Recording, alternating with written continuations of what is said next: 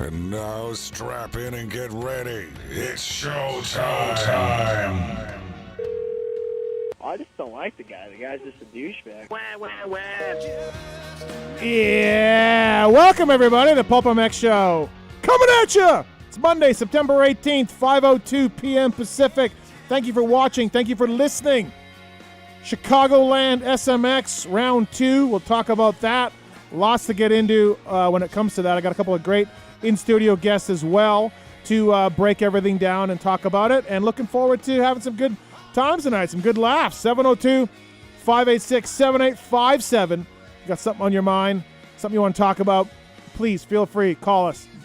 Do it. YouTube people watching, thank you. Archive listener podcast, thank you. Appreciate it. Ken Roczen will be on the show tonight. Kenny Roczen, he went 3-1 in Chicagoland for second overall. And loving to talk to Kenny tonight about his race. And that was certainly an impressive second moto. It was absolutely great ride by the 94 on the Progressive Suzuki team. We're also going to have Brandon Hartranft on. Brandon had a crash, doesn't race anymore, but he started a new training, online training site, and we'll talk to Brandon Hartranft about that and more. Adam Bailey, CEO of the World Supercross Series, going to call us from Australia. He is restructuring, ready to go, changing some things around. We'll talk to Bailey about what happened, what's the series going to look like going forward, what's future plans for 2024 and more. And also on the show, Phil Nicoletti. Yeah, that's right. I wasn't going to have Phil on, but my Instagram filled up with you people asking about Phil. And so we added Nicoletti. I mean, look, the guy led half a lap. He 8th overall, beat Cooper Webb. We're going to devote an hour to tonight's show. Did Star Racing sign the wrong guy for 2024? So we'll talk about that and more tonight. And again, looking forward to having your phone calls at 702-586-7857. Motorsport.com, Fly Racing, Decal Works, all on board with us. X-Brand goggles. We have the X-Brand tear-offs. We have Race Tech Rant as well. Renthal, Michelin motorcycle tires at Cherubies, Firepower batteries and chains, Maxima USA, Renegade Racing Fuels, ORW, Pro Filter, OGO Power Sports, FMF, Guts Racing, Atlas Neck Brace, Works Connection, MotorcycleJobs.com, WUSA, Get Data, Wiseco Piston, EVS, MTX, all on board with us tonight, and you people as well. Got a couple of really cool people in studio to talk to me about Chicago and more. First up from Racer X, Keefer Inc. Testing as well. And, yeah, he's a vintage two-stroke guy now as well. Kris Keefer, what's up, buddy? Thanks for having me. Thanks for coming in. I'm glad I was your backup plan tonight. You weren't my backup plan. You were always the plan. You were always the A plan. It's fun to be here. Hey, looking forward to spend the day or the night with you and this gentleman to the right of me. Gentleman to the right of you, he is a 250 Supercross winner, a 250 motocross winner, former factory rider for Kawasaki. He's a favorite on Twitter for a lot of you people out there. He's currently riding the WSX series as well, Supercross this past year as well until he got injured. Joey Savatgy, what's up, man? How are you? I mean, I'm nervous, if I'm being honest. Yeah, it's just like, yeah. I mean, we're either home run or we're out. I don't know where we're at. I don't know where we're at. I mean, at. we used to have beef. We're good now. Do we know why beef? We can get into it later. Okay. Yeah, there's a lot to get into. I hope he does because I kind of forgot. Okay. But thanks for coming in, man. You flew all the way across the country on Spirit. I took a bullet for you, Steve. be here. Don't ever say I didn't help you. Dude. But, no, I mean, I'm excited. It's I've never sat this long, or I've never sat for 5 hours on Okay. the show. So Yeah. if if I got to get up and do some jumping jacks or something, don't mind me. This is probably the only time he'll listen to the show for 5 hours. Oh, Yeah. yeah, 100%. I have so much to talk to you about. I bet you do. From WSX to SMX to Triumph to what you're going to do next year, all of this stuff, and we're going to get into it tonight. Looking forward to it. I'm here for Yeah, it. Like I said, but- you ask away, and Yeah. I'll do the best I can. Do the best you can. How did this come about? I don't know. Honestly, I think at some point I'm like, hey, man, it'd be cool if you came in the studio, which I tell a lot of riders that. And most of them say whatever. Yeah, most of them are like, yeah, cool, and then they never do anything about it. Yeah. I'm on a little bit of a standby lately, so I was like, hey, what a better time Yeah. than right now to to fly Spirit and go Yeah. to Vegas. To just take it on the chin for You the are team. Delta on the way home. I am though. Delta on Right. the way. I already got upgraded first class. Oh, in you the did? morning, got Oh, breakfast. nice. Yeah. Okay, so you're back done. with a good Right, airline. right. No, listen. I love that you're here. It's awesome. You are. We've had you on the show a bunch. You're sneaky funny. I think you're underrated sense of humor, and you're a good interview. So I'm looking forward to talking to you about a lot of stuff. But Even more the reason why I'm nervous. Let's hope it doesn't. yeah, and we try to stay off our phones on this show too. It's my prep list. Or stocks. Yeah, or stuff. It's my prep list. Lots to get into tonight, and we're going to talk about that later. We got a good show lined up. Fireman Dave switching to Blue Crew too. Fireman Dave, wait, Blue Crew. That's big news. Where do I I look? mean, that's Yeah. huge. I feel like You I can look can't at- sit this way because the camera's that way. Or should I sit like this? You just look at Steve. Yeah, Okay. you're fine. All right. Look, first round of SMX. People hit the panic button on the Lawrence brothers. Yeah, they're still really good. Hunter goes 1-1 to win the 250 class. Jet goes 1-2 to win 450s. First of all, Joey, what's your take of the tracks through the first two? Obviously, this weekend was more motocrossy. First weekend was a hybrid. Coliseum's going to be more supercross. But when you watch that, is that something that you think you'd like to race, or what are you thinking? I mean, the racing, I think you can't argue it's been really good, right? How much of that has come from maybe a track being a little bit more basic per se, like as far as no crazy rhythms or anything, that probably has a lot to do with it. But I mean, obviously, it's very fast, mile an hour wise. It's probably like what Monster Cup was coming back in from outside speed wise. You know, like you're hauling the mail. But I mean, the tracks have turned out pretty well. Yeah. You know, I was a big fan the first weekend. The over-under, I mean, the split lane worked really well. Did work really which well. is rare, in my opinion. It's not something you see a lot. And then I also like the split start because, like we talked about, you know, if you don't have a great gate pick, it's in theory your gate pick. If you had 14th gate pick, it's actually 7th because, you know, you split. So I like that sense of it. It's got a lot of – it's new, I think, which helps. But the racing, you can't argue. It's been awesome. Kiefer, this weekend, I thought last weekend, well, actually, watching back on TV, it looked rough, but not as rough as what I heard from the racers. I mean, after the race and on this show last week, Sexton said he was as sore after last week as he's ever been in his life. The first round. The first round. Okay. So Really? yeah, I would have thought for sure this Supercross weekend. stuff. Well, I haven't talked to him Yeah, about this true. week. That's But true. last week was Supercross stuff And they on were definitely outdoors. stiff on outdoor stuff. I think that's why, because everyone's on Supercross suspension. Yeah. Right. And it was a battle for this week. You know, Honda guys told me more motocross than Supercross. But anyways, let me ask you. Yeah. This weekend, that looked like an outdoor track. That looked like a gnarly motocross track. That when they said top speed was like 62 coming down that straightaway, and I'm sure it was more during Friday because they didn't put that wall in there. Yeah. So, I guess I can relate that to that. Only track that I go that fast is at Glen Helen because when I do the Lip Pro, it's like 63 going up to Talladega. Yeah. But and that's even insane. At Glen Helen that year when they had that big jump on the far side, remember that? I thought Cowie at the time said they were hitting like 67. Yeah. To jump that. Yeah. Because it was that hip jump coming down and then into that big step up. Yeah. I'm out. But this one looked like a gnarly motocross track. Yeah, and for me, like as a fan watching it, I wasn't as pumped as I was the first round. I felt like the first round was a little bit more, even though the rider said, "Hey, it was one line." I felt like this was kind of more one line than the first round. Yeah. There's a couple opportunities that I saw like to make happen once the track got roughened up, but past that, you were kind of SOL following the guys. It you know, seemed like some of those ruts were so deep that, like, okay, like you're coming around. You'd mess up, and that's what You'd mess up, and then the other guy on the outside would be like, hey, but then the next lap, the guy'd go, I'm not going on the inside, I'm going middle or outside or whatever, you know? There's those rollers. Yeah. Yeah, in those ruts before the rollers. The double, the double or whatever. I mean, I like what they're doing. Do I think this thing, we haven't seen the final round yet, do I think this thing is as awesome as they're telling us it is? Weeds, JT, the pre-race show. I mean, they're telling us this is the awesome, right? Right. And I get it. I love the fact that MX Sports and Feld is working together. But I look at this thing like an exhibition. I know that there's money on the line for these guys, and that's awesome. And I'm never going to complain about that.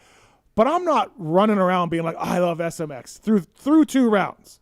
It's cool, but I'm not. Just throw some pavement in there. I think Superbikers. For me, I think the coolest aspect of it, or what we've seen so far, is you actually having to scramble a little bit as far as finding a setup that works. Yeah. You know, like this weekend or this past weekend, I don't know why you would have ran Supercross suspension at all. Yeah. Like there's no reason. You could have put your outdoor stuff on, and I really think it would have been fine. Yeah. That was a big subject in the whole show. It's like, oh man, people are running Supercross. Well, because you're like, how? It's fast. It's rough. Why are you running Supercross stuff? Like I watched it, but I couldn't tell. I can't remember track layout off the top of my head. But where would you have needed Supercross stuff? You had 2 doubles.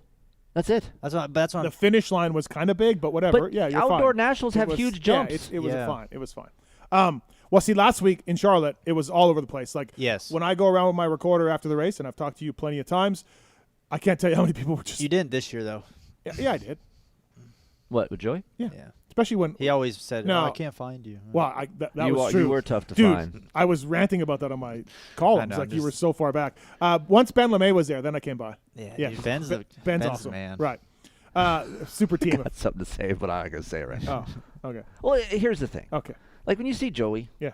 Like, he right there. Look at his face. Yep. It doesn't look friendly. Right there. Oh, now he's smiling right there. Okay, That's a good Joey. But like when he's at the races, he looks focused. Yeah. Like I'm ready to like, and you see Ben, you're like, oh, he wants to talk. I'll talk to Ben. Oh, okay. You know what the irony is? There's 2 people that I can think of off the top of my head that I did not know at all, and then was around them, and they turned out to be really solid dudes. Is Ben and Phil. Last year, Phil and I had some late night adventures, and obviously I know Phil, but we never really like hung out. Yeah. And Nicole said he was scared of Phil forever. Really? Until they bonded at Phil's scary looking too. Bachelor like, party. See, Phil never scared me. I just Right. never had a reason to hang out. Yeah. But I became a Phil fan as well as Ben. I like Ben. I literally beat the shit out of him. Okay, so the wave by. Jet Lawrence, Ken go. Roczen wave by. Kenny put out a social post that it doesn't seem like he's too happy. He's going to join us here in a second to talk about it. I wouldn't be very happy. I mean, look, we did a review show. My take on it is there was no math. The math was wrong either by the old point system, by the Olympic point scoring, anywhere you want to do it. It wouldn't have helped Jet out at all to let Kenny by. But I think Kenny had caught him 2 laps in a row, and I think Jet was like, man, I got the overall. I don't need to go this fast. The light's not that good. We've already heard from a few races the lights weren't that good. I'm going to let him go.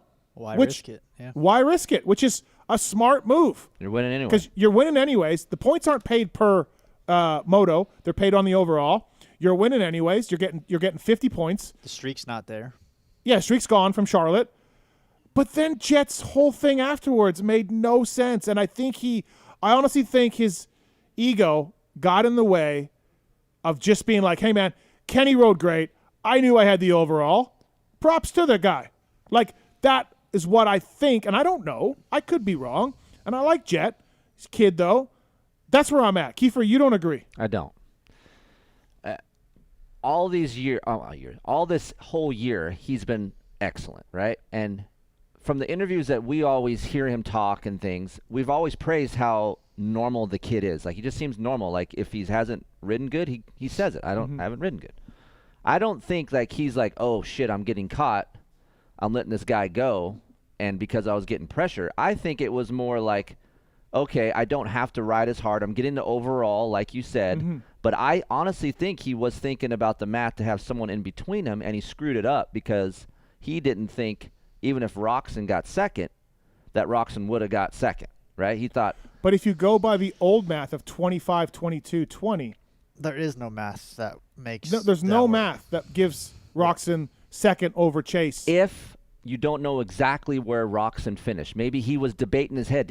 What did he get last moto? He maybe for sure doesn't really know, right? He's like, but for sure, hey, if I let him win, I know that I'm going to have someone in between me and Chase, right? That's what I think. And then as far as what he said after, that's just, I don't know if that was a dig. I just think it was something funny. Like I thought it was. I'm on your side. I thought it was entertaining, right? Like, yeah. as a fan, I'm like, oh, that's funny. Like, hey, I'm getting got a baby, got a baby boy, gift. baby gift. I honestly, Kenny's such a good rider. You can't discredit how good Kenny is. I don't think he's that stupid to discredit how good Kenny is. I don't think he would do that. Joey? I mean, he's a racer, and he's at this, like, so. I mean, I respectfully disagree. Okay. Only reason being, the first part that I would disagree with is you think or say, hey, maybe Jet didn't know. Mm-hmm. Jet, number one, is good enough, obviously. I mean, he's good on a bike, but he's good enough to be in that situation to do the math. He's also situationally aware enough, in my opinion, to know who he saw on the podium in the first moto, right? Like, there's no way that when they finished the first moto, he didn't know who was first, second, and third. Like, as a racer, that's just something that you know because you see him, right? So then going in the second moto, not that you're thinking about it, but you know, hey, this is who finished where, this is who I need to beat. So as good as Jet is, I don't see him making that mistake of not knowing. So do you think what Steve says, him just... I think...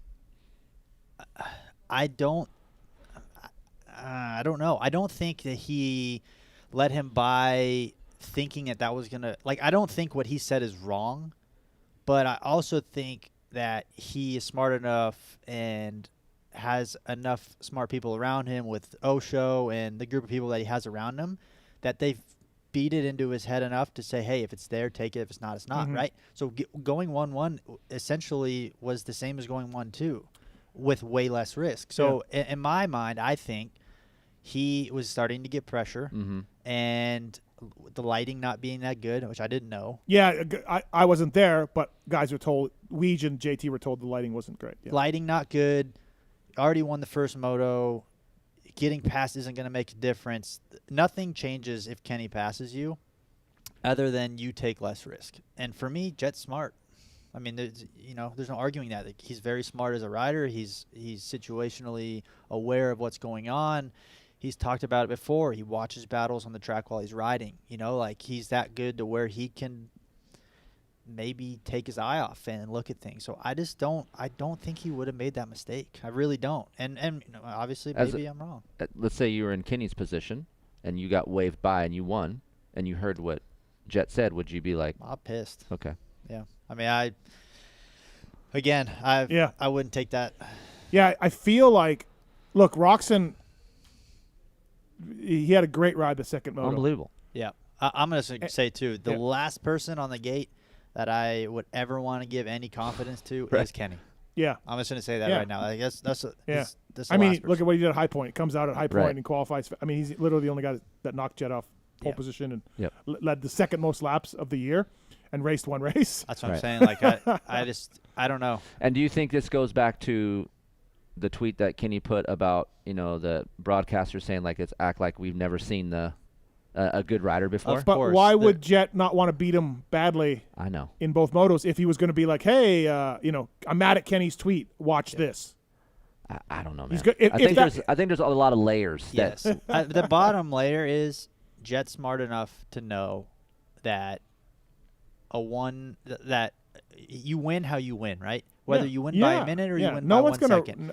Nobody cares. No. A win's a win. So for me, Jet's smart enough to know, hey, a win's a win, and I'm maximizing my points, and that's all he should care about. And that's, in my opinion, because like you said, the streak's over. The streak's over. Now, if the streak wasn't over, it's hard to say what would have happened. But like I said, with the group of people that's around Jet and the amount of times that he's won, you take a win where you can get a win, and you don't sacrifice anything else. And if what he said after the race about the math was truly what he meant, I think it was. There's no math that works.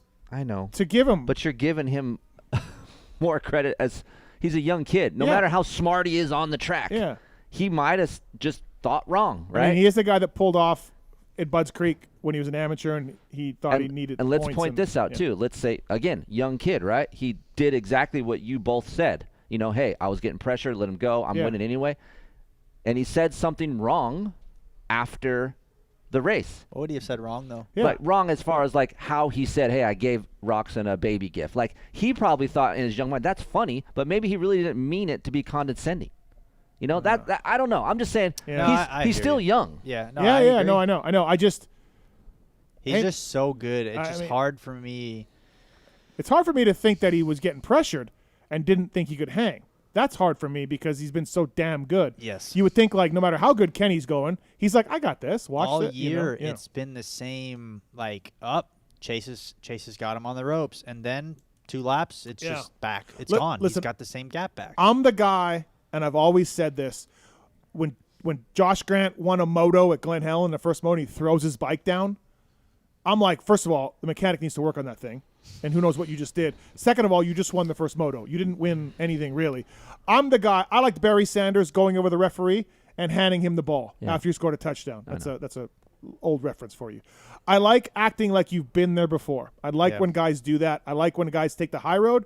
I like when guys are classy about winning, all of that stuff. And I just think that for him to be like, dude, I had the overall. Kenny was riding great. And I had the overall, and you know we're gonna go in. Yeah. I didn't want to take the risk. What if Phil would have won the first moto and he threw his bike down? So would you be okay with that? No, I wouldn't. No, really? I wouldn't. I'm not okay with any of that. And we're gonna get into my race tech rant tonight because something happened in Europe. He got mad at me when I threw my bike down after San Diego. I didn't throw it down. I gently dropped it. All of these emotions that you've been working, and then even if it's one moto, man. Yeah, but. Dude. See, that's where Steve is. I agree with Steve on a lot of things, but this is where him and I will go head to head all the time because I say we as in riders, me especially, like I get criticized because I'm not open enough, right? Like, oh, he's too in a shell. He doesn't he doesn't show his emotion. But then if you do show your emotion, I got Steve that's right. Well, you can show emotion. You're just gonna throw your damn dirt bike down. I didn't. You set it down like you. I don't even remember what you're talking about, but I'm sure I wrote something about it. You probably did. Yeah, but I don't like. I think it is condescending to Kenny to be like, I gave him a gift. Okay. You know, with the wave by. Like, also, you can just move over. Like, you don't need to be like, go, everybody, watch me do this. You could stall it. I think we're overanalyzing it. Man. Really? Yeah. Okay. I really do. Yeah. Who waves people by these days, anyways? I just think. Did the kid really think about how you a lot of money? Do you really think Jet was racing? Huh? Did you wave him by? Who? Eli. I don't know what you're talking about. Oh, I remember that. Yeah. You didn't wave him. You just moved over, didn't you? Yeah, he just kind of slowly went the other way. Wave. Did you wave? Yeah. Oh, really? Yeah, because I was outside. You did underwave or did you overwave? No, I did this. Underwave. Yeah, well, because Monster Cup, right. This is my brain. We're outside the stadium. I'm like, dude, no one's gonna see us for sure. No one's got. There's no video camera. There's no cameras. We're outside. Go, hurry up. The broadcast just goes black. Yeah. Whenever they exit, we'll be right back. They're waiting for us to come back in the tunnel. Yeah, that was me at the time. Again, heat of the moment, like last lap and a half. I'm like, what am I gonna do? What am I gonna do? And I got the big brain idea of, hey, I'll do it outside. No one sees us outside. I can't believe you just admitted that publicly. Leader is outside the stadium. We'll be right back with the broadcast. No, test pattern. Test pattern. Yeah, testing. Right. Anyways, listen, and again, like. Well, look, Kenny's going to join us in a little bit, but he did put out a social post, a little perturbed about it. I mean, I can understand both sides. I get it. Yeah, okay. Like, I understand it. Like, he tongue-in-cheek, but that didn't get received well, right? Yeah. I understand it. So, okay, well, moving on from that, Chase won round 1. Jet won round 2. Now we're going into a Supercross one. There's no doubt Coliseum is not – you're bringing your Supercross stuff for that one. I think of it as a Monster Cup track maybe. Maybe not tighter full. Than that. Yeah, but maybe not full soupy is what I'm saying. Like angle. Dude, there's only angle. one area that's not soupy, and it's the sandy area. Yeah, I mean it's a pretty smallish stadium, right? Like okay, so do you think that Chase has the advantage going back to a Supercross? Yes. You do? Yes. Yes. Okay. Reason being, obviously, Supercross champion. Whether you're a fan of his or not, he was there at all times throughout the year. He's comfortable with the bike. He knows what it does. I mean, obviously, Jet's really good, but he does lack the 450 experience on a Supercross track. Not that that's mattered outdoor because he lacked the 450 experience outdoor. That didn't seem to matter. I just think mentally, I think Chase feels he has that edge. Yeah. You know, I think we saw it at round 1. It was kind of a Supercrossy deal, and he's just in a happy place when he's on that bike on a Supercross track. I think he feels, and I gather this from sort of some comments I heard near the end of Outdoors, he feels like outdoors, and Chicago was outdoors. Let's not fool ourselves. Outdoors, he doesn't like the bike as much. He doesn't trust it as much. Right. So indoors, he does. So in Chicago, it was 19 seconds back in the second one. He got beat. Yep. And I think maybe he was like, you know what? This chassis, this bike, I'm only going this fast. I'll see you in the Coliseum next week. Yeah, but What does he have more crashes in? Supercross or outdoor? I would think Supercross. More tip overs, right? Right. That's yeah. what that kind of confuses. But even me. Keir said that in the broadcast. They were talking to him, and they said, "Hey, we're here. We got a podium. We walk away with a podium. Yeah. We're okay with that." Yeah. Right. Yeah. Again, he's just thinking long term. Like obviously, he would have loved to have gone there and win, but I think he probably knew pretty early on, like I don't what they have, and triple points Coliseum. Triple points, like yeah. Who do you think wins the race? Next this weekend, Yep. I said Jet on the review show. I'll stick with Jet. Yeah. Yeah. Joey? I'll let you answer first. I'm gonna say Chase wins. Okay. It's tough, man, because I mean, dude, I'm gonna be honest. I'm gonna go Kenny. What if Kenny uses this? I mean, this ride Again, Yeah. there's things that if there's a list, if I'm writing Yes. down a list of don't do, don't give Kenny any sort of opening mental Yes. I got him, Yeah. and don't Right. just don't mess with Kenny. It would be my advice because he is. Don't look over there. Good. Don't look at him. Like, don't mess with him. Don't talk to him. As good as Jet is, Right. Kenny, I mean, Yeah. I would argue is. Well, I agree. That's what I agree. That's what I said in our review show. I think he didn't race all summer, and Supercross he won one, and that was awesome. And I think he won World Supercross, which we'll talk about later. I think he led laps in Charlotte, and then he wins this thing in the second one. And I think we all go, oh shit, Ken Roczen, yeah, great rider. We forget, right? Like I don't know. I feel like we. Well, I think we forget about how good he can be. Can he do it? Right. Can he do it in 17 weeks and 18 weekends? That I don't know. Right. But what I can But tell can he you show up at any time? is back to what I think you or Kiefer said earlier about the Jet tweet, him getting a lot of heat from that. Yeah. I do believe that there is very much a big motivation right now to silence that tweet as far as, hey, like he's getting a lot of good PR. Everyone thinks it's like they've never seen a good guy ride a dirt bike before. But now I think Kenny has a mission, and I could be wrong, but he wants to be the guy to just straight up put it to him and say, hey, I tweeted what I tweeted, but look, Right. I beat the guy. Wow. Yeah. And I mean, dude, I can tell you, I'm not around all the time, but I've been around quite a few days, and he is spending some time right now testing. Yeah. Like he's motivated. He looks awesome. Well, He's on the bike. fire. you can actually, and then you want to break down factory Honda versus, and no offense to the Progressive Suzuki team and that bike, but you want to look at the resources and the things that Honda's doing, the things that Ken's doing, which I mean, imagine, and Kenny's testing, but technology-wise and engineer-wise, there's a lot more going on at Honda than there is at Suzuki. Yeah, but maybe from the data side, Yeah. but I'm telling you, No, I mean, as yeah, far data. as, and I've said this behind closed door to certain people, but I liked it before the year started. I liked the program that Pipes is running because they have the freedom to kind of move and A star shift. racing type of thing, Yes, right? and when they got Kenny, I was very much on the train of he's not going to enjoy it. And, dude, we saw at the beginning of the year, he wasn't good. Yeah, yeah. Like, I remember passing him at Oakland, and I'm like, dude, like I remember those struggles. Yeah, And, like, him yeah. going backwards. And I'm like, that's it. Like, it's over. Yeah.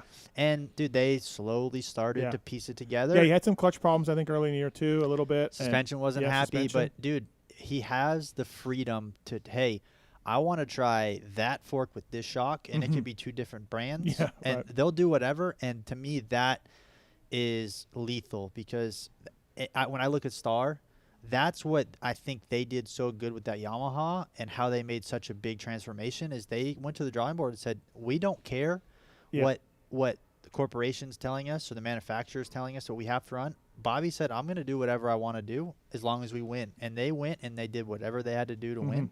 And look how good they got, how quick. I mean, you took that Yamaha in a span of, what, a year? Yeah. From a bike that everybody wanted off of to a bike that everyone was like, hey, that bike looks pretty good. And, I mean, it didn't take long. Right. And that's why I look at Kenny is the same way. Like, you look at that Suzuki and the MO and the image it had when he got on that bike was not good.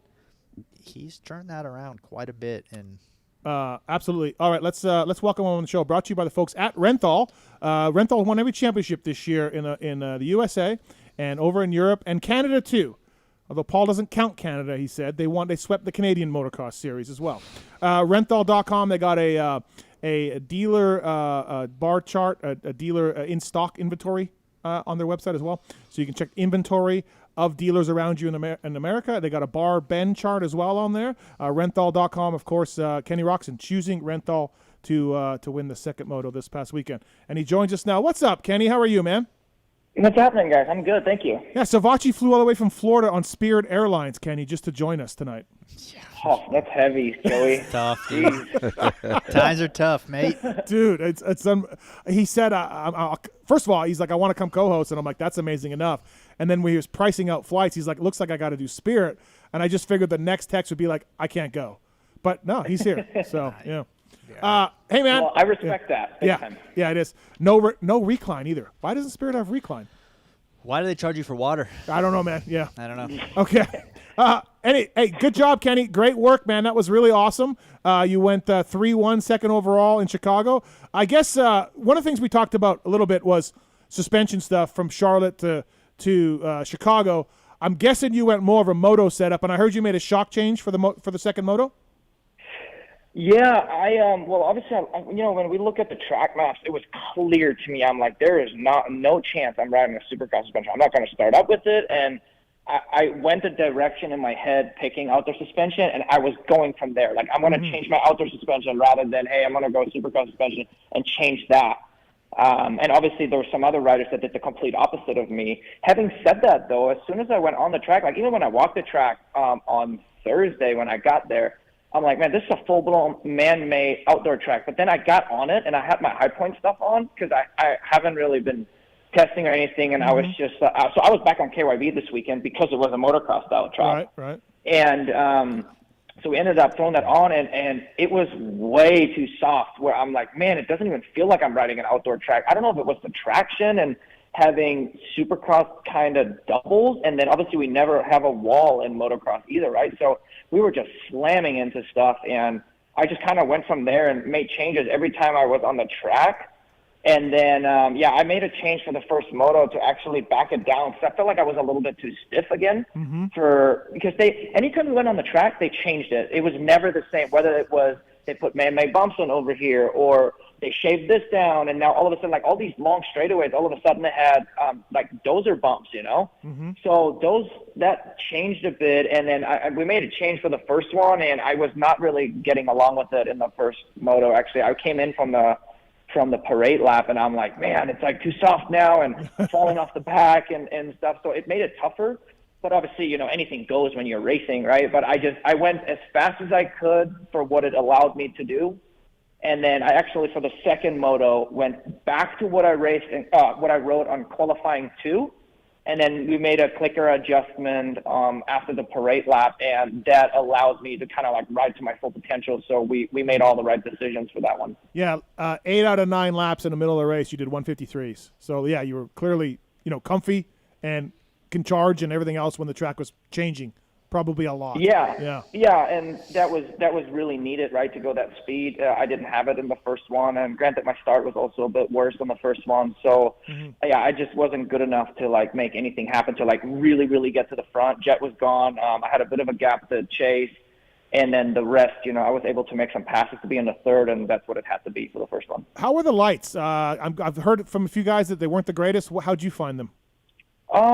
It wasn't great, but I didn't really worry about it. Like, there was one turn in the very, very back of the speedway that once you go out of it and drop back down, you have that long left 180. That was the darkest of them all, and that was like the weirdest one. I honestly kind of like took my tongue straight in my mouth. I kind of lined up the rut, and I'm like, okay, here we go. And I just kind of rode. You know what I mean? Yeah. I definitely got sketchy a couple of times where my handlebars kind of almost snapped, like I got head shake, just from, I don't know, I couldn't see either back there, so I kind of just was rolling through it. Right. That was the worst spot, and then obviously at night, the dark dirt, it just never really works out that great, right? So it was tough. And the start, for example, we couldn't see how deep the rut actually was because it was full of shadows. Like, I wish I should have taken my phone and turned the flashlight on to see how deep it was. I actually thought also the start was a little bit unfair for just like speaking broadly for every rider, because when I walked the track, you could see where they left the grass, that it had like, you know, when you pull out a big chunk of grass and it just has a clod of dirt on the bottom. Well, that's what it was like behind the gate. You know, you had a couple or a few ruts that were okay, and then other ones you just had a massive clod of clay that got hard. So it was really inconsistent that way. When you think about supercross, they usually it's pretty equal, right? Or in motocross, they till it all the way up. So it was a little bit funky that way. Obviously, it's the same for everybody, but the ruts were long after the start. Something had to be up with the start. I mean, Phil Holshot and led. So, like, something had to have been up with the start. Our guy Phil. What was funny, actually, was so I went out of the gate in the second one, dropped into the rut, and my RPMs dropped like crazy. It felt like a sponge. Like, I don't know if it was – I didn't notice it that much on the first one, but maybe, maybe from not seeing it. But when we rode on the grass or that before we hit the clay, it was like you were riding on a sponge. Like the motor, the power was sucked down. It was funky that way for sure. So the second one, obviously, we just spent about 15 minutes talking about Jet waving you by, and then the baby gift and the math and all of that. You put out a social post. It didn't seem like you were, that stoked on it, on the things that he said. What's your take on that, though? Yeah, where are you at with that? Maybe 24 hours later, 48 hours later, on that? Because I mean, again, you were catching them, but what's your take on all that? So obviously, like, I haven't won much lately, right? So for me since it was also a motocross style track, I haven't raced besides Charlotte. I haven't raced in quite some time either. Never mind motocross, right? So my goal was, since I've been working really tightly with the team and I've been super engaged and motivated and all that stuff. My goal was just from wherever I'm at after the start, I'm going to try to hammer down all the way to the checker. And that's what I was first off stoked that I did, right? Like nobody has really been able to really put up a fight with Jet, right? Like there's always been just a little bit of a gap where he's kind of like gapping everybody. So the fact that I just had so much fun, like reeling him in and figuring it out and kind of just, I don't know, having something for him, right? Sure. And then what really pissed me off in the moment there, once we went through, I wasn't that, I was stoked about the win simply because, it wasn't like he waved me by after being back 10 seconds, right? And then he waved me by. So I knew that I was catching him.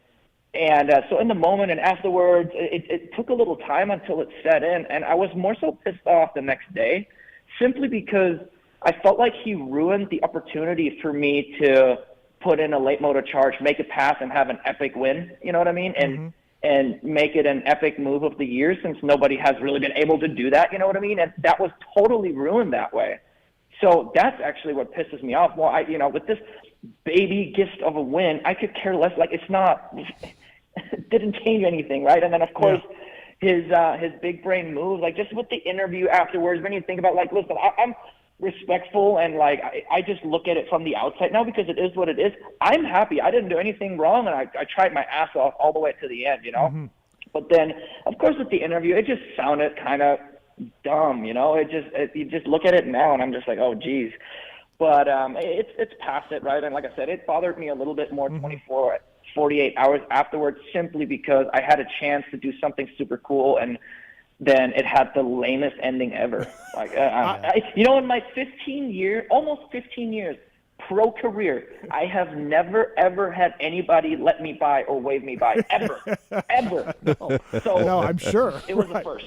Yeah, listen, I just think it's a case of a young kid getting caught up in a moment and not quite knowing what to say. And we've all done. He hasn't learned how to lose yet, right? Like, it's just he hasn't really lost yet. So he might just need to learn that, every now and then there might be somebody that can have something for him and maybe beat him, And then, at this point, I was probably the same way when I was that age. And when you're winning everything, your ego's big, and I don't know. It was a funky situation. Jesus, I still don't really know what to think of it, honestly. When he waved you by, what were you thinking? Were you thinking that he just couldn't handle the pressure? I felt like a donkey. Oh. Yeah, because I was probably thinking, man, why is this guy waving me by? Like, what the hell's going on?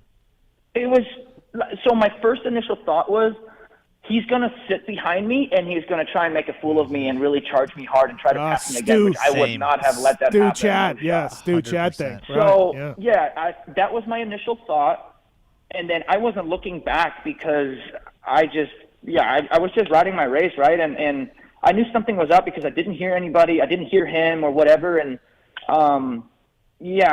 then I felt like, man, I felt kind of stupid, honestly, because, I'm still riding. I don't know if he was playing. Like, I just felt stupid. It wasn't a true win. I'm like, what the hell is going on here, Right. And it wasn't about him playing mind games or whatever. Like, that didn't, because I was on his ass. It didn't push me down or anything. I was just like, what in the world? Like, he's not even trying to freaking pass me back. Yeah. It was, I don't know. Funky. Yeah, I was looking Super down funky. on his bike, too. I was gonna say, did you ever see him looking down at his bike before you passed him, or no? I did not. I saw that he was just maybe getting a little bit off balance in areas and just little, and with the way the track was and how ruddy it was, like, you make a mistake really quick, which thank God I actually didn't make any. I stuck a little bit in the sand turn right there, but that was because the way it just kind of ended up being a sand wall. But overall, I didn't really have any moments or any mistakes or anything like that. I was just like a little bit slower in one part of the track, and I was better in another part of the track. So that's why we were kind of going back and forth like that. So then I kind of just made him see like little mistakes, and it's not. I don't know if it was pressure or not. I don't really want to say that it was, but I think it allowed me overall. I figured some stuff out, and it just allowed me to really, really latch onto him. And I was ready to give her the berries because I was comfortable. I didn't feel like we were hauling ass. Don't get me wrong, but I wasn't. I didn't feel out of control. I took my time in certain areas simply because it was a little sketchy there and whatnot. Like I just was trying to ride as clean as I could because the tiniest little hook with how fast we were going, the tiniest little mistake, little hook, well, that's 2/10 here and 3/10 there. And then he got a little bit too far away at one point where I was like, dang it, like I had to latch on again, and which is what I did. But I just didn't want to make some stupid mistake because it wasn't like I was right on his rear wheel where I could afford it and I'm just a little bit further back. And I was also trying to use different lines than he did, like in the sand section, which actually I thought maybe hurt me a little bit. I was going outside when he was going inside, and then other areas I was switching over. Like after the tunnel, I didn't use that inside roller the entire time. I was just trying to do everything the opposite of what he did as well. And, I don't know. I saw something on Instagram the other day, and I tweeted out this, and I thought it was really cool, is last week some kid asked for a set of goggles, and you said, nope, you didn't say thank you. So for me as a parent, I appreciate that kind of shit because it teaches these kids that just can't come up and just ask for shit unwillingly or just, acting like they deserve it or something. So to see that and actually you not giving them those goggles is awesome for me as a parent. It's bad. It is bad. Even this weekend, I kid you not, if I had to put a percentage on it, 99, if not 100%, this is not even joking. No one says please ever. It's always can I have or give me or come over here. Like it's just I'm like, dude, what has happened lately? Because I don't have a problem giving out a goggle, but honestly, it makes me a little bit mad. So I've been telling people to F off left and right, like in a nice way, right? But I'm like, maybe if you guys learn how to say please, and then afterwards, of course, they're like please and please and please. I ignore it because, dude, you guys need to get a grip, man. It's not can I have, or it's not like give me, and can I have? Like that's bad. That's not the kid. Hey, Kenny, that's not the kids. That's the fucking parents. The kid, if they had good parents, the kids would be doing something different. That's how I look at it. Yeah, maybe it's not enough attention paid to it, right? To those little things. I used to ask the kids, like, do you know who my rider is? Do you know who this is? And if you knew that was Tim Ferry or Nick Way, I'd give you something. But yeah, it definitely was like kids are like, no, they don't even care. After races, dude, it's crazy. Yeah. It's just a mosh pit almost. They just come running everywhere. And I tell them too, like, it's so obnoxious nowadays, right? It's same with jerseys. Like I've never given out jerseys since I'm 10 years old, simply for the reason of I know that people ruin it for other people, right? That true fans. First of all, they sell it and all that kind of stuff. But I've always kept them to myself, and I give them to auctions when people are sick or hurt or whatever it is. We auction them off, and mine have always gone for one of the most amount because there's not just stuff floating around everywhere, you know what I mean? And I stick by that. I have stuck with that my entire career, and of course it sucks saying no to some people, right? Like it's not, I don't want to be there and say no, but it's just something I've done for so long, trying to do it for a good cause, and I wouldn't have any gear anymore. Fox wouldn't have any gear anymore if I'd give everybody that asked for something. For sure. All right, we're 2 rounds down in SMX, and look, the Chicago was outdoorsy, Charlotte was hybridish. LA is going to be super crossy, but 2 motos, 20 minutes. What's your overall thought after 2 races of this new thing that Feld and MX Sports are doing?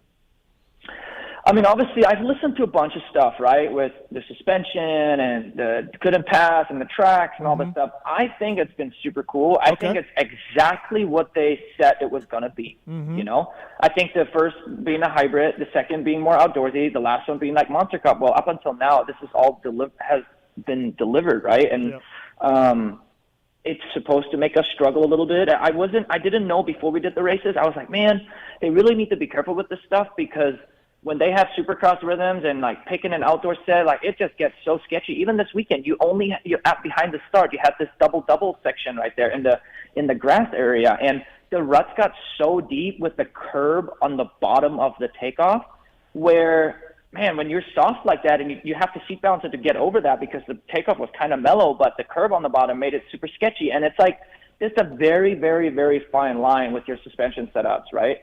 But I mean, I think up until now it has totally delivered. Like, people were scrambling. We were all kind of scrambling a little bit, right? Making changes. Some people picked Supercross and went softer. Others did Moto and went stiffer. Like, it's definitely, been something different. But there's nothing for me to complain about. There really wasn't. Sure. I think you could totally get away with Supercross suspension in the first one. I don't understand how people can be that far off with their suspension. I don't think it was any Atlanta this year or any of the Speedway Supercross tracks. They get super beat up. And we're all riding Supercross suspension there, and there it is fine. But now we have the SMX round, and it's, hybridish. It was kind of like a Speedway Supercross track in a way, right? Yeah. Maybe a little bit more motocrossy, but the one half of the track, even though you might just have a straightaway and a roller and a turning double, it was still kind of tight, you know what I mean? And I literally just ran Supercross stuff, and I thought it was totally fine. Was it a bit stiff in some areas? Yes, but I wasn't that far off, Yeah, and it was crazy after. It's crazy to me to hear some people say that they were that far off and struggling so bad. Then maybe your Supercross setup isn't that good. Then I don't know. Yeah, some guys in Charlotte that I talked to were like, the bike was riding me. I couldn't hold on. I was just like, holy shit! Like, it's that bad. Yeah, I don't get it. Like, it's well, it's crazy what he said here on the show. Like, even the tractor marks that he was saying, it could really fuck up your setting. That's how crucial it is. Yeah, crazy. Yeah. Joey, what's it like? It's been cool though. Joey, what's it like riding with Ken during the week and stuff, and sandbox and all that? I mean, do you get frustrated? Like do you get mad? Like I told you, like I haven't been riding too much just because with our deal having a break. But I could put it this way: I've seen him put in hours the last couple weeks. Like I told you earlier, Steve, and I know he's putting in the time, and there's nothing that I don't think he wants more right now than to beat Jet. And I mean, to win, obviously, but I think Ken knows that to do that, Jet is probably is the biggest landmark in the way. Yeah.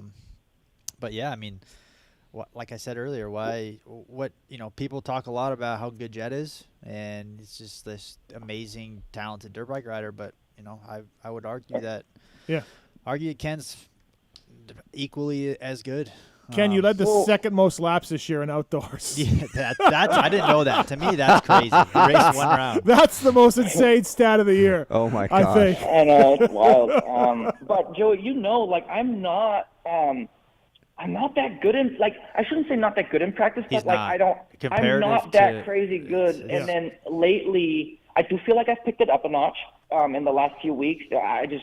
I don't know. I just have been motivated and just have been doing some good work. But, like, in general, I am not that crazy in practice. But I kind of pick my battles, and then when it comes race time. Well, you only need to be fast on Saturday, right? Like, who cares about the week? And I can be the first person. I'll be the first one in line to back that statement out what you just said. I remember last year going into 22, it was like the week of A1, I think, or maybe the week before, and we were riding together. And I remember I was doing some sprint laps, and maybe you were too. And, like, I saw the pit board that Peyton was giving you, and I'm like, wow, like, he's kind of not going that fast. And then he went on to win A1, and I remember leaving A1, and I'm just like, dude, what happened?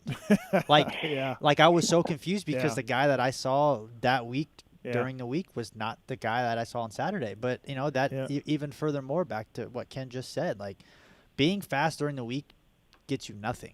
You can be slow all week and you show up on Saturday and do your job. I sum it up a little bit to I've been feeling really strong and pretty fit and like just all around good.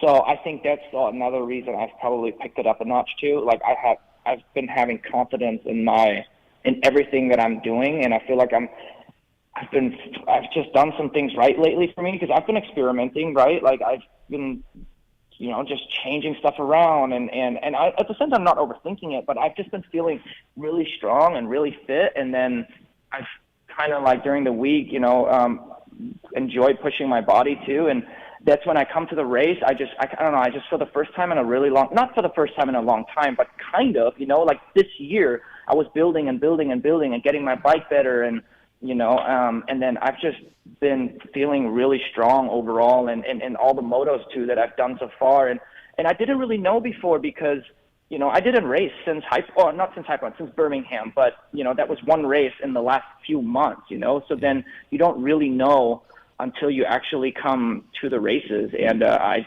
definitely found that out after Charlotte. I was so sore, holy crap. And it was probably, supercross suspension on, a track that's like that. It got a lot more bumpy than just your regular supercross track that we practice on. And then the intensity is higher too.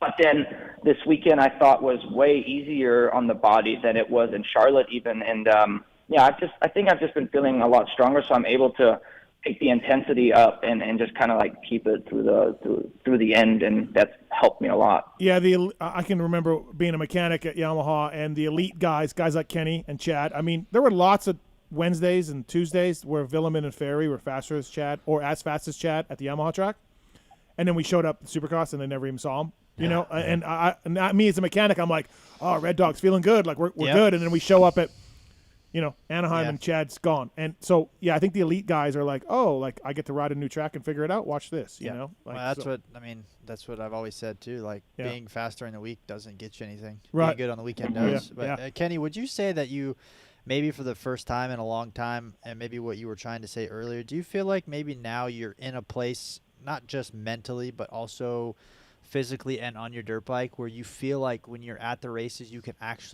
feel like you can actually go at it? Like and put the effort in to 100%. Like I'm, you know what I'm trying to say? Like you feel like you're at a place now where you can go. Like dig in, you mean? Yeah, like just like you feel like you're being let go and like you have the freedom to really go after it. And to me, visually, that's what it looks like. To me, it looks like you're at a place now where you're confident in the equipment underneath you, and you're also confident in yourself. And it just, to me, it translates because, I mean, I saw it firsthand in Birmingham. Like, I rode terrible, but the opening laps is just right now, my God, dude, it just – we all saw that highlight insane. of him jumping into that rut in that right-hand corner. But the opening lap speed, it's like – it's as if you already done a warm-up and you know what the track is, and when the gate drops, like you're so good at getting out and going quick. But right now, to me, visually looking, I feel like you have that early lap speed that you always have, but you can do it the whole time, and that's what it looks like. Yeah, and no, 100%. And I think it all comes back to that. I'm confident in what I've done lately that has gotten me strong and fit. So yes, I'm not afraid to have the intensity in the beginning because I kind of have the confidence in the feeling that I don't have to necessarily slow down that much towards the end. You know what I mean? Yeah. And that's what you have to do to beat Jet and beat Chase. You know what I mean? The fitness level and the speed is so high that you have to be able to go from the very beginning, right? And I think that was the same in 2016. Like when I had my really, really good outdoor season, I was so fit and I was able to slice and dice in the beginning right away, but I didn't really and then afterwards I could kind of like pick and choose my speed, and I was just confident then, and that's kind of like how I'm right now, and I'm still making changes to the bike always though, like nothing's perfect, right? But I'm in a spot where I'm also not afraid to make those changes because working with Larry and especially Matt with our suspension guy, I was the guy that didn't really ever want to, once I was okay, I didn't really want to change something, even though I maybe wasn't quite as happy. But now, we're kind of throwing stuff at the bike because I have so much confidence in Matt from Active Ride that nothing's ever left field, you know what I mean? So I think we're overall as a team and me as a rider and my family, we're in such a good spot that I just have a lot of fun figuring it out. You know what I mean? Like kind of like drop everything. Like I'm supposed to win or do whatever. Like after these last couple of years, it's really hard to say that, right? Because I haven't really won much or barely been on the podium. And now I'm kind of starting to get back to some form where I can be in the mix and battle. And I've found so much joy in that again as well. To figure it out, because quite honestly, at one point I wasn't really sure if I was ever going to win again. Honestly, I just wasn't in a good place. I was so unhappy with everything and miserable. I didn't know if I was ever going to win again. And my wife will confirm that. You know, she's around me every day, and it just wasn't pretty. And now I'm finally back to like, hey, I can actually like maybe start winning a little bit again, be on the podium more often, just because I just feel better and I'm more happy, and I would make the decisions that I've made over the last few months over and over and over again. It saved my career. There's 3 riders in our household that we call oh my God riders. And when we say oh my God riders, it's like when we watch them ride, they do something and you go, oh my God. There's Kenny, Jet, and then Barsha. Those are only 3 people in our house that we can have those kind of comments to. I think Barsha's is a different, oh my God. Yeah, really, right? Kenny, we should expect you to re-sign with the Progressive guys at some point here, I would imagine, right? Like, I don't think it's done, or maybe it's done, but like...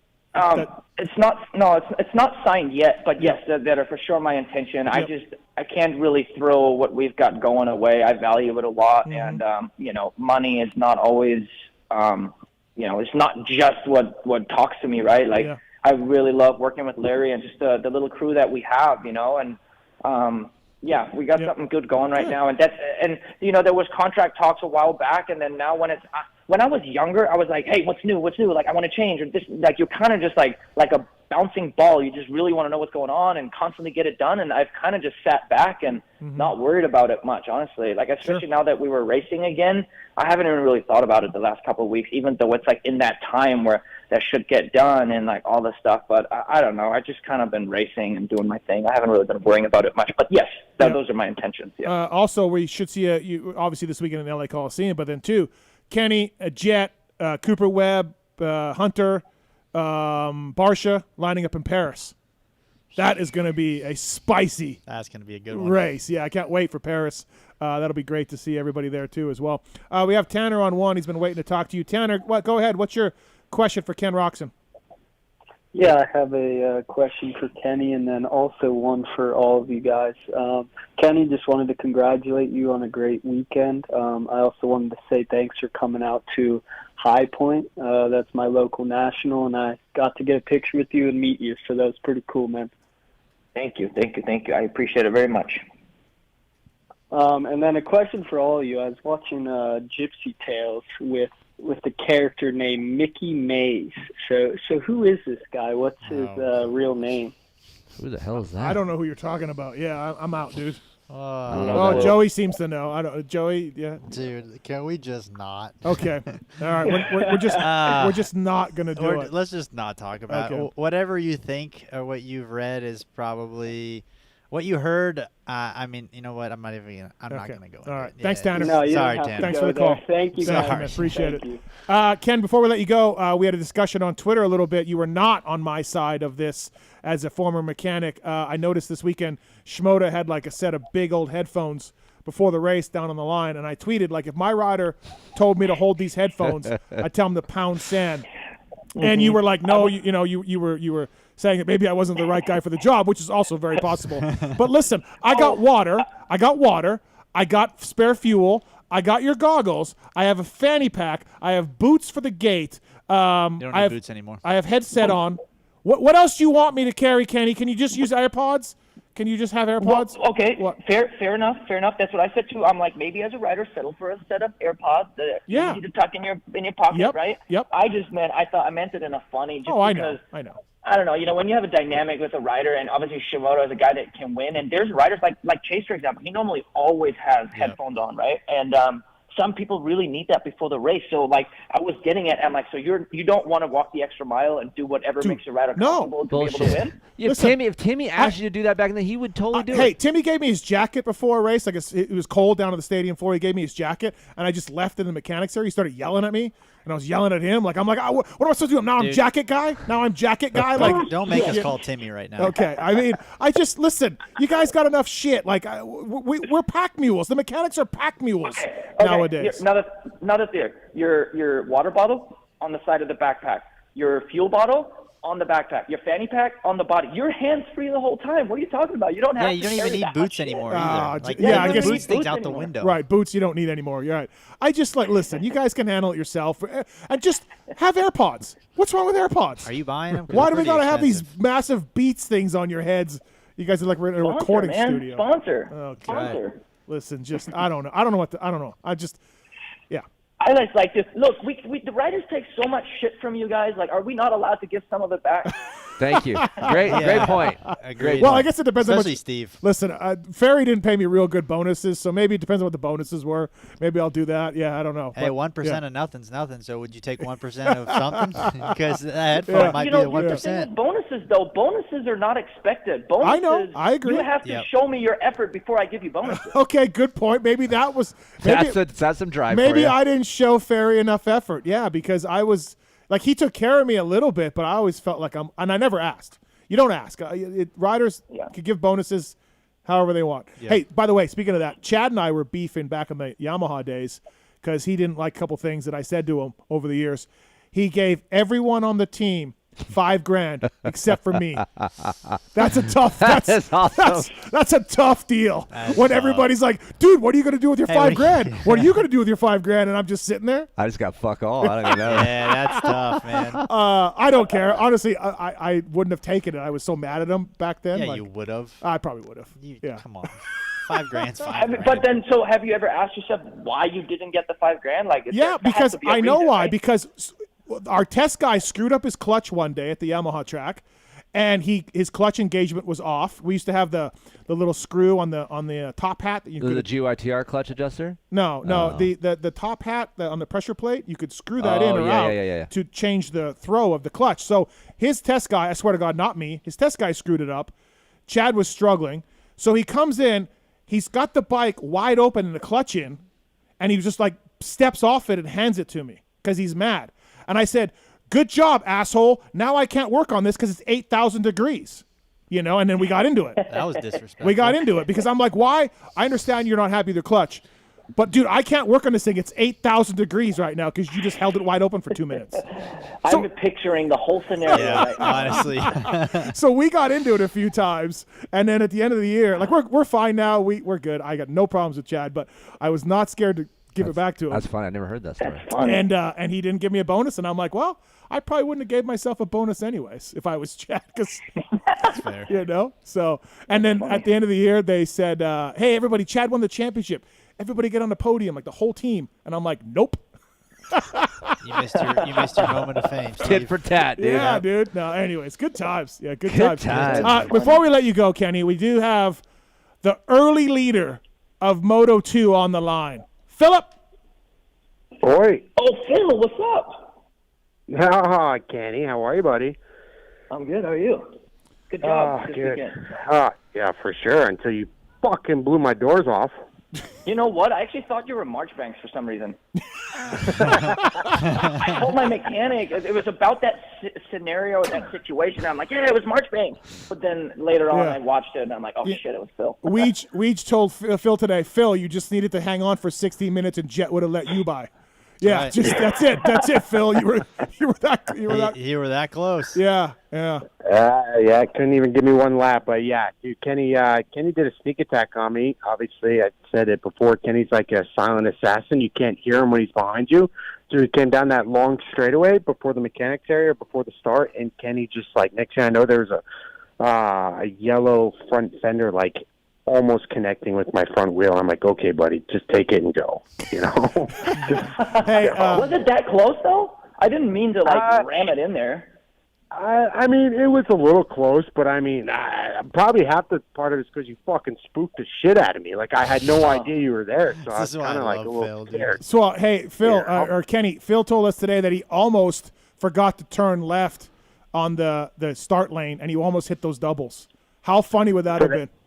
Dude, that was my worry the whole time because it's just we only do, the start like one lap and then the rest we just hammer those doubles the whole time. I was literally thinking about that. I'm like, man, I hope I don't brain fart and like go whole shot into the turn and like just boost it straight over these freaking doubles. I was praying for that, seriously. I almost did that. I almost did that in LCQ because I just wanted to get the start and I got to the first corner first, blacked out, and then Jerry tried to go around the outside, and I dumped the clutch, and I went to the doubles, and then there was fucking those long-ass hay bales, and I'm like, what is this? And I had to fucking do a quick shimmy to the left, but yeah, it was a little squirrely. I'm surprised actually no one else did it. Oh, that's funny. That whole section, honestly, on the start was kind of sketchy because first off, you're getting peppered going 90 miles an hour, right? Like by 450. Yep. So I was on the outside, like we go left and then it kind of hooks right to the tunnel, right? I'm on the left side and I think I'm hauling ass trying to get past just as many guys as there are. And I almost missed the tunnel because I was going so freaking fast. I never let off the throttle. And then all of a sudden, like, it did a quite, somewhat of a sharper right before it goes straight onto that tunnel. And I hooked the anchor and bolted right, like, went over the tunnel, jumped to the left, and that was the second moto, almost into the tough blocks right there. Man, that was actually probably the sketchiest moment I had during that. Yeah. How did you stay so low on that second double? You passed me and went to the mechanics area. You hit the first double, but I swear that second double, you stayed. I had a rock in my boot. Dude, I don't know how you stayed 8 feet lower than Jet off that double. I'm like, dude, there's no way he's going to make that double. Like, you made up so much time in that double section. It was mind blowing. Phil was seat bouncing. Did it? Going 60 to seat bounce. Yeah, I kind of do it unintentionally, to be honest. Maybe it's just the hunger to, like, make something happen or something, but it really is unintentionally because actually in the first one, I almost jumped into the rear of Barsha going over the first double because I also scrubbed it pretty hard and I was catching him, like, in the air type thing, and I was inching closer and closer and closer to his rear wheel and to his rear fender. And I didn't really mean to do that, but I don't know. I was just trying to get the freaking wheel to the ground as fast as I can. I don't know. What's fucked is, like, you have Phil on the line, and then he's like, dude, I don't understand how you did it. And Ken's like, fuck, I don't know. I did anything. Yeah. Ken's like, I'm just riding, dude. And, it just makes everyone feel like dog shit after. Feels like Phil got 8th, and he's like, oh, my God. Yeah. Right. Yeah, but he led half a lap. Yeah. And he had the whole shot. Well, like, I had a good view at it because I was hitting the double, and Kenny was seriously, 5 to 8 feet lower than Jet on the next double, and like he pulled right up to him on the over/under, and I'm like, "What the fuck just happened?" Wow. It's funny that you take this in so much. Like, he's got a lot of time. Like, yeah, that's funny. Phil's not going the same speed out there, bro. Yeah, he's just cruising. He'll be on the LCQ this weekend also, everybody. Make sure you catch him. Yeah. Phil That's got to be shitty, man. Hey, Kenny, thanks for calling in. Appreciate it. Great job this weekend. Really cool. And, hey, man, triple points this weekend. And Joey picked you to win, so that means maybe you can pull this thing off, Kenny. Yep. Well, thank you for having me. And, I'm going to do everything in my power possible to do that. I've been having so much fun racing, so yes, I'm totally into it. So I'm going to give it a good whirl. Congrats on the new one, too, by the way. Yeah, congrats. Thank you very much. Thanks, guys. Have a good one. Thanks, Kenny. That's Renthal bringing you Ken Roczen on the show. Right into ORW, bringing our guy, Phil Nicoletti, the early leader of race 2. That's right. For sure. Marchbanks. Phil Marchbanks. Fuck. I don't want to say that was disrespectful, but it's okay. Garrett has been riding good, so it would make sense. But Garrett pulling a whole shot doesn't make sense. So there you go. Listen, Phil, I was going to give you the night off. You've been on all the time, and my Twitter, my Instagram People demanded Phil on the show, and I'm like, all right, here we go again. We'll get the leader on. You have to have the red light 69 machine on. Yeah. It just makes sense. Right. Honestly, though, Phil, for like you did really well in the first one, right? You held off Cooper Webb. We're going to talk later about if Star signed the wrong Yamaha rider. We're gonna break that down. But you almost leading early, like almost blew you up a little bit, I think. I would guess, because you kind of went backwards quickly in the second one, where in the first one you were very strong and very steady.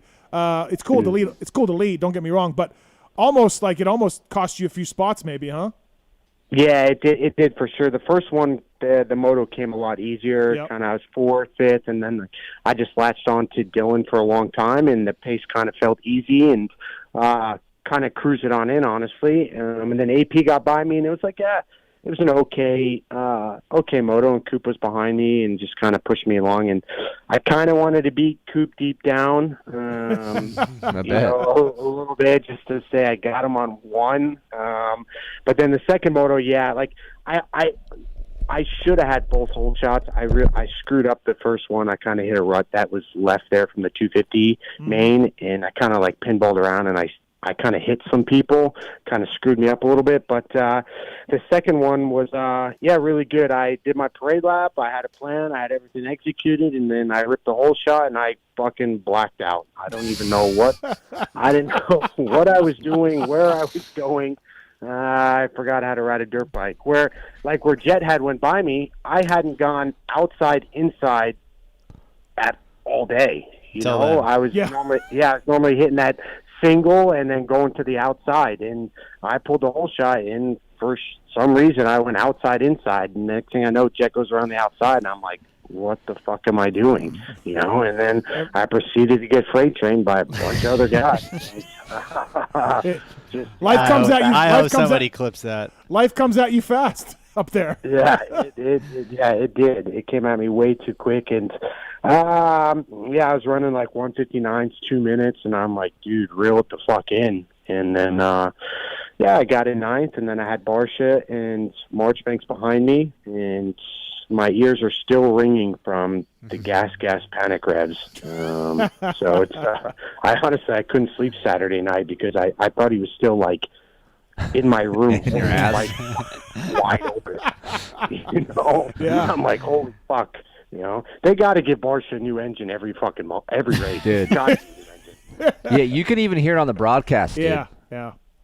Yeah, like, dude, or I don't know what sort of valves they run in that fucking thing, but they got to be something that they use in NASA, because it was mind-blowing. But, yeah, we survived it. Was able to hold them off, him and G, and, did okay. 7-9, this one was more motocrossy. Motocross is your specialist. So did you just start with moto suspension? Is that what you did? I ran moto suspension the whole time, but I ended up I was okay with it Friday because it was a bit more hard pack, so I could get away with a little softer setting. But as you know, like Joey would know, when it gets tackier, it eats the bike up quite a bit more. So when that rain came for the LCQ, I went out there and I got done, and I told my mechanic Cam, I'm like, dude, I can't fucking ride this thing tonight. I need to change something. And we ended up going up spring rate on the rear, added some oil to the fork. Geez, that's a big change. Wow.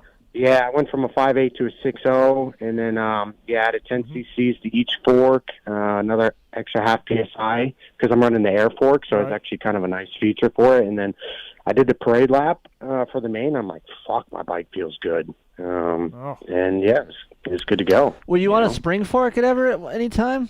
Did you ever go back to that? No, I ran air forked all of outdoors. Okay. So, but my Supercross setting that I rode the week before in Charlotte is spring fork.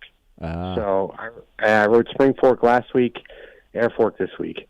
So well-rounded. And then back to spring fork for this weekend. So did you? What gate did you have for the whole shot? What fuck. All right, listen, Joey, listen to this shit. 20th fucking gate pick. I'm on the outside next to Bam and Coop, and then the next gate pick for second moto, I had 7th gate pick. I went back to that same fucking gate. No, So you got the same gate. Yeah, I picked the same gate. So, and Bam picked his gate, but someone in the 250 class did a little shake and bake and missed the rut, and the rut kind of went to the left to where my gate was. And I asked Bam, I said, dude, are you going to fucking shake and bake that rut? And he's just like, no, I'm not. I'm like, you fucking promise you're not going to shake and bake that rut? He goes, no, I'm going to hit the rut. I'm like, okay, well, I'm going to go. I'm going to hit that same. I'm going to go back in my same rut. He's like, okay, yeah, I'm going to stay in my rut. You stay in yours, and we're going to. Oh my God, he's a better man than me. Making a deal with Barsha sounds Yeah, like right. Yeah. I'll be honest. I'd have shake and baked all day. Any chance there is, I'm taking it. Really? Fuck, dude. There's Well, no way. Dude, because if you don't, somebody will. Yeah, but dude, with the ruts this weekend, Joey, we're fucked. I know, even more of a reason. Right. As soon as they walk by and all the mechanics leave, you have your mechanic when he walks by, you give her the old kick on the kick in the rear to slide you over a little bit. Yeah. I'm not saying I've done it. I'm just saying it's probably happening. I can't. I mean, if you start left or right of the box, you can get away with it a lot more because it gives you more wiggle room. But if you shake and bake and you're next to another rider and you don't execute the jump, like, dude, forget it. Wait, if you're shaking and baking, you better be executing. I didn't know there was a term for this. I didn't know that. I'm learning That's something. what they call it. Yeah, shake and baking. Shake and bake. That's what that guy did to me at World Vets. He's shaking. He shaked and baked. Fucked you. That's what he shook did. and fucked me. Yeah, absolutely. ORW bringing you Phil Nicoletti on the show. Off-Road Warehouse. They install everything they sell. They can make your truck look super cool. And please use the code PulpMX to save at offroadwarehouse.com. Stores all across America. Off-Road Warehouse, also official sponsor of Nicoletti and Marchbanks and Nice and J-Mart and Dean Wilson now too, ORW. Dean Wilson's ORW guy. So yeah, Dino's stealing my fucking budget. Yep. Okay. Yeah, that budget went right from you to him. Yeah, absolutely. Phil Nicoletti on the show. But yeah, Phil, our listeners demanded you be on the show. So that was it. That was, but he earned his right to be here. In my opinion. Yeah, he did. It was quite a ride. Yeah. So LCQ again? Yeah, we'll see the LCQ at the Coliseum. Yeah, how have they been? I haven't watched LCQs, no offense, but Joey, you've been racing for a long enough time, okay? Well, how the fuck would you feel racing in LCQ? I've been thankful enough. I think I did it this year. I think I've been in 2 LCQs. Okay, well, and it's terrifying, but yes. It's terrifying. But at least with this, is it a little less terrifying because it's a little bit more open? Or not really? Not really, because if I was in the 250 class and there's 8, the 250 class this past weekend, right. 8 guys. 3/4 of the field makes it. Yeah. Yeah, exactly. So, and not for nothing, but the 450 guys, a couple of them are still really, they're decent. Jerry can ride, dude. Jerry can ride. Yeah, Jerry's a fucking phenomenal. He's got unreal talent, which, by the way, I don't understand why we haven't excelled more, because Jerry can actually ride really well. Yeah. But yeah, the LC2s are just fucking nerve-wracking, man, and I hate them. How many dudes I know are in there's it? only 10. So at least, but see, that's why I asked if it still is terrifying, because there's way less people, right? Like normally there's 20. Phil's been crushing these things. He's been crushing. Dude, he's a whole shot king now. He's the elite of the LCQ. He's the new Alessi. Right. They taking 4, 2? What are they taking out of yours? 3. Okay. 3. Yeah. 3. But you don't know what can happen. You could have fucking pulled a Phil and could have went fucking straight to the doubles this past week, and it would have been game over. He still would have had it. You got that. That would have been so awesome to watch that. That would have been incredible. He would have been on the show then for sure. Yeah. Yes. Oh no, 100%. Yeah. That would have been a major. I actually had to apologize to Jerry. I went to him 3 times, and I said, "Hey, man, I'm sorry," because he tried to come around the outside, and I just fucking dumped the clutch. Just straight put him into the wall. Yeah, straight to him. Yeah, and then all of a sudden I saw these fucking 6-foot-long hay bales, and I fucking hit the binders, and I cut back. Yeah. I respect it. Yeah, it was not good, but I told Steve, I said, dude, if I actually would have hit those doubles, I would have just fucking jumped the over-under, rode around to the finish line, jumped the finish line, went back to the pits, packed my gear bag, and went straight to the airport. That would have been the best. I didn't want to. Especially with from Weege Nicoletti. calling it. Oh no, Nicoletti hits Oh the my jumps. God. It would have been a gut wrenching performance, but all in all, it worked out. It was still a good night, so Yeah. I'll take it. So yeah, these. I mean, are we going for SMX contract only next year? Yeah. I mean, these things have been working out well for you. Yeah. If you ask Michael Lindsay, he says I'm a okay motocross rider, not so good supercross rider, and a great SMX rider. And I'm thinking, like, fuck, I don't think I'm that bad supercross, but Yeah. I guess, 3-race SMX contract, and it'll work out. What do we got? You are right now. You are 13th in the points. Ooh. That's 30 grandish. 35 grand. Hey, 12th is 30. Couple more 12th spots. is 36 grand. 11th is 50K. Whoa. Oh, you are okay. So you're 2 back of Nichols. Oh, come on, Phil. Oh. Hey, if you're ever in doubt, just think of the times that we bonded in Australia and use that to pull through. Because I believe, what's the points from him to 11th? 2. 2? Oh. Oh, it's a winner take all. Even to 9th, it's really not that far with triple points. Like it's all somewhat doable. And those 3-4 guys in front of me, I mean, Who's 9th? 9th is Marchbanks, 44. And what's Adams 10th, 42. 39, Nichols and Masterpool. Phil is tied wait. with Freddie. and how many does he have? Phil's got 37. So he's only 5 points? He's 7 back of Yeah. Marchbanks. 7? Oh, we got this. Come on. Yeah, and they started with like 7-8 points to begin with because I started with 0. Yeah, Yeah, he's already exactly. made it up. They better talk about this on the broadcast and point these things out. They don't give a fuck. These guys just want me out there in the LCQ so Steve can get his fucking laugh in and be like, Phil's got to ride a third LCQ. Great. That's fantastic. You know? God, you sound like a Democrat whining about like the rules and they don't apply to you, Phil. You know? Yeah, because they're unfair. Dude, this is. I agree. I mean, Alex is a liberal. Yeah, it is. I really, and Moto Memes can blow me out all they want, but it is fucking bullshit. I got to do this. I agree. I really do. I do not. No, listen. Really? Listen. Why? This isn't Vietnam. We can't. There's rules. Yeah, the but rules the are rules you are fucked, though. Yeah, the rules are stupid. The rules are you qualify all year long. That they want you racing all year okay. long. That's what they want. Okay, that's fine. So you're going to tell me if Ken Roczen, God forbid, or whoever, or Jet, something happened, they didn't score enough points. You're going to have Jet Lawrence riding these 3 LCQs. Yes. No. Oh my God. I mean, Austin No. Faulkner did. No fucking way. They'll make up some bullshit rule and Jet will be fucking in. Dude, Because he's Phil's past spot that on. SMX No, champion. Phil is not spot Yes, on. he is, There's Steve. rules, damn it. But it won't The apply rule to will something like change that. next year. Wow. Listen. The rules only apply to me because I'm a peasant. I'm lower class. That's all right, dude. I'm right there with you. We're riding on the bus together. Savatgy, lower class also. Hey, at least you got the park in the pitch this Why, year. Phil, why isn't Joey racing SMX? What is going on? What shouldn't he should be out there with you. I'm glad he's not, because if he was, it would be a spot out of my LCQ. LCQ Warriors together. Yeah, exactly. Joey, I'd punch you back to wherever the fuck you're from. Missouri. Missouri. Where the fuck you're from? Florida, I don't give a shit. But Joey should be racing, but I'm glad he's not, So, why did you guys talk about it? Why are you not racing it? Yeah, I knew Steve would start this. It just was Here's what I don't get, and I've said this Okay, before. well, we got Rick Rick Ware Racing. Mm-hmm. Shane is Mobile One up. Yeah. He looks like a walking Mobile One ad. Why do you say it like that? Oh, what is it? Mobile. Mobile? Mobile? Okay, I don't know. Decals. Mobile Okay. telephone. Mobile's gas. He's got fucking decals all over. Go ahead. Yeah, it's a Canadian thing, I guess. So he's mobile. Mobile. Mobile One. He's Mobile One, all out. He looks like a walking Mobile One billboard. And Nichols is over with Bubba Pauly with a small Mobile One sticker telling me he spent $25K to race. Nichols is telling me he spent $25K to race this thing.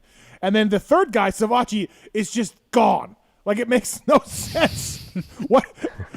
Rick Shop, you could probably throw a rock from Charlotte Speedway and hit Rick Shop. It was a poor planning. We ran out of time. Okay. What? Yeah. We ran out of time because SMX has only been in the works since last December. Yes, but to be fair, It didn't look like top 30 was going to be a thing for a minute. Because, I mean, what are the chances? Dude, I raced 7 rounds. I didn't even finish the 8th round. I raced 7. No, I didn't even finish the 7th round. I was supposed to do 8, and I didn't do Daytona, so I didn't even finish the 7th round. Like, what are the chances 7 rounds get you in? Like, that wasn't supposed to be the case. So, for the longest time, it was like, we're not going to go racing. We're not going to be close. And then, obviously, as it got closer. Imagine throwing away $25,000. You spent throwing away to who? If you were racing, Steve, 22nd is $25,000. Okay. With what? What am I going to show up on? My bikes are in Singapore, Steve. Get a bike. It would have cost Joey $25,000. It would have cost me $25,000. Right, so he's going to wash? To go racing, and God forbid, like Phil said, what happens if I get kamikazed in the first corner? And then you drive there. I would fucking kamikaze you. Yeah, what if a guy like Phil goes straight in the fucking double-doubles? You can't do that to me. We're on the same team. We're team make it in. But, I could have bought a bike. Yeah. And I want to argue this on Twitter all day, but I don't have time, Steve. I could spend – okay, you keep saying – Well, you're not racing. You do have time. Yeah, but I don't want to have time. But like Phil said, 10th is $50,000. Yes, you don't think you can get 10th? Like, you're a great rider. Yes, I understand that. Okay, first of all, I got to buy a bike, correct? Great. How much does the bike cost? $10,000. Go ahead. Yeah. 10 I'm grand? marking this down. Let's do the math. $10,000. Am I gonna go stock suspension?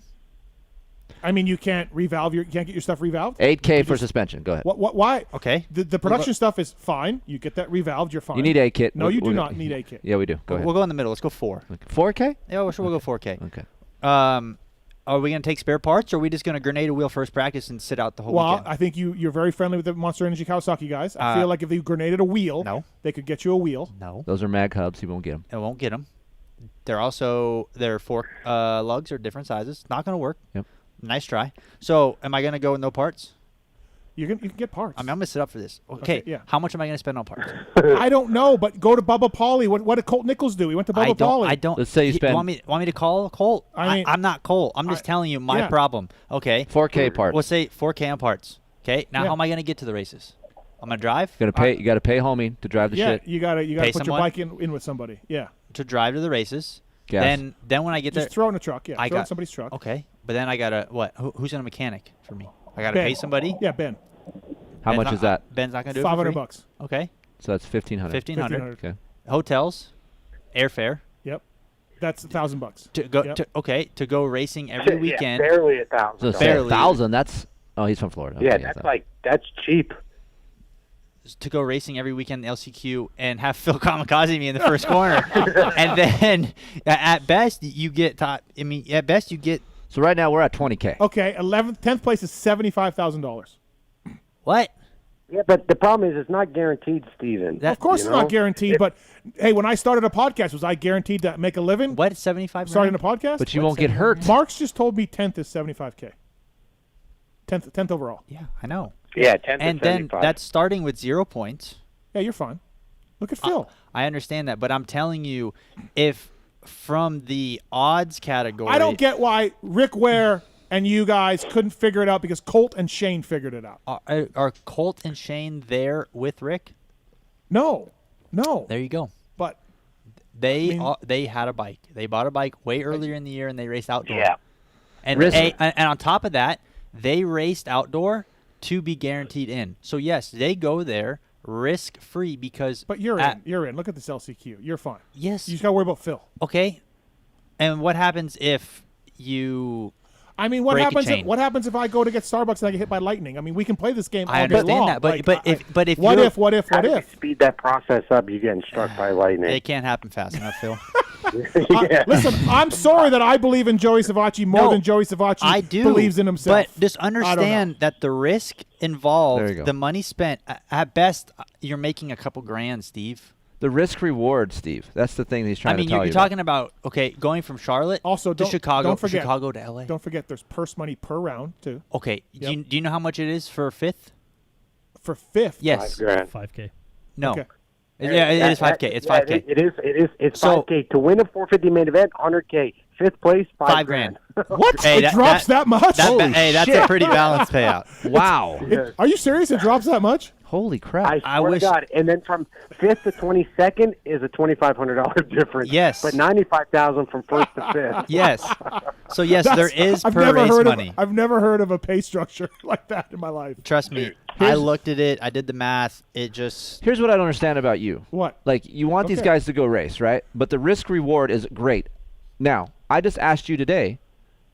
Hey, you're like, hey, I need to ride before Millville. Yeah. Why don't you just fucking show up and ride at Millville? Well, I'm currently injured right now. No, doesn't matter. The risk reward. Why? You got a tennis elbow. Right. Fucking kidding me? I got a tear in there too, Philip. I'm just saying, there's a ligament tear. We don't know what these riders have past SMX, right? So is it really worth it for them to show up for 3 fucking rounds? That's what I'm. It would have been. Listen, I would have gone had we had planned it better, but we had something in mind. I feel like you could have worked something out with Rick. It wasn't executed in time. Okay. Did we plan late? Yes, of course. But again, so do we blame Kenny for that? What do we blame for that? Looking at months prior, I raced 6 or 7 and I guess it would be 7 1/4 races. Like, you're not supposed to make top 30 with that. So for the longest time, it wasn't even on the plan. And then as we got closer, I'm like, hey, there's a chance we might do this. Yeah. And then obviously, like, it literally came down to the last round, and I got 30th on the nose.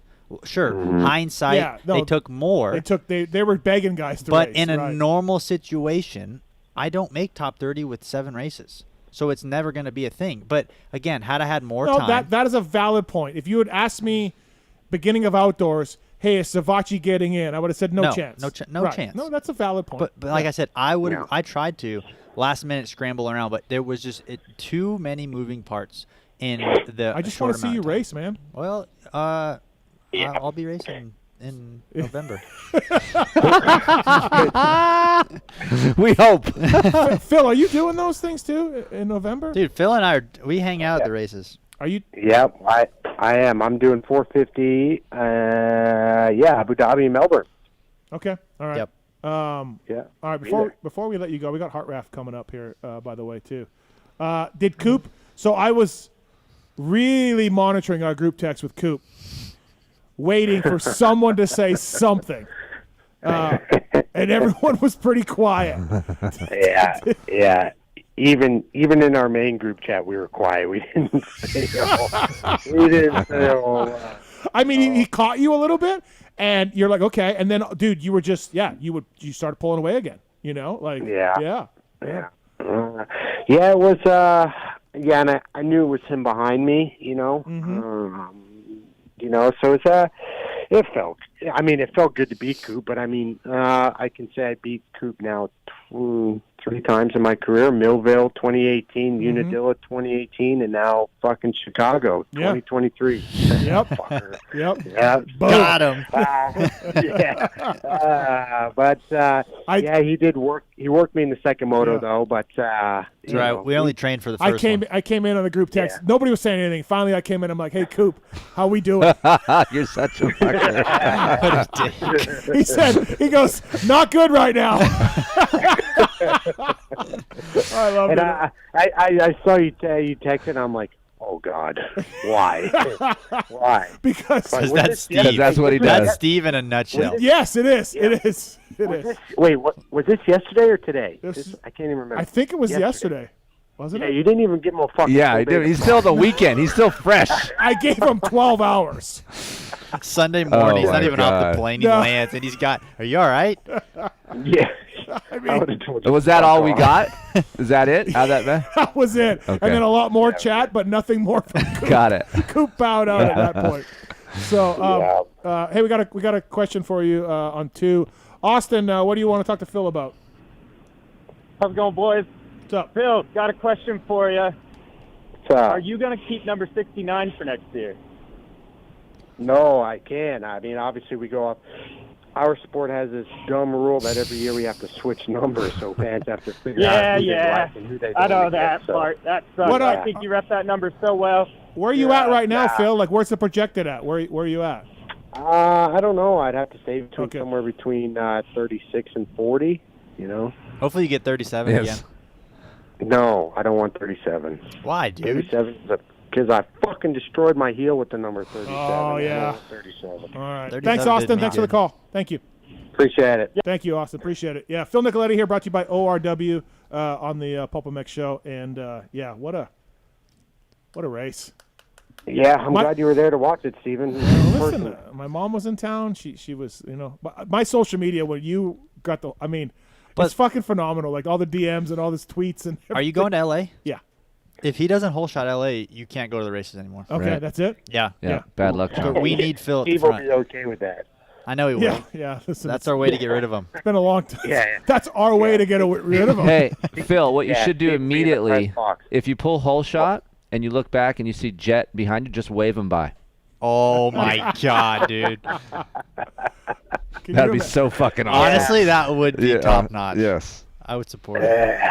Fuck. I mean, if he's just going to wave people by, you'd think he'd just be able to, like, give me a one lap, to, like, Get you have a my full lap lead victory under the lap. belt. Yeah. Like, I mean, what the fuck, man?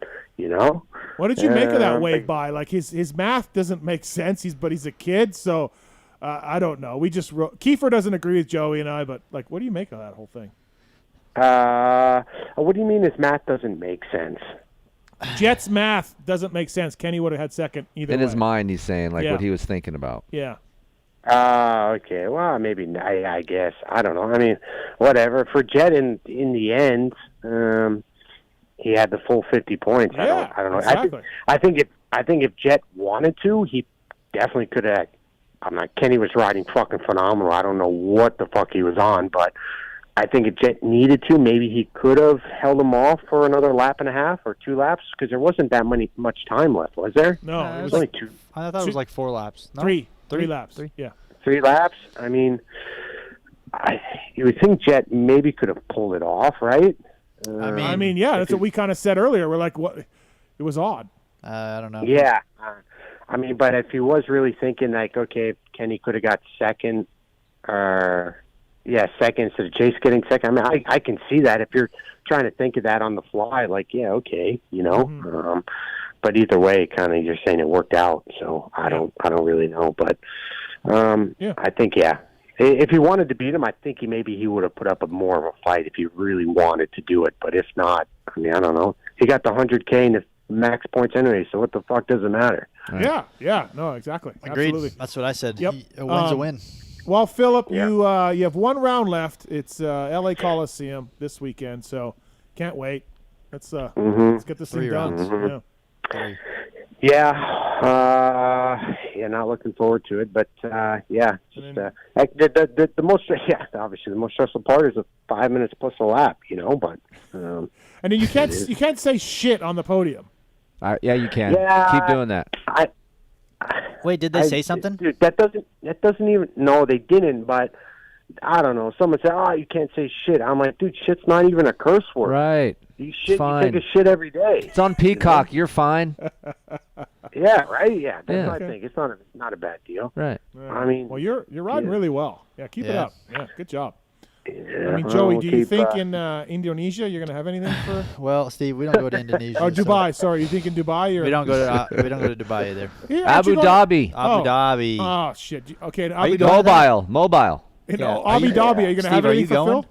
No. I don't know, dude. Phil's picking the pace up. He needs to back it down by the time we When get to do you WSX. start prepping? I don't know, dude. I don't know. Joey doesn't need to prep. He's naturally gifted. When it's Yeah, like the yeah. 1st of November?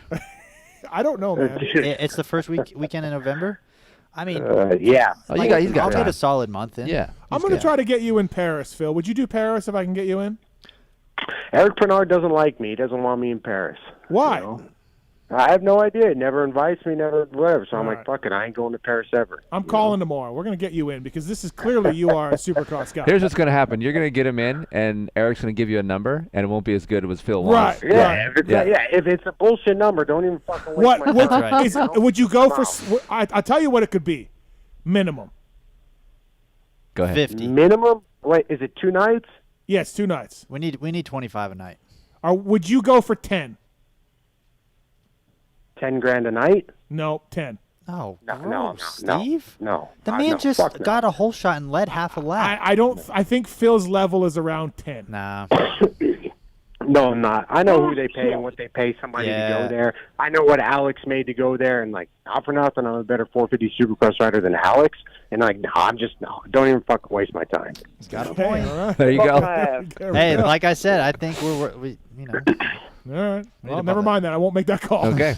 Yeah. We'll get I there. don't know.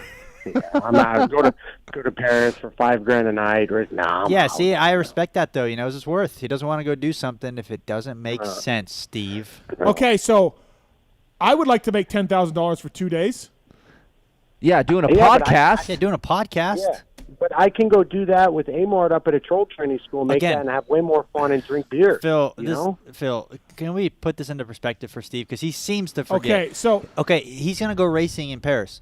How's he going to get his bike there? Who's paying for this stuff? No, that's all handled. Yeah, that's all handled. He doesn't from pay who? for that. Who's He doesn't paying pay for the that. mechanic. Yeah. No, that's no. all. A lot of times they're like, oh yeah, okay, we'll give you the $10,000. You got to pay for your flight, your mechanic, and this and that. Well, Just like, thank you. So right there's $5,000 off the table. Yeah, No, fuck that's so. no, Hey, so now you need. We're racing 2,500 a no, night. I'm talking.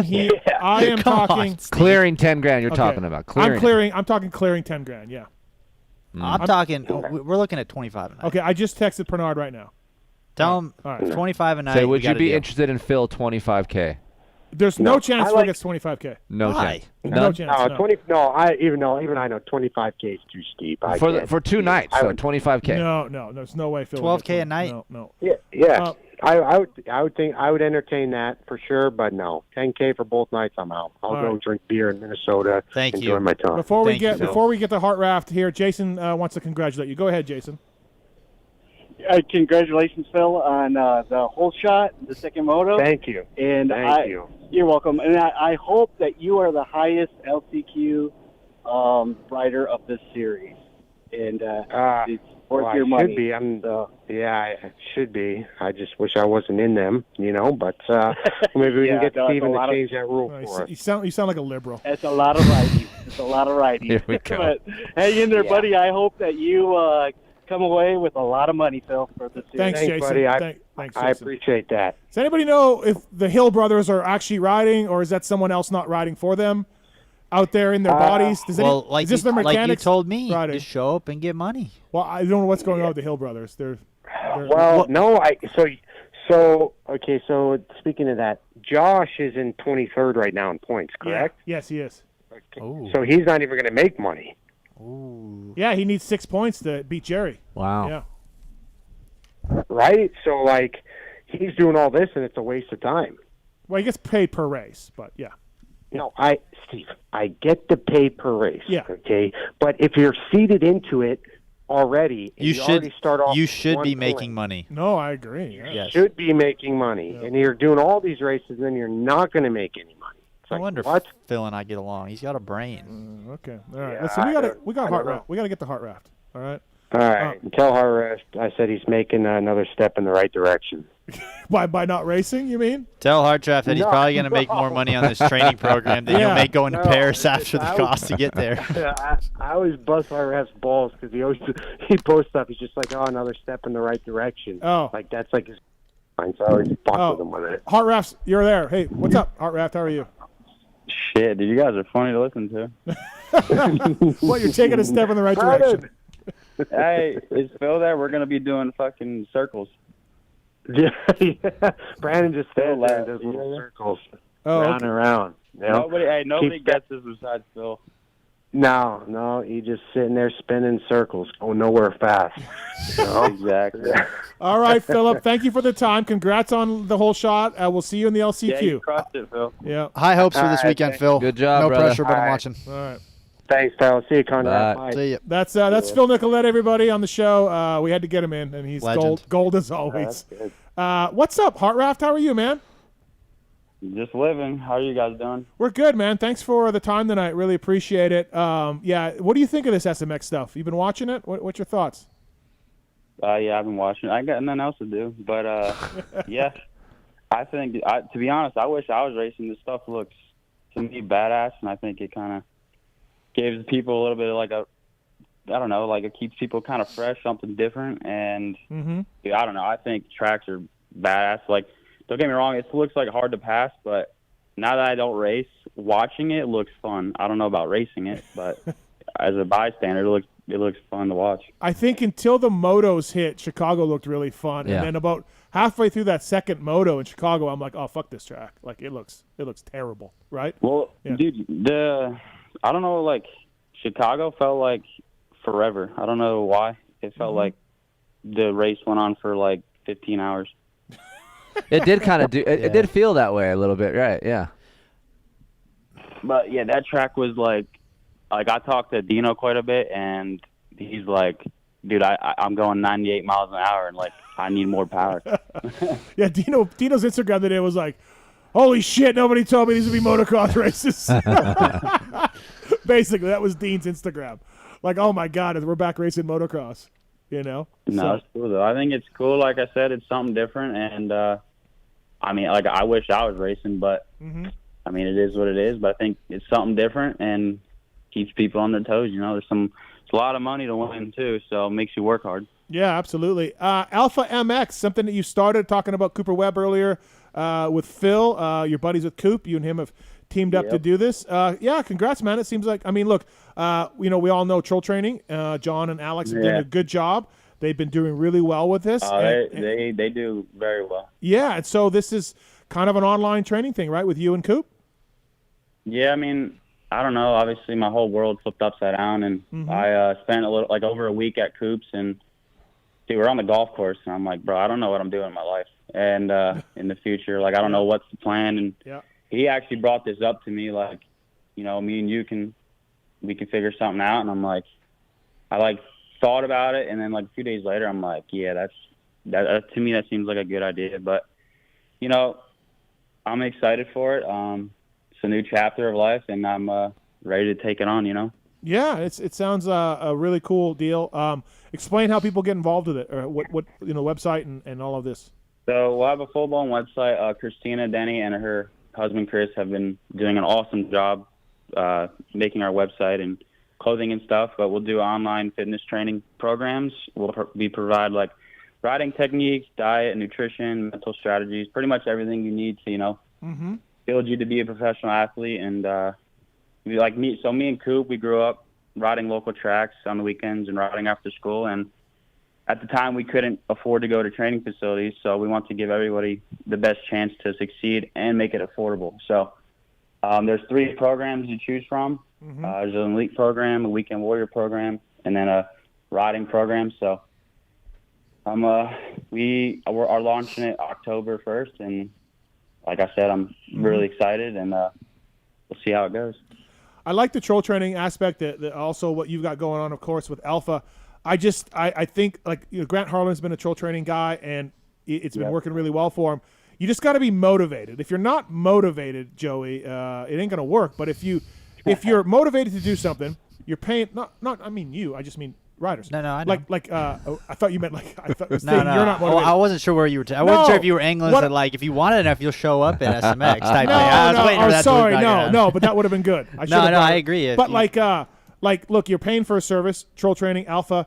You know, they're going to monitor your workload and adjust it as you are. I mean, you know, you've done enough trainers and enough training in your life. Like, yeah, if you're professional and you're motivated, this is a great way to do it. You get in what you put into it, right? Right. So you get out what you put into it, right? Yep. So if you have 5 days of structure of doing things and you're only doing 2 to 3 days a week, you're not going to benefit as if you were doing 5. Yeah. And it's, you know, at the end of the day, you got to have some self-discipline and motivation. Right. I mean, you I think it's also cool, like when you have a guy that, you know, Brandon, you got Coop, and you sign up for something like this, and I'm going to the vet side of things, and you have a normal job. It's nice to have some accountability. You know what you have to do. It's sitting there in front of your face, and it's like a little piece in your mind going, hey, I got to do this when I get home. So like Aiden's been doing Troll Training stuff. How is he doing look it? Like him and I train together as father and son, but it's nothing like what he's doing with those guys, because he knows he can't let those guys down. Right. Right. So same thing with Brandon and Coop. I feel like that is the same kind of thing. And you got guys that have been there and done that, which makes you want to do that stuff even more. Sure. I agree. It's funny that you say the vet guys and people have a so the weekend warrior program is like, it's off the bike training, but also it's like, for instance, everybody's different. So the program's going to be determined on your, you know, everyday life or what you do. If you have a job and you want to train and get better for riding. So kind of our objective is to help everybody, and like I said, everybody's different. So not everybody will have the same program. You know, you're taking care of how your body is. Yeah, exactly right. You need to adjust it and everything else. For you, Brandon, who helped you? What program were you doing? You did the TLD thing, and you've done some other teams. You've been, you certainly were an up and coming rider until your crash. Like, who opened your eyes to what works and training and all that? Obviously, I spent first few years of pro. I spent a lot with Seth, and then I went to Alden, and then I had Budman. I had Tickle. I've had somebody else, but obviously I learned so much from Seth. I learned a decent amount from Alden. And then Brock Tickle was very, very good. And kind of a lot who I've really learned from is Brock and Seth, to be honest. So those two have helped me out a lot, and I think they are great trainers. Obviously, Brock still does it. Seth, I don't think does it anymore, but learned a lot from them too. So, okay, awesome. Hey, we know you had a bad crash, bike malfunction, and dude, the number of injuries you had is a lot. Can you ride again? Do you want to ride again? What's preventing you from getting back on a bike? Dude, I don't even know, honestly, if I could possibly ride again. I have so much nerve damage in certain areas. Like, I can walk fine. I actually just started to cycle. Friday was my first day back. Oh, nice. That's awesome. Good. And dude, honestly, I'm literally just sitting there pedaling, and after 10 minutes in, my back just starts killing me. It feels like you're just sitting there just pushing with your finger, and maybe it'll go away. I don't know, but I don't know, man. I would love to obviously ride again. I don't know if I'll ever be physically in good shape ever again to be professional. Dude, you see how fast some boys are going this weekend? I don't even know if my body will allow me to do that. So, I don't know, man. I'd love to ride, but I almost could have freaking died, dude. I was bad, a lot of things that people don't know about. So, but really, it's the nerve damage is what's keeping you, nerve issues in hands and things like that. Yeah, because I got cleared, my spine's fully locked in. It's not going to move. And the other day, probably a month ago, I just tried to do a little trot, and I couldn't, dude. The nerves on my back are so sensitive, I can't do it from the pain. So my best opportunity is probably to just cycle. I mean, there's no impact. So I think I just actually started going. I bought a house in Florida, moved to Wesley Chapel, and Coop and his Coop directed me to this chiropractor. I went there today, and they were just astonished how good I'm doing for how many problems I've had. So wow, that's a positive. We'll see. You got to take those along the way. It's been such a long road, right, Hartranft? Just like the little gains, right? Yeah, it's crazy. It almost happened a year ago, and it's gone by so quick. At times, you're I had to go to counseling and speech therapy because I was in some rough shape, but it goes by so quick. If you keep your mind busy, then you'll succeed in whatever. It's when you're sitting still doing nothing, dude, you start going crazy. Some of the worst times that I have, and I'm nothing like where you are, but when you haven't ridden or you're injured, some of the worst moments is when I'm going to bed, and you're sitting there and you're those are the times that I'm thinking the most, right? The problem is I've been riding since I was 3. We're all motocross guys.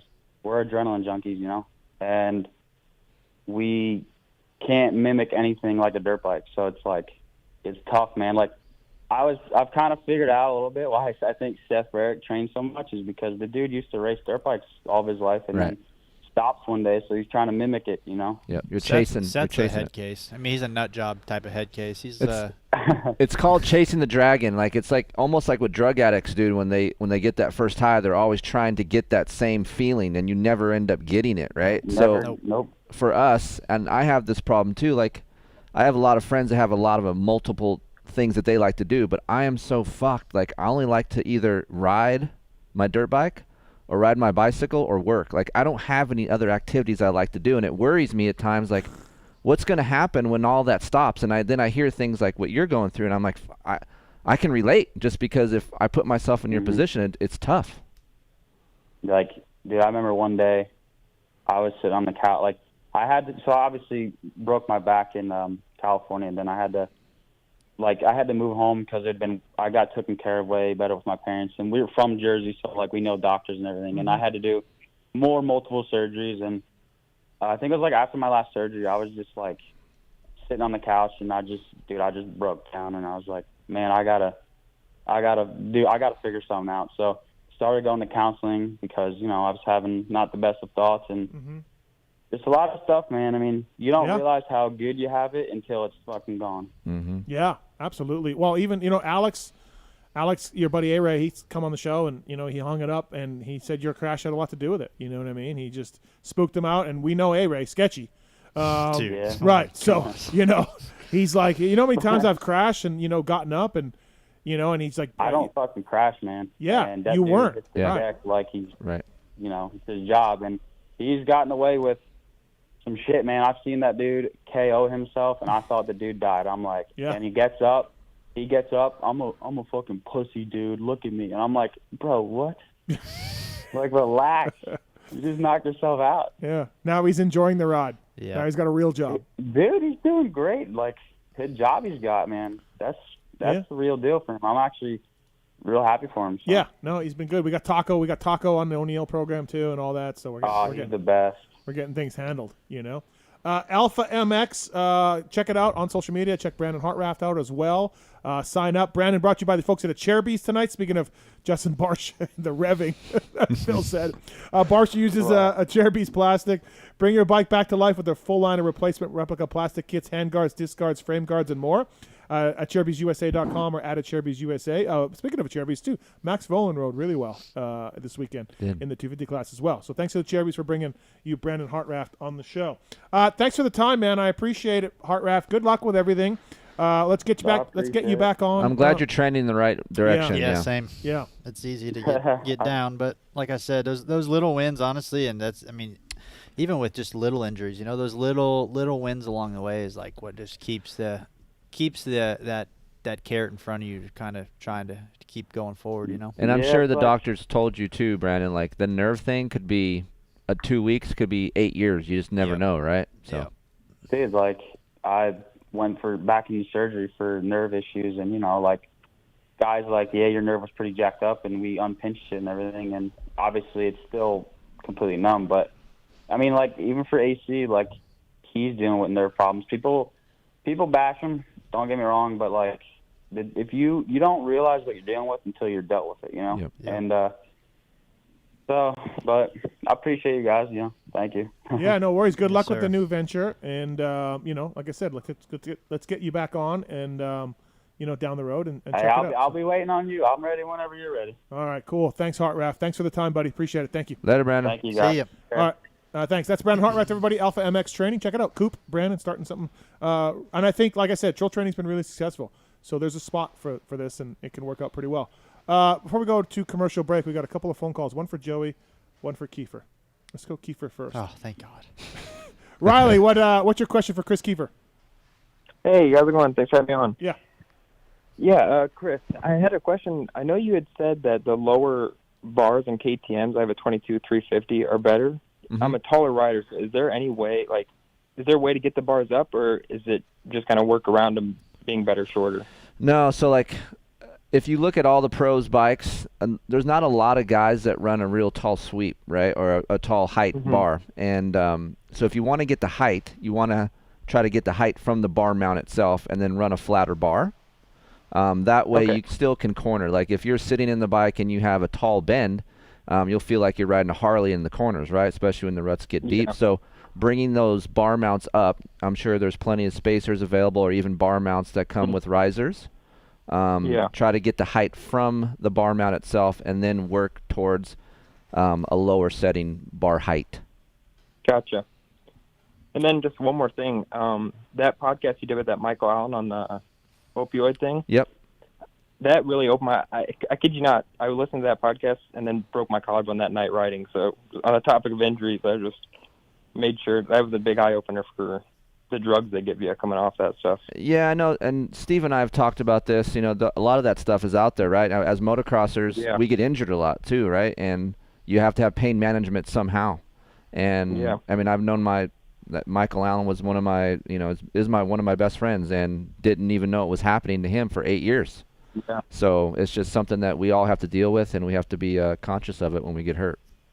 Yeah, definitely. Well, thanks, guys. Thanks for having me on. Love the show. Thank you. Joey. Keep on doing what you're doing. Appreciate you, buddy. Appreciate it. Thanks, man. Appreciate it. All right, last call before we go to commercial for Joey. Alex has been on hold for 1 hour, 49 minutes. Wow. You're the legend. How Alex, are you, sir? Go ahead. Well, my first question is, who's producing the show tonight? I don't think you ever introduced them. Ooh, good point, sir. Great point. Mm-hmm.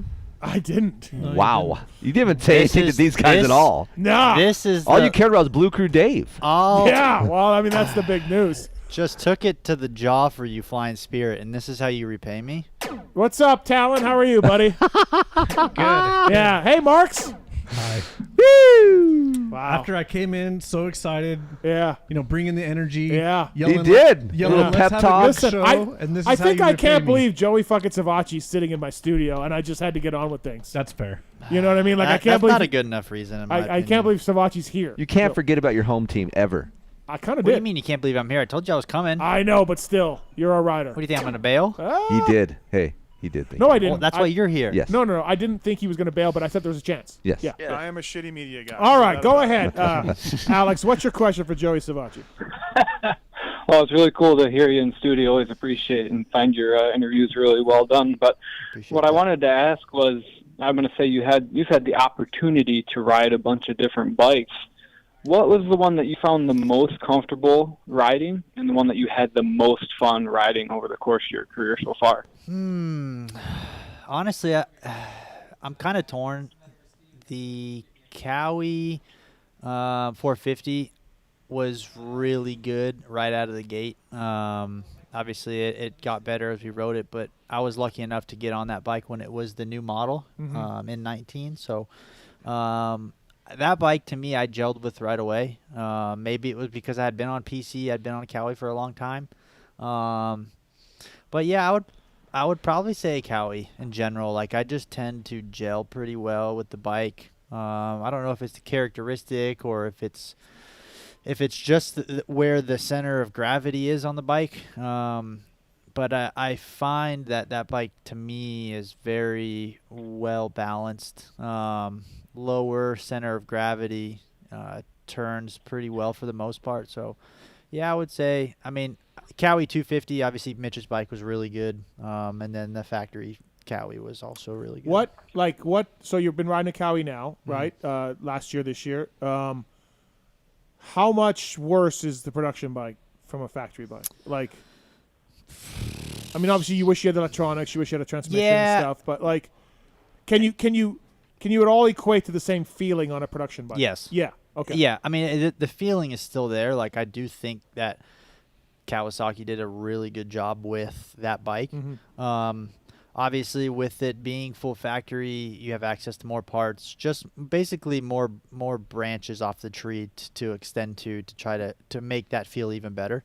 But the overall feel, I think, is there. It's just maybe a little bit more. It's maybe a little bit more hidden, just because you don't have as much access to the resources to uncover it all. But I would say the overall feel of the bike, is there. And then the worst one, probably the Rocky Mountain KTM, I'm guessing? Like, you didn't gel with? The KTM I had a hard time gelling with, Yep. Rigid? Yeah. Yeah. Very. Yeah. Yep. All right, Alex. Thanks for the call, man. Anything else? Yeah, thanks. Thanks for waiting, Alex. I appreciate you, man. Hey, actually, Alex, do you have a bike? Right. I do have a bike. Do you want some Decal Works backgrounds, pre-printed backgrounds for those? I would, but I actually do my own graphics, so okay. I wouldn't have a bike for him. But never I mind. appreciate the offer. I wanted to give a thanks to Kiefer. He's been really good at responding to emails when I have questions. Even like the night before Loretta started, he got back to me on a question I had. So really appreciate everything he does. Yeah. Thank you, sir. He doesn't write to my I emails appreciate back, it. so Thank you very much. I appreciate that. Thanks, Alex. Thank you, man. Alex. Thanks. Yep. Have a good show. Thank you. Appreciate it. All right. Firepower Parts, Dean Wilson. Max Anstey. Well, I guess Max is Just he was one and done. He's out. But firepowerparts.com, featherweight lithium batteries, also 2 chains made in Japan. Check out firepowerparts.com. Ben LeMay ran Firepower Products when he was racing before he hung it up to wrench for Joey. Firepowerparts.com, over 50 years of experience in the industry. Check them out, please. Thank you to those guys. All right, commercial break. Adam Bailey after this, and maybe JT. And if not, we got the Race Tech Rant. We got plenty to go through. We got a lot. Dark. Oh boy. A little intervention on Dark, maybe. Can we maybe update me on some of this stuff before we come back, so I'm not just blindsided? Yeah, we got you. Yeah. All right, everybody. Joey Savatgy, Kris Keefer in studio. I'm Steve Mathis. We'll be right back. And Travis Marks and Tallon Taylor here also. There you go. I mean, I've done it before, and I feel bad. Oh yeah, you look like you're really bummed out about it. I feel bad. I mean, what can I do? I'm sorry. sorry. Here I am. Joey's just trying to save you a couple bucks. Joey is such a good-looking man. I was lost in his eyes. Yes. Can we do more David Villeman clips? Joey. Please. More Villeman. Great radio, bros. Can we do the Supercross one before we go to commercial? Eat Wake Supercross. Up, Supercross? Yes. Eat Supercross. Shit, Supercross. Fuck Supercross. And sleep Supercross. That's it. I That's love all you got to do. That sound clip is awesome. He is the best co-host. It is. I all love right. it. We'll be right back after this, everybody. Might have came the earliest he's ever come.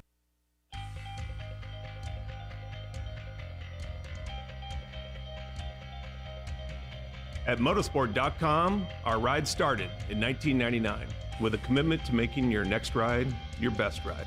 We take pride in having a huge selection of gear, accessories, and OEM parts for moto, street, off-road, ATV, and UTV. Riding is what connects us and makes us a family. From the track to the trail, tarmac to open roads, we're all connected because we ride.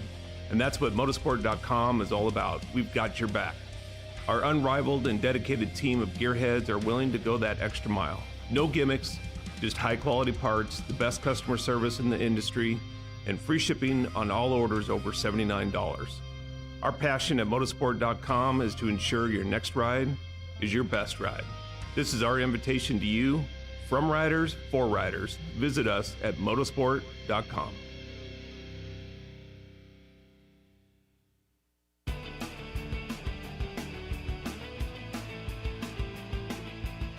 You likely know Racetech as the suspension and engine tuner of choice for the world's fastest privateers. But what you may not know is behind the scenes, Racetech is the trusted source for many OEMs and factory teams throughout the motorcycle industry.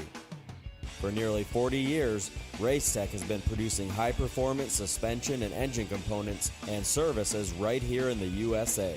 Racetech doesn't just specialize in motocross.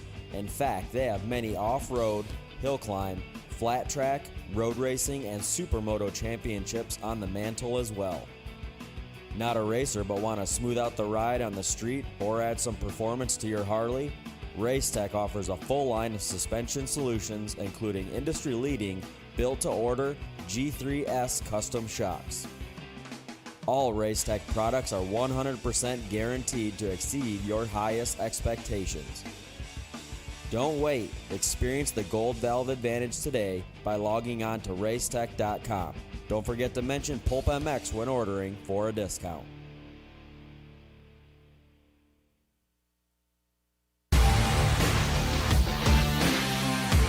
Love the guys at Works Connection. They continue as a 10-year sponsor of this show because, yeah, just like you, they're committed to the sport. For 33 years, they've been designing and distributing leading-edge performance products like the Elite Axle Blocks, Elite Clutch Perch, Pro Launch Start Device for performance, radiator braces and skid plates for protection, along with a shock pump, a tack, hour meter, and more for maintenance. Works Connection, great guys up there in NorCal, and super cool company. We're stoked to be associated with them. When you take a look around the AMA pitch, you'll see Works Connection proving ground for products under the canopies of Team Honda, HRC, Star Racing, and other top teams. And the best part of this whole deal is if you use the code PulpMX20, you get 20% off your order. Visit your local dealer, check out motorsport.com, and ask them to see the Works Connection product line for 2022. Great company, great products. Check it out. Thanks to Works Connection for coming on the show. PulpMX20, the code to save.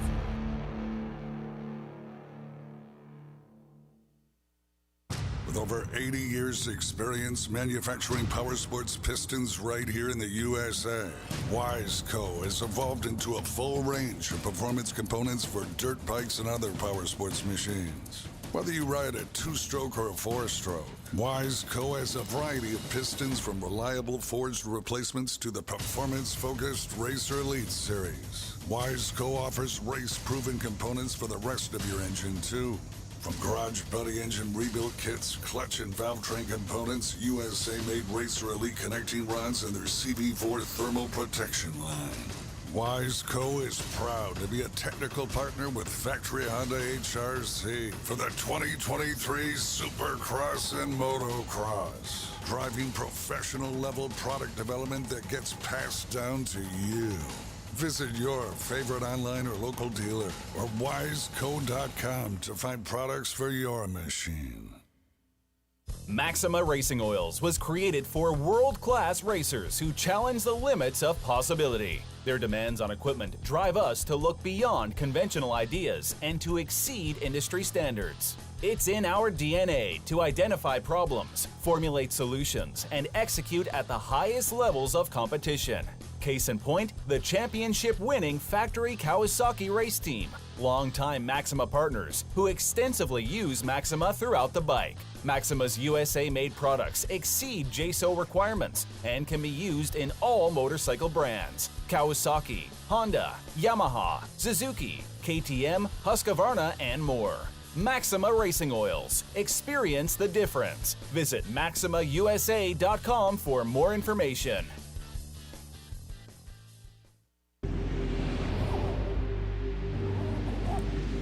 I'm Cooper Webb, and I choose OGO. I'm Christian Craig. I'm Dean Wilson. I'm Aaron Plessinger. I'm Jerry Martin. I'm Nate Thrasher. I'm Shane McElrath. I'm Hunter Lawrence. My name's Jett Lawrence. I'm Jordan Smith. I'm Town Hawkins. Stargate Hampshire. I'm Hayden Deegan. I'm Colt Nichols, and I choose OGO. And I choose OGO.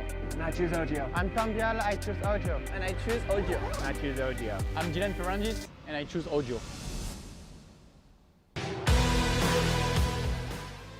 In 1990, my dad, Jamie Gregg, started Guts Racing. Guts stands for Greg's Ultra Trick Seats, because I was just a little kid that wanted a trick seat. And if you're out there looking for a trick seat, go to gutsracing.com, your local dealer, or Motosport and place your order. Support the people that support PulpMX.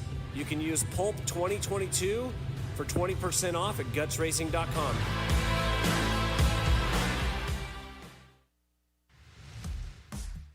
FMF Racing is proud to celebrate over 45 years of fun, building every FMF exhaust right here in the USA. Owner and founder Don Emler may have started FMF Racing in his garage 45 years ago, but Don is still hands-on in our 100,000 square foot state-of-the-art manufacturing facility in Southern California. FMF's goal? Design and manufacture the world's best performance exhausts 100% in the USA under one roof. FMF is a proud sponsor of the Lucas Oil Pro Motocross Championship for over 25 years.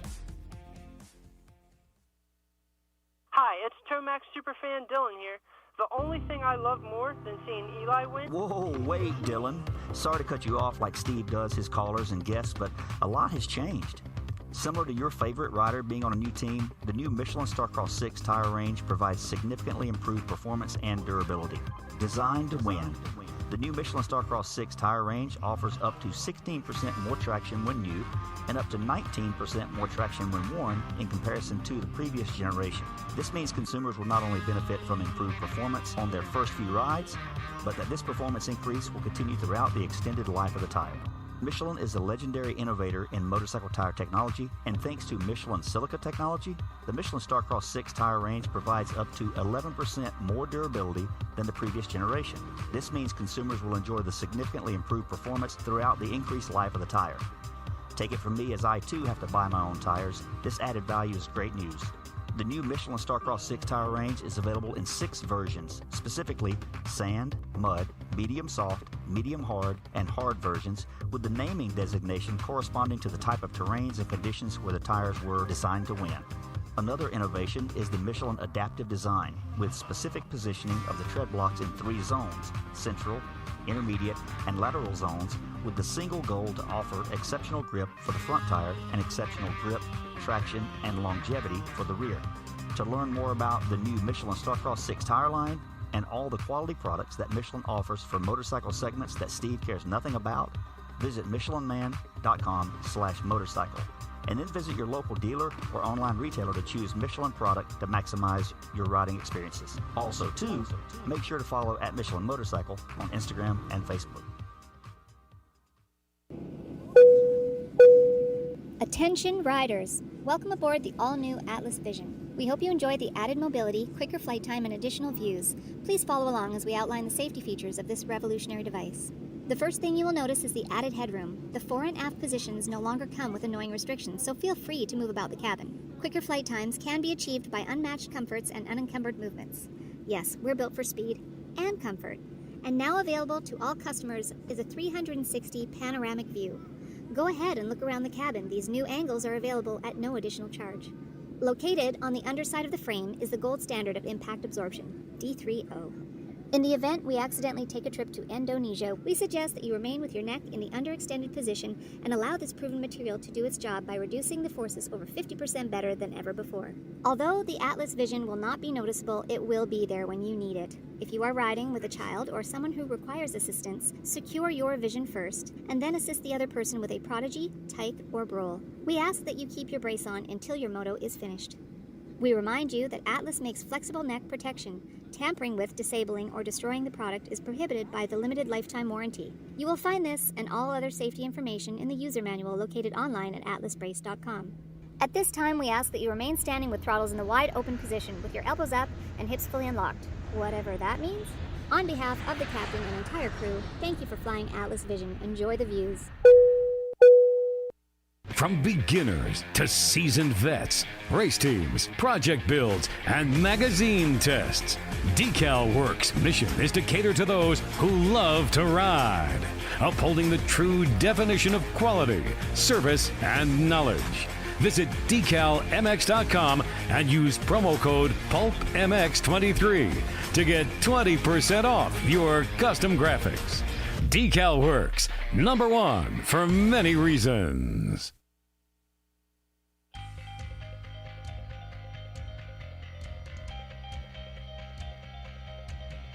At motorsport.com, our ride started in 1999 with a commitment to making your next ride your best ride. We take pride in having a huge selection of gear, accessories, and OEM parts for moto, street, off-road, ATV, and UTV. Riding is what connects us and makes us a family. From the track to the trail, tarmac to open roads, we're all connected because we ride.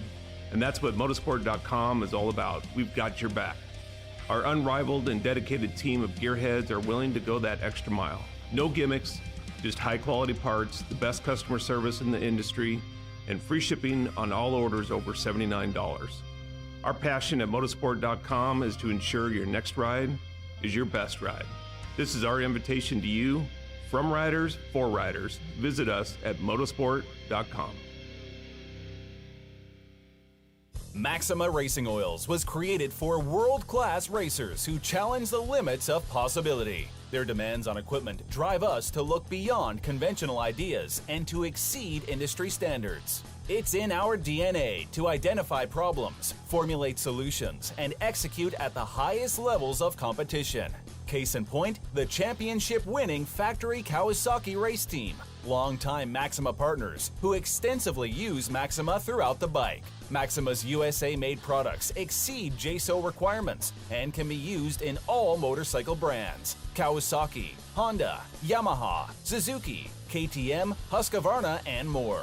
Maxima Racing Oils. Experience the difference. Visit MaximaUSA.com for more information. Hi, it's Tomax Superfan Dylan here. The only thing I love more than seeing Eli win... Whoa, wait, Dylan. Sorry to cut you off like Steve does his callers and guests, but a lot has changed. Similar to your favorite rider being on a new team, the new Michelin Starcross 6 tire range provides significantly improved performance and durability. Designed to win. The new Michelin Starcross 6 tire range offers up to 16% more traction when new and up to 19% more traction when worn in comparison to the previous generation. This means consumers will not only benefit from improved performance on their first few rides, but that this performance increase will continue throughout the extended life of the tire. Michelin is a legendary innovator in motorcycle tire technology, and thanks to Michelin silica technology, the Michelin Starcross 6 tire range provides up to 11% more durability than the previous generation. This means consumers will enjoy the significantly improved performance throughout the increased life of the tire. Take it from me, as I too have to buy my own tires, this added value is great news. The new Michelin Starcross 6 tire range is available in 6 versions, specifically sand, mud, medium soft, medium hard, and hard versions, with the naming designation corresponding to the type of terrains and conditions where the tires were designed to win. Another innovation is the Michelin adaptive design, with specific positioning of the tread blocks in 3 zones: central, intermediate, and lateral zones, with the single goal to offer exceptional grip for the front tire and exceptional grip, traction, and longevity for the rear. To learn more about the new Michelin Starcross 6 tire line and all the quality products that Michelin offers for motorcycle segments that Steve cares nothing about, visit michelinman.com/motorcycle. And then visit your local dealer or online retailer to choose Michelin product to maximize your riding experiences. Also, too, make sure to follow at Michelin Motorcycle on Instagram and Facebook.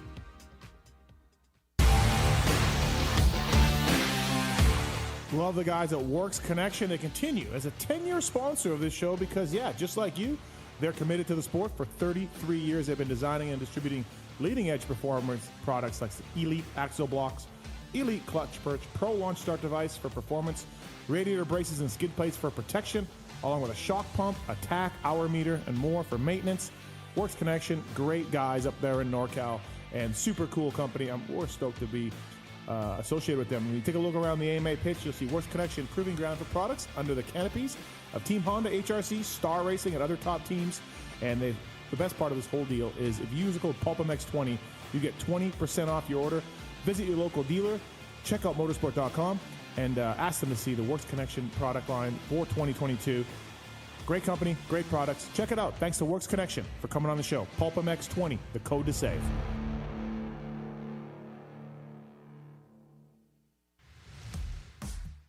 FMF Racing is proud to celebrate over 45 years of fun, building every FMF exhaust right here in the USA. Owner and founder Don Emler may have started FMF Racing in his garage 45 years ago, but Don is still hands-on in our 100,000 square foot state-of-the-art manufacturing facility in Southern California. FMF's goal? Design and manufacture the world's best performance exhausts 100% in the USA under one roof. FMF is a proud sponsor of the Lucas Oil Pro Motocross Championship for over 25 years.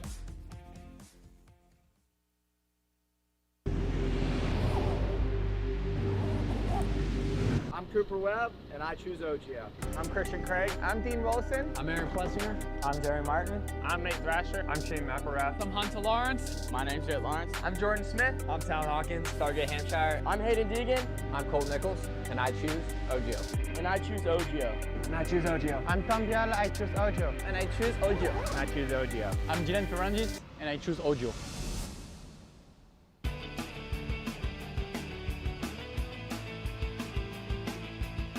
You likely know Racetech as the suspension and engine tuner of choice for the world's fastest privateers. But what you may not know is behind the scenes, Racetech is the trusted source for many OEMs and factory teams throughout the motorcycle industry. For nearly 40 years, Racetech has been producing high-performance suspension and engine components and services right here in the USA. Racetech doesn't just specialize in motocross. In fact, they have many off-road, hill climb, flat track, road racing, and supermoto championships on the mantle as well. Not a racer but want to smooth out the ride on the street or add some performance to your Harley? Racetech offers a full line of suspension solutions including industry-leading, built-to-order G3S custom shocks. All Racetech products are 100% guaranteed to exceed your highest expectations. Don't wait. Experience the Gold Valve Advantage today by logging on to racetech.com. Don't forget to mention PulpMX when ordering for a discount.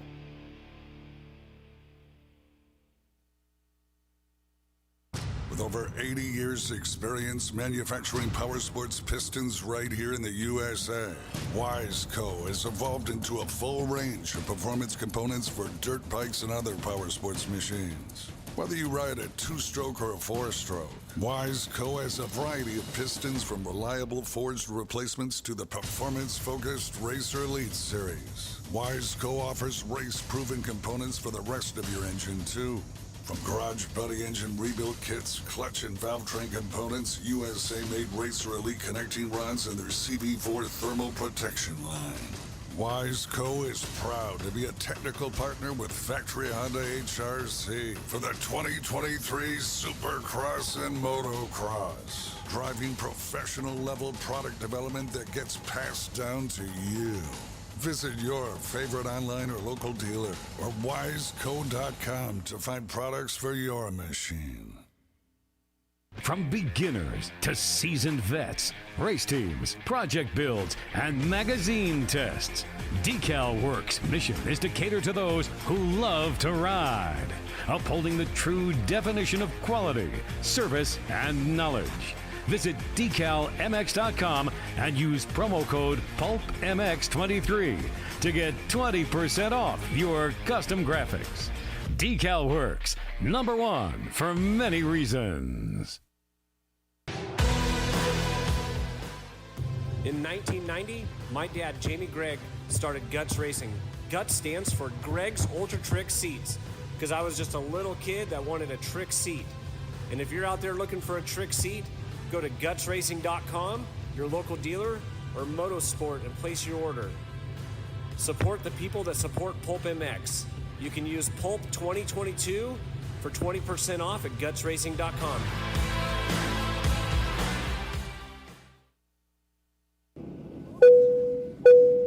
Attention riders! Welcome aboard the all-new Atlas Vision. We hope you enjoy the added mobility, quicker flight time, and additional views. Please follow along as we outline the safety features of this revolutionary device. The first thing you will notice is the added headroom. The fore and aft positions no longer come with annoying restrictions, so feel free to move about the cabin. Quicker flight times can be achieved by unmatched comforts and unencumbered movements. Yes, we're built for speed and comfort. And now available to all customers is a 360 panoramic view. Go ahead and look around the cabin. These new angles are available at no additional charge. Located on the underside of the frame is the gold standard of impact absorption, D3O. In the event we accidentally take a trip to Indonesia, we suggest that you remain with your neck in the underextended position and allow this proven material to do its job by reducing the forces over 50% better than ever before. Although the Atlas Vision will not be noticeable, it will be there when you need it. If you are riding with a child or someone who requires assistance, secure your vision first, and then assist the other person with a Prodigy, Tyke, or Brole. We ask that you keep your brace on until your moto is finished. We remind you that Atlas makes flexible neck protection. Tampering with, disabling, or destroying the product is prohibited by the limited lifetime warranty. You will find this and all other safety information in the user manual located online at atlasbrace.com. At this time, we ask that you remain standing with throttles in the wide open position with your elbows up and hips fully unlocked, whatever that means. On behalf of the captain and entire crew, thank you for flying Atlas Vision. Enjoy the views. Welcome back, everybody. PulpMX Show presented by Motorsport.com, Decal Works, and Fly Racing. Joey Savatgy, factory Kawasaki rider, Rocky Mountain ATV rider, Rick Rare racing rider. I'm just happy that you mentioned me. What am I missing? Got to be missing a team in there. Rockstar. Oh, yeah, Rockstar. OG Rockstar. Yeah, Rockstar Energy KTM rider. Orange Brigade. Yeah. Oh, JDR. Friend of Caslew, Charles Caslew. Yep, Charles, good guy. Caslew always is like, you got to get Joey here. He's been a big, you got to get Joey in studio. I lived with him for a little while. Yeah, he's when a big, I was like little. Right. Kris Keefer here also, by the way. Keefering testing. Lots to get into tonight on the show. Thank you to the folks at EVS Sports, by the way. Over the last 30 years, EVS Sports has established themselves as the leaders in innovation and technology. You ever use EVS? What'd you use EVS? Anything? Good talk. Oh, your list is getting so long. Oh wait, can we zoom in on something real quick? EVS. Have you used EVS? Can we zoom in on something real quick? Okay. I just took. We just had a quick intermission, and I was in Steve's house, and I took a picture of the ceilings for the internet to see, and I just wanted everyone to see it. Okay. All right. It's right here. Yeah. Stop. Unbelievable. They're so tall. It's literally in space. Thanks for coming to the house and waiting for 2.5 hours before you made a ceilings joke. I had to wait till the moment. Yeah. It had to be like we just came back from downstairs. Generally, people start in Right right away? away with No, that. Yeah. no, you gotta wait. Right. You got to lurk in the weeds. EVS Sports. Yeah. You ever used anything from EVS? Yep, I used to be EVS guy. Okay, thank all you. The time. RJ Hampshire, you look at RJ is an EVS guy, so you know he needs protection. RJ does at all times. He's a sender. Yes. He's absolutely a sender. I want to talk about Motocross the Nations too later with you. Pastrana, Axel Hodges, Chisholm, they got a new knee cups out from Slayco. Slayco? Yeah. EVS-sports.com. Pulp30 is the code to save with EVS Sports. Thank you to those guys for coming on board with us. Really appreciate it. As also, Kris Keefer brought to you by the folks at Decal Works. Big Decal Works guy. Mm-hmm. That's who made those stickers for that project bike. Looks great. Those are Decal Works. I just witnessed Steve's. Are you talking about that yet? Yeah. Okay. I haven't done any photos or anything, but the project bike is done. Bradshaw 89 YZ125 replica. Yeah. The font, amazing. Yeah. Decal Works. Knocked it out of the park. Yep. And also, fuck you, Darkside. Right. Fuck you, Darkside. Yeah. That's a big one, too. Dude. DecalMX.com. Decal Works, #1 for many reasons. PulpMX 23 to code to save at Decal Works. How fast are they, too, with their service? It's unbelievable. And you have 8 million bikes, and they still provide you with all the graphics for it? They'll send me stuff I don't even think I need, and then I get a bike, I'm like, oh, yeah, I got it already. Right. Decal Works' mission is to cater to those who love to ride, upholding the true definition of quality, service, and knowledge. Joey, Decal Works made me some Strava Steve stickers. I'll give you some before you leave. Strava Steve? Yeah. I respect it. So I'll get you some Strava. If our planning was better, maybe we could have gone for a ride. That was the plan originally. Yeah, but we lost the agent. Yeah, the agent bowed out. The but we were going to go on a mountain bike ride. Down for the count. Your agent rides from his house 30 miles to meet me at the mountain bike spot. Then we do a loop. What does he ride on? He just rides his regular mountain bike. Sometimes, sometimes he'll ride his beach cruiser. Beach cruiser. Yeah, he'll ride his beach cruiser out there with no gears or anything. What? Yeah, dude. Yeah. He does like hundreds of miles a week on his beach cruiser. Who's the agent? Kenny Adams. Oh, okay. Yeah. The GOAT. The GOAT. And so then he'll ride the loop of mountain biking with me, and then he'll go home. Wow. And he'll be like, I'll be like, do you want to ride home? Nah, I'm good. Cycle. I'm telling you, he does like hundreds of miles a week. Yeah. Wow. On a beach cruiser. Yeah, dude. that's your agent. But I guess, honestly, if you're going to do it, that's probably the way, right? It's comfortable. Yeah. Cushy seat. You're not like going for speed Sure. records or nothing, Yeah. but it's probably so thanks to the folks at Decal Works for bringing you Kris Keefer. Our next guest on the show brought to you by the folks at Wiseco. Were you a Wiseco guy ever, Joey? I feel like, I don't know, dude. What are you talking He's about? been on too many teams. He doesn't know what's going on. I bounce around a lot. I also, growing up, like, my dad took care of everything, so. All right, Wiseco. They've been making manufacturing pistons in the USA for over 80 years. Honda HRC uses them, and they actually do run the Wiseco piston inside their factory bikes. Wiseco makes pistons for them. They got the Garage Buddy engine rebuild kits, clutch and valve train components. Whether you ride a 2-stroke or a 4-stroke, Wiseco has a variety of pistons from reliable forged replacements to the performance-focused Racer Elite Series. Pulp 23 is the code to save with Wiseco. So if you want their Garage Buddy rebuild kit, you want a 2-stroke piston, a 4-stroke piston, you got the connecting rods as well. Use the code Pulp 23 to save with Wiseco. They're going to bring you our next guest of the night. Let's dial him up. He's all the way in Australia, so we're going to do FaceTime audio. Roger. It's the World Supercross's CEO, Adam Bailey, our Aussie buddy.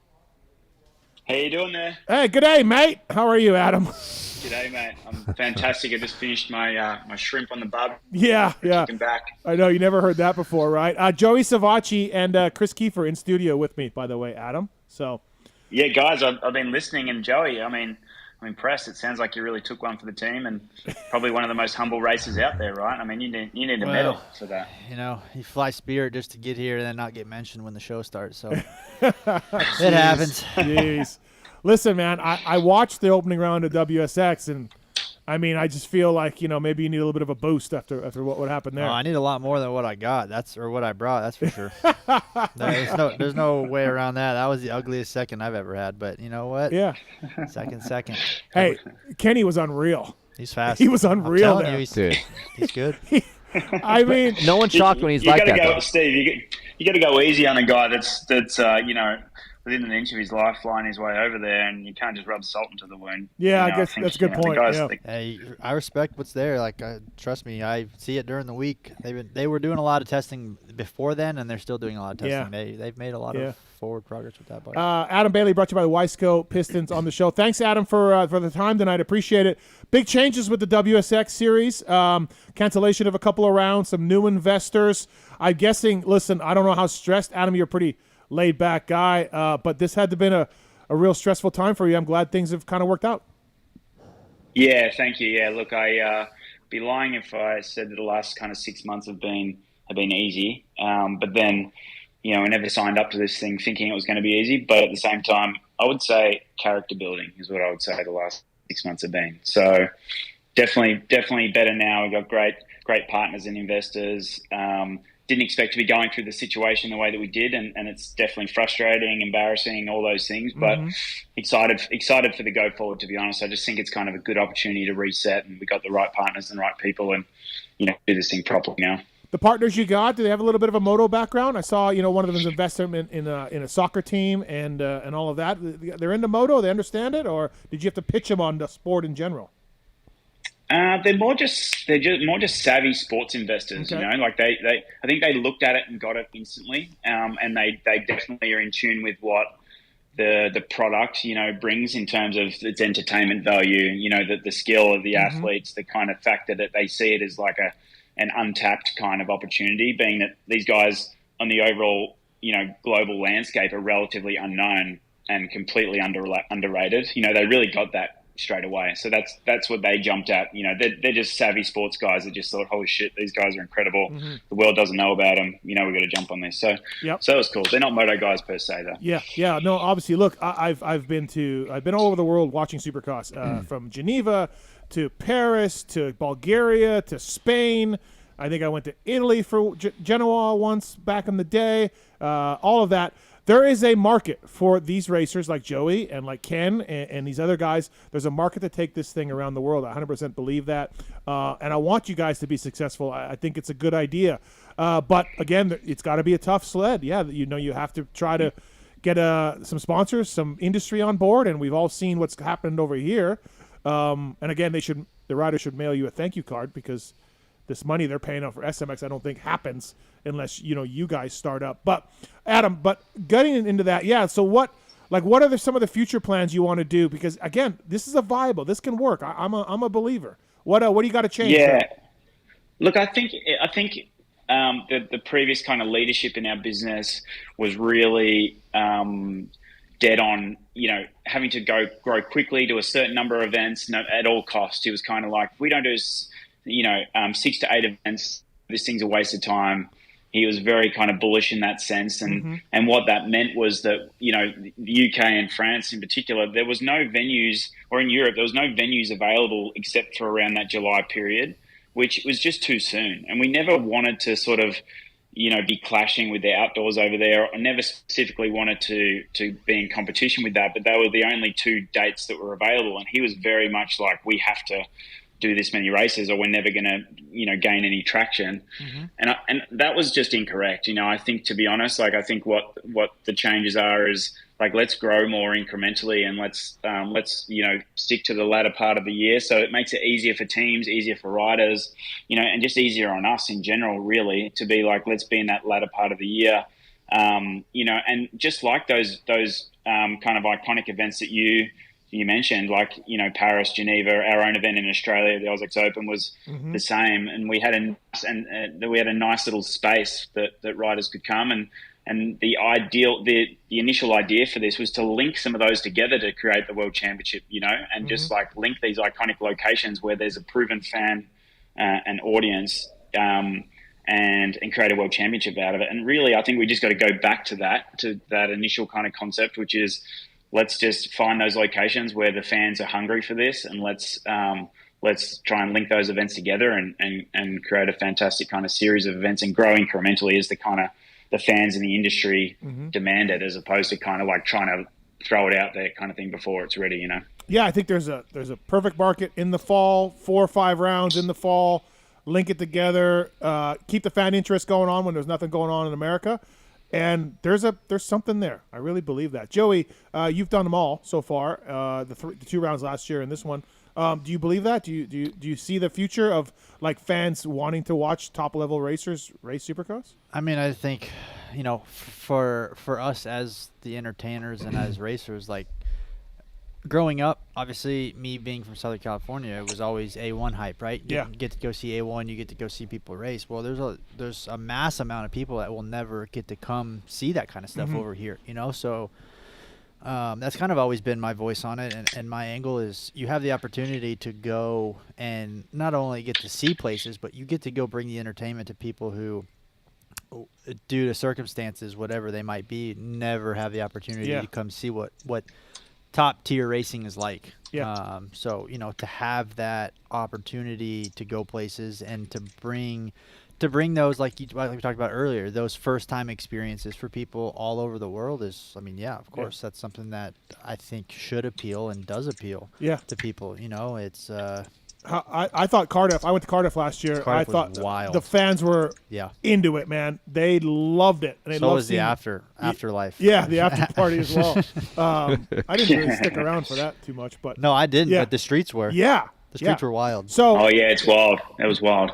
And then was there just changes with Cardiff for this year as to why you didn't go back there, Adam, and you went to Birmingham, or like? Yeah, it just wasn't available. I think there was 2 dates available.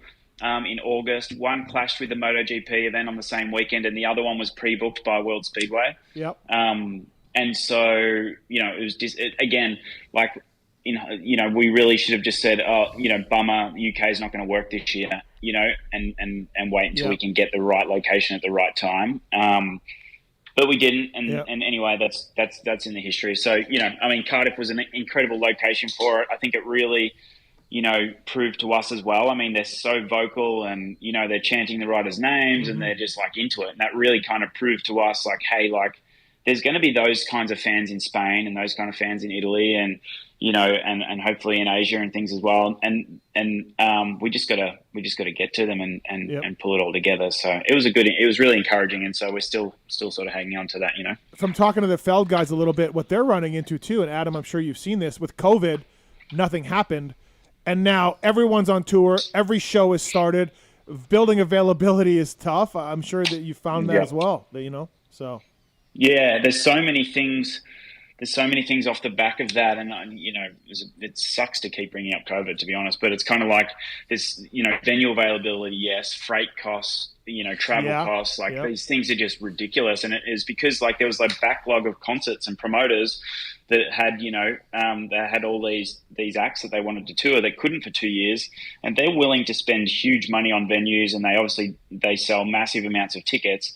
So for Supercross, that isn't going to do that. Supercross is going to be 20 to 30,000, around the world. There's, Ed Sheeran and Taylor Swift and these guys are selling out overnight, hundreds of thousands of tickets, So we're just not on that level, and it means we have no negotiation power in terms of dates and locations and venues. So it does make it definitely hard.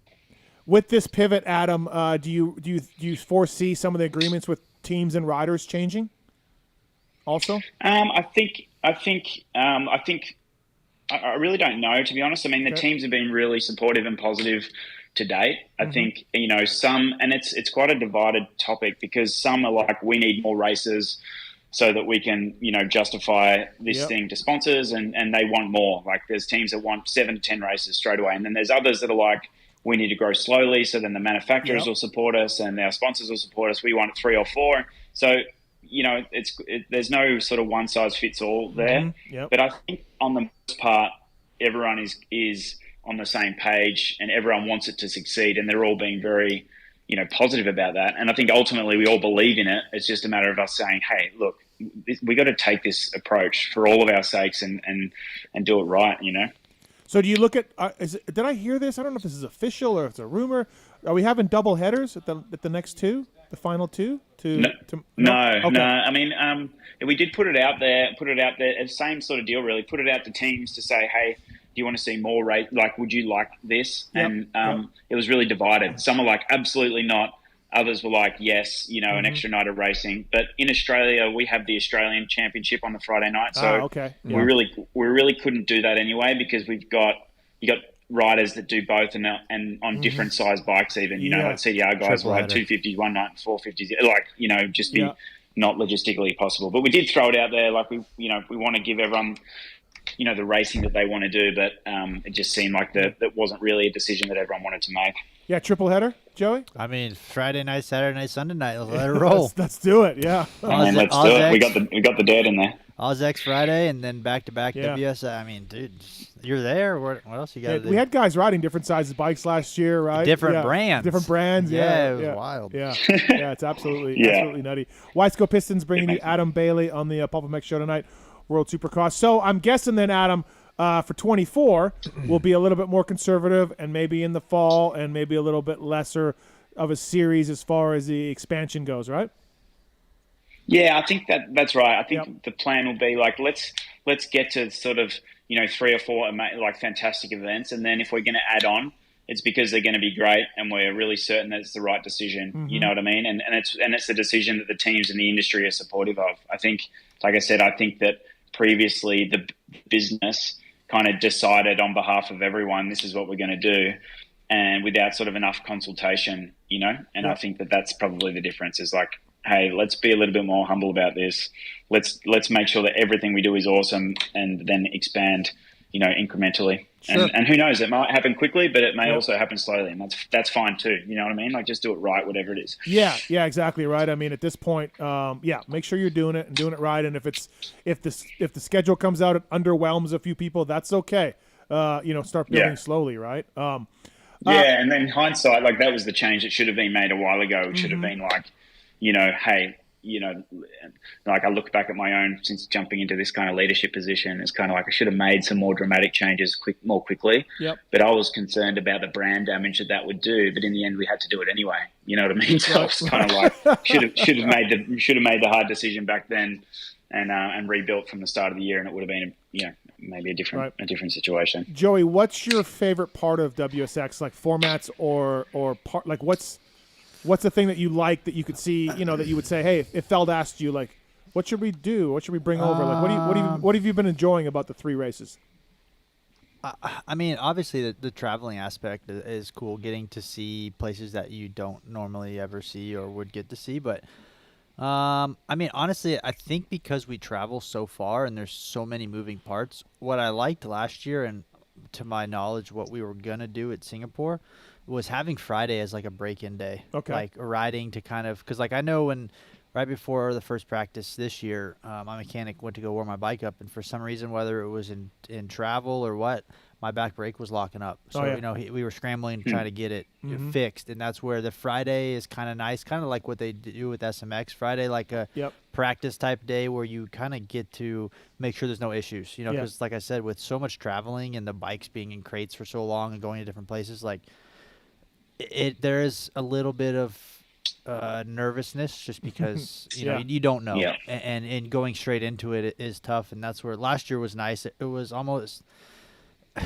kind of a lot because you got to ride so much Friday, but at the same time it was nice because if there was an issue, you had time. So for Feld races, would you want to see a return to Friday practices, which we used to do? Yes, if we can shorten Saturday. Okay.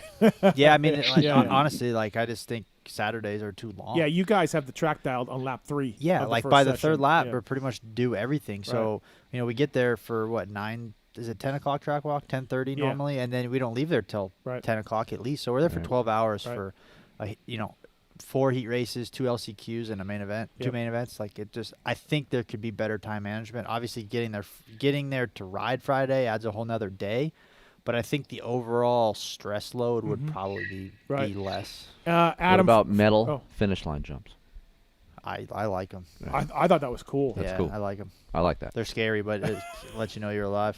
Adam, I felt like at Cardiff there was some flat tires and people were speculating it was from the finish line edge of the ramp. I'm like, what? I don't think so, but yeah, I don't know. Nah, I think to be honest, like I mean, in Cardiff there was all sorts of stuff through that dirt. Yeah. There's nails and all sorts of things, which I've never seen anything like it. And we had screened, that dirt was screened like that. I mean, it was a $500,000 dirt bill to get that dirt in, like unbelievable, because it had to be screened multiple times to get all the whatever was in there out, and it still didn't get it all out. You know what I mean? And so across those I've never seen so many flat tires. So I don't believe it was that finish line jump. Okay. And we've obviously had that in the WSX Open since like 2015, and I don't think there'd been a single flat tire. So I don't think it was How that. many flat tires came from MDK alone? I don't know. No, I mean, no, honestly though, genuine question. I think it like majority came from them. So like, it could have just been a fluke thing. Maybe they were just hitting the edge. Yeah. But I don't San know. Francisco back in the day in the Supercross, there was all kinds of shit in the dirt. In the too. dirt, the dirt was bad. Yeah. You're right. Adam, what's been your thoughts on these SMX races over here? We're through 2 rounds. I'm sure you've watched them or at least seen the highlights. What's your take on this this new thing we're doing over here? Yeah, I've been watching it. I mean, I watch all the races over there and enjoy it. I think I mirror your comments, Steve. Like I thought the racing was good. And I obviously love to see Kenny, get a win on the weekend. I felt like it was kind of like, I'm a huge fan of outdoors. I think outdoors, but what I love about outdoors is it's like iconic venues with this scenery that I've watched since I was a kid. And you know what I mean? Like you watch those races and you've just got these epic memories. And so it's sort of, you obviously don't have that in the stadium, but when I love about Supercross is that it's tight and there's lots of jumps and the rhythms is interesting and the racing's really tight. So it obviously doesn't have that. So, from a hardcore racing fan perspective, I thought the racing was good. I think it's incredibly impressive that those guys could even back it up and do it after this, like how busy and full on their year is. I thought the racing was good. I loved watching those guys, but I think in terms of like, it doesn't do more for me than what Supercross does or what motocross does individually kind of thing, I guess. That's where I'm at. Like the Supercross championship and the motocross championship are way more important and prestigious to me than this SMX thing. Yeah. Like it's just, but it's not $1 million. The check cash is the same way. Yeah. No, you're right. And I think I would say that as well, I clearly know how hard it is to do something from new, right? So, and I'm sure they'll continue to refine it. Yeah. And so I've got to give mad respect and props in that case because I never want to shit can other promoters when I know how hard it is and I know how great a job both of those companies do individually. Yeah. So I think you'll see this weekend will probably be the better, like the ultimate balance of the two tracks, I think, and it'll be good. And obviously California races are always well attended. So, and that's an iconic venue, right? Like, yeah. It's a really cool one. It'll be cool. I'm almost looking forward to going back there. I haven't been back there in 20 years. 1999 Summercross 97 champions. for me. Right. Hey, Adam Bailey on the show. Brought to you by the folks at Weisco. Oh man, the Canadian round. I was planning on going to bring my mountain bike and checking it out, and then going to Canada. It's been great, Adam. Real bummed on that. Here's a question for you. Where is the best location in Canada for Supercross? What do you think? Well, I think Toronto, but I don't think they want dirt in there anymore. They reconfigured it for baseball and all that. I don't think you can put dirt in there anymore. But Toronto Supercross was really good, and it was getting good crowds. So I would go back to Montreal, where they have a 30-year history, of Supercross racing. And the Quebec, the French fans in motorsports are always motorsports passionate people. Yep. So I would say Montreal would be second to me. So yeah, some good points. Yeah, I think this opportunity to reset is kind of ask people the question rather than just kind of like I said, we just kind of booked venues and because that's what was available. And I'm not saying that that Vancouver isn't a fantastic city and location, but it's just like let's just take the opportunity to reset and make sure we're going to places for the right reasons. And ask the fans, ask the industry insiders, ask the teams. You know what I mean, and just make the right decision. Yeah, Abu Dhabi coming up. Mobile. What's your take on that? How's the stadium going to be? What do they got there? It's quite a small arena. It's an arena size. It's bigger than arena cross size. It's more like it's kind of an in between Supercross and arena cross size. A bit bigger than what we used to have our WSX Open in Sydney. But we have like go outside the stadium, which will be quite exciting.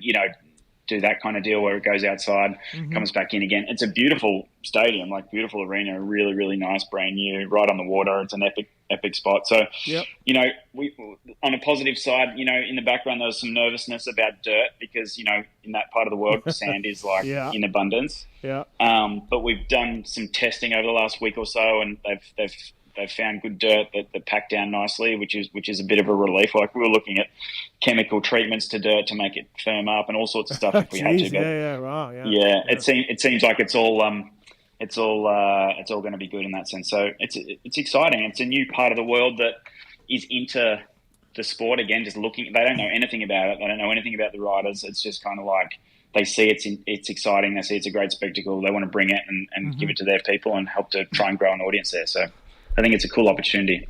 Whose job is that? Like that's really interesting to me. Like whose job is to go research the dirt and to find it and to bring it in? Like whose job is that? It changes place to place, but really it was theirs as the promoter, which is Athara, who's the Formula One promoter. They're the actual promoter of that event, and they're in charge of selling the tickets, and supplying the dirt is supposed to be their thing.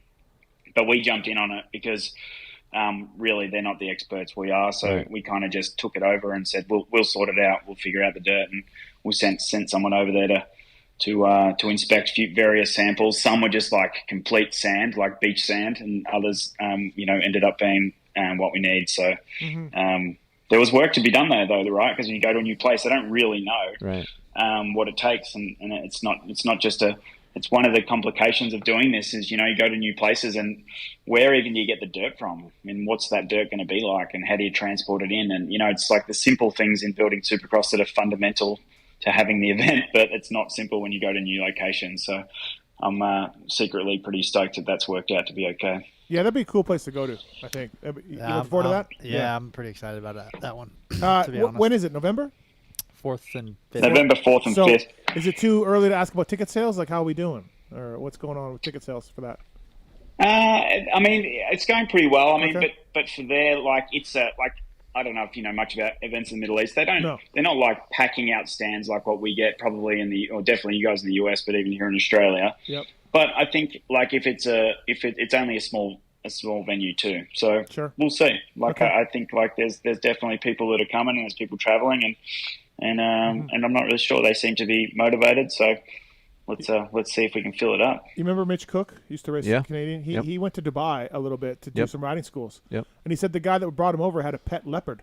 Really? Yeah. So be cool. Just having throw in the pits, have a guy with a leopard. To see a leopard in the pits hanging out. Yeah, that'd be kind of neat. Joey, you could pet the leopard. It's all fun till it's not. Yeah, really. Right. Tiger's going tiger. Hungry. Yeah, you never know. Adam, thanks for the time on the show. Anything else for Adam Bailey here, you guys? No. Okay. Yeah, looking forward to the end of the series. Hey, I'll ask. Okay. So was that a yes or no on the doubleheader? It was a no, wasn't it? I don't know. Oh, he didn't say. He did it earlier. Oh. No, it was a no. It was we floated the idea. Yep. We floated the idea everywhere, and there was not enough of a kind of a support for it to be able to put it down. Well, listen, man, I wish you the best with this. I've been a fan. I've been a supporter. Like I said many, many times on these shows, there's a spot for the World Supercross Series. I'm not into the us versus them thing. I think everything can work, and I want it to work, and I wish you the best of luck with this thing, and I'll be watching it and talking about it and following it and all of that. Yeah, and for us fans, it's better. More racing's awesome. Yeah. So. Yeah, absolutely. We appreciate it, fellas. We know there's work to do, and we're here for it and excited for it. And I'm just a fan wanting to make it happen too. So we'll just keep grinding away our side, and hopefully next time we talk, we got lots of exciting things to talk about rather than us with our tail between our legs apologising for another stuff up. Yeah, no worries, man. It happens for sure. Appreciate it, and yeah, it's I guess just keep on grinding, and it sounds like things are going to be in a positive direction. So thanks for the time, Adam. Appreciate it, guys. Thanks so much. Okay. See you, man. See you. All right, everybody. That's Adam Bailey from the World Supercross Series. I mean, look, he's humbled, right? Yeah. I mean, he kind of got to be, I think. Yeah, I think. I think if there was one mistake made, maybe it was the over-promise, under-deliver. I think that's something that you're always better off on the safe approach, right? Under-promise and over-deliver. I think when they came in, he was teamed up with some guys, and I heard from a lot of people like, Adam's cool. Adam's a great guy. Adam's real friendly. Well, and then the other guy was making bold claims, and everyone's like, But unfortunately, what's the saying? Guilty by association. Yeah. Like, it's just unfortunate circumstances being grouped in with that. It's, Yeah, there is room for World Supercross. I've seen it. Like I said on the top, all these Supercross I've been to all over the world, fans freaking out over Zach Osborne and Joey Savatgy, and like they don't get to see the guys, and there's an audience for it. There really is. Cardiff was insane. Yeah, like I can't really put into, because that stadium is pretty big. Yeah, but I'm telling you, dude, it was. I was there. Nuts. I know. Okay, you're looking at me like. Well, sometimes you tend to forget things. Oh, Okay. All right. Fair enough. Joey Savatgy on the show, everybody. By the way, Joey, are you OGO guy? Yes. Okay. Joey Savatgy brought to you by OGO Power Sports. There we go. Pulp 15 is a code to save. What's your favorite OGO product? I like, what's the roller carry-on? What is that? I don't know the actual name Layover. for it. Layover. Do you have the new one or the old one, then? I don't know. Does yours have 2 wheels or 4? 2. Well, I got a new one. I got a 4-wheel. 4-wheeler. Wow. Yeah. Wow. So you can hold it Sideways. Maybe I'll use your code. It's got a lot of the features of the 2-wheel one, but it's got 4 wheels. Yeah, but what is it? Like 4 same doesn't- pockets. 4 doesn't make it better. Yeah, Kind it of does, though. Why? It kind of does. Let's say you have 2 bags, right? And Yeah. you don't want to go to do this, and you don't want to put one in front of you, and you just want to roll it like this with your hand. Yeah. That's better. Mm-hmm. Well, you can do that now with 2 wheels. You just roll it this way. Stop. Yeah, let's stop. What? OGO Power Sports. Pulp 15 is the code to save. What gear bag do you use? The rig bag or the 9800? I have both. Okay. But mostly the 98. But I don't, like, when we're over here racing in the States, I just use my layover because I keep all the stuff on the rig. Yeah. But obviously when I travel, I actually have both. I bring both the rig and the 9800. Okay. Presented Pulp by 15 is the code to OGO. save. OGO Power Sports. Yes, sir. Check it out. Bringing you Joey Savatgy on the show. OGO stepped up. They're flying him private the next time he comes in the show. We know Steve's it's not. great. By the way, Jason Thomas, did we hear from JT? Anybody? No? Nothing? Okay. He was going to come on, but it's late for JT. It's too busy for. He's got a 5 a.m. Yeah. gym sesh. Yeah, it's curls. So, Got you to do 21s. it's got a lot going on. So thanks to the folks at Wiseco for bringing us Adam Bailey on the show. MotorcycleIndustryJobs.com, job of the week. It's from 7. National Sales Manager. This is a big job. National Sales Manager, big job. Raj gone? I don't know. What did Raj do there? I don't know. Full-time job, looking for 7 gear. Talk about Mookie. Talk about James. Join the team as a National Sales Manager. Stu would be your boss. A lot of amateur kids. When I go to these amateur races, a lot of 7 amateur kids. Yeah. Really? Yeah. I don't feel like. I feel like it's I think like they turn their marketing towards the amateur side more. Yeah. Yeah. I would agree. because they're paying for it and they're just getting discounts. I think so. You know what I mean? Like Yeah. they're actually, because guys like Joey just want free stuff. No, I think these kids are getting free, but it's not as much, right? Yeah. And then everything else is percentage off. All right. If you're ready to take your career to the next level, Joey, at 7, they're seeking a national sales manager to lead the domestic sales efforts across the United States. Free Hey, is risk free's for reward, me. Joey. Risk Yeah, reward. Don't. You know what was crazy? Did you hear what Adam said? Huh. When he was talking about, they have to figure out a plan to go to these races because, they can't just go. They got to, like, plan it out and figure out what it's going to cost to get there and stuff. It was crazy he said that. I couldn't believe that. Remember the question I was asking these riders before on one show? I was asking you guys, when you're leading the last lap of a main event, are you thinking about the money you're making on the last lap? No. I could have sworn, like, after tonight, he would have been one of the guys who, like, he has it in his mind. I mean, it's been a while, but I just love the feeling of. I mean, obviously, the money's cool, like that helps, but you're not thinking about. I'm not like making this much. Yeah, right I'm gonna now. make this much. No, it's more like I'm just excited to cross. Really seemed like Phil had all the dollar amounts Yeah. down. Well, again, 7,500. Yeah, like it goes 95 to 5. Yeah, the drop off is crazy, but. No, I don't. I'm not like, oh, man, if I finish here, I make X amount. Upload your resume for free today, sorry. motorcycleindustryjobs.com if you're looking for a job in the industry. Wait. If you're looking to get settled, if you're looking to hire somebody, if you need to hire somebody, contact motorcycleindustryjobs.com. Why would you think I'm a guy that thinks Well, because I feel like your money, the stocks, the things that you're talking about, you're well thought out. Like, I feel like you're a thought out guy, but right? I'm not saying you're racing to win the money, but I'm. No, I know what you're saying, but. Okay. All right, we got some phone calls. Okay. All right. Sorry. No, it's fine. Ben, go ahead. You want to talk to Kiefer? Oh, I do. I love my OGO bags, and I wanted to ask something about 4 wheels. A little different than OGO, though. Quad. You ready for quad Millville Ride Day? Yep. Am I riding a quad? Is that what I'm doing? Yeah, I'm curious about your plane ticket. Is that already booked? Because I know it's punched for the 4-wheel couch. No, Steve knows me. I ain't gonna book that ticket till like a week or 2 before the event. That's what I do. Yeah. But you'll join me here? Ready to ride? I'm going to Millville Ride Day, so if you're there and you have a quad, I will ride it. Yes. All right. Then I'm looking forward to it. So is all of Pulp Nation. Is it a thumb throttle or a twist? No, it's thumb. Okay, perfect. I'm thumb. I'm not twist. Joey, what are you, I'm thumb or team twist? Yeah, no. Thumb would stress me out. No, thumb is the way to go, dude. No. Just creature of habit. I just. Feel It's like so hard to corner with the throttle, like on a quad. It's Bingo. weird. Maybe. All right, Ben. Yeah, Kiefer's going to ride it there. Thanks, man. I love it. See you guys then. Thank you. Appreciate it. Speaking of Millville Ride Day, Colton's on too. What's up, Colton? Hey, man. I just wanted to call and say thank you for that email to say I get to go to the PulpMX Ride Day. I can't wait to see you guys there and see Keith there with my Church of 350 shirt. Yeah. I've sent the emails out for the people on Saturday. Sunday's open for anybody. Saturday we're keeping it special, and I've sent the emails out. So if you didn't get an email, you didn't make the cut. Colton, your email must have somehow just touched me in some reason. I read them all. There was a lot of them. Was there? Did you actually go through all of them? I went through all of them. Wow. Yeah. That's pretty amazing. He went online and said, Chat GPT, pick out a winner. Any hot chicks did you invite? No, there's no photos in there. That's a bummer. But so yeah, Colton, you're welcome. Can't wait to see you. It's gonna be fun. We're gonna do a pulp show Saturday night from the track. I talked to Alex today about it. They gonna get you Wi-Fi? I hope they do. That place is good right. luck. We talked about that. Yeah, good luck. I know. We talked about his Starlink or using his Starlink. I don't know. We're gonna figure it out. But yeah, man, looking forward to it, and hope everybody can join us. There'll be Yamaha demos there. Oh. Jason Raines will be there. Fly will be set up. FXR, I think, is setting up. Yep. EVS is coming up. Michelin is not coming out. No Randy? No Randy, no. Wow. No, very sad. So SMH Randy. So yeah, Colton, thanks, man. No senior citizen out there, man. What's that? Randy's senior citizen, right? Oh. No, Tenier's not going to be there. No, he's running scared. Yeah. That's upsetting, man. Everything's a production for him. I guess he I feel like risk reward for Joey to go is pretty good. It'd be great to see Joey Yeah. there. You want to ride Millville? That would be track? cool.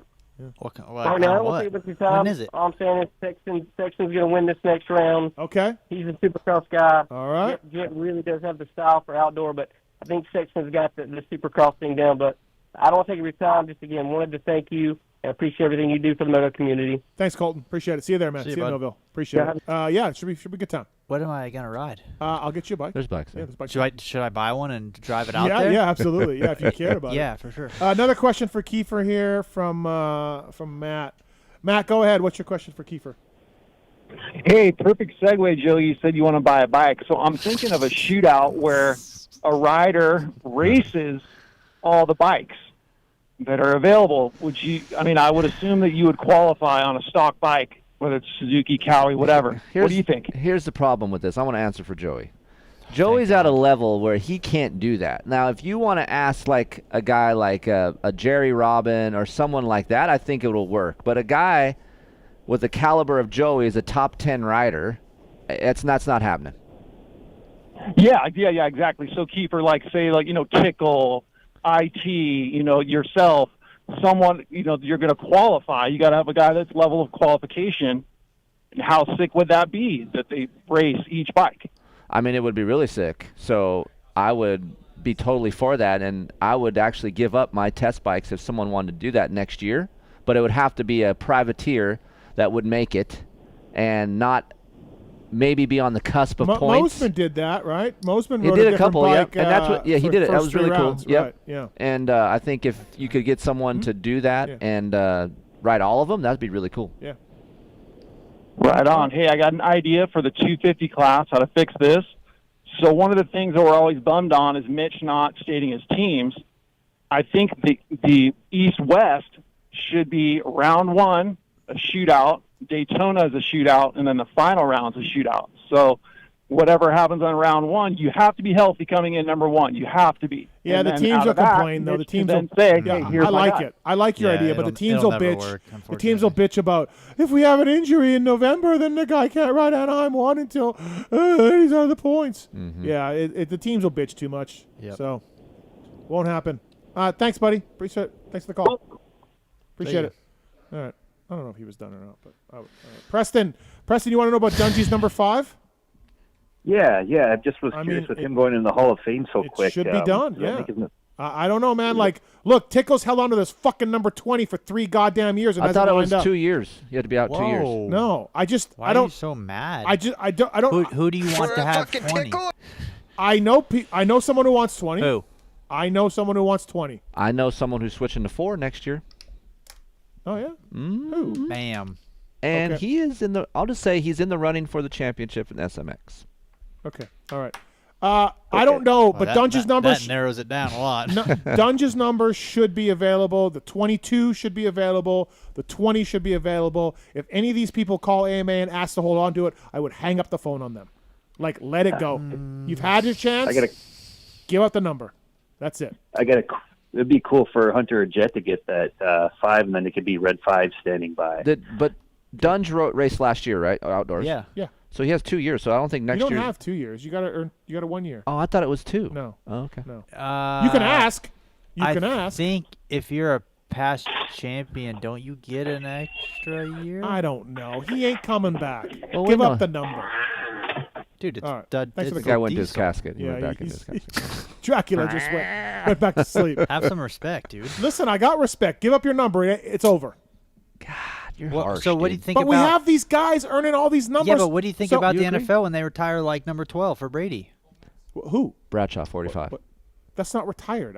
That's retired. It's over. It's out of the. Yeah, but secret. what about when they hang up jersey numbers? I don't know what you're talking about. We didn't hang up. We don't retire anything. So what are you getting at? But they do it.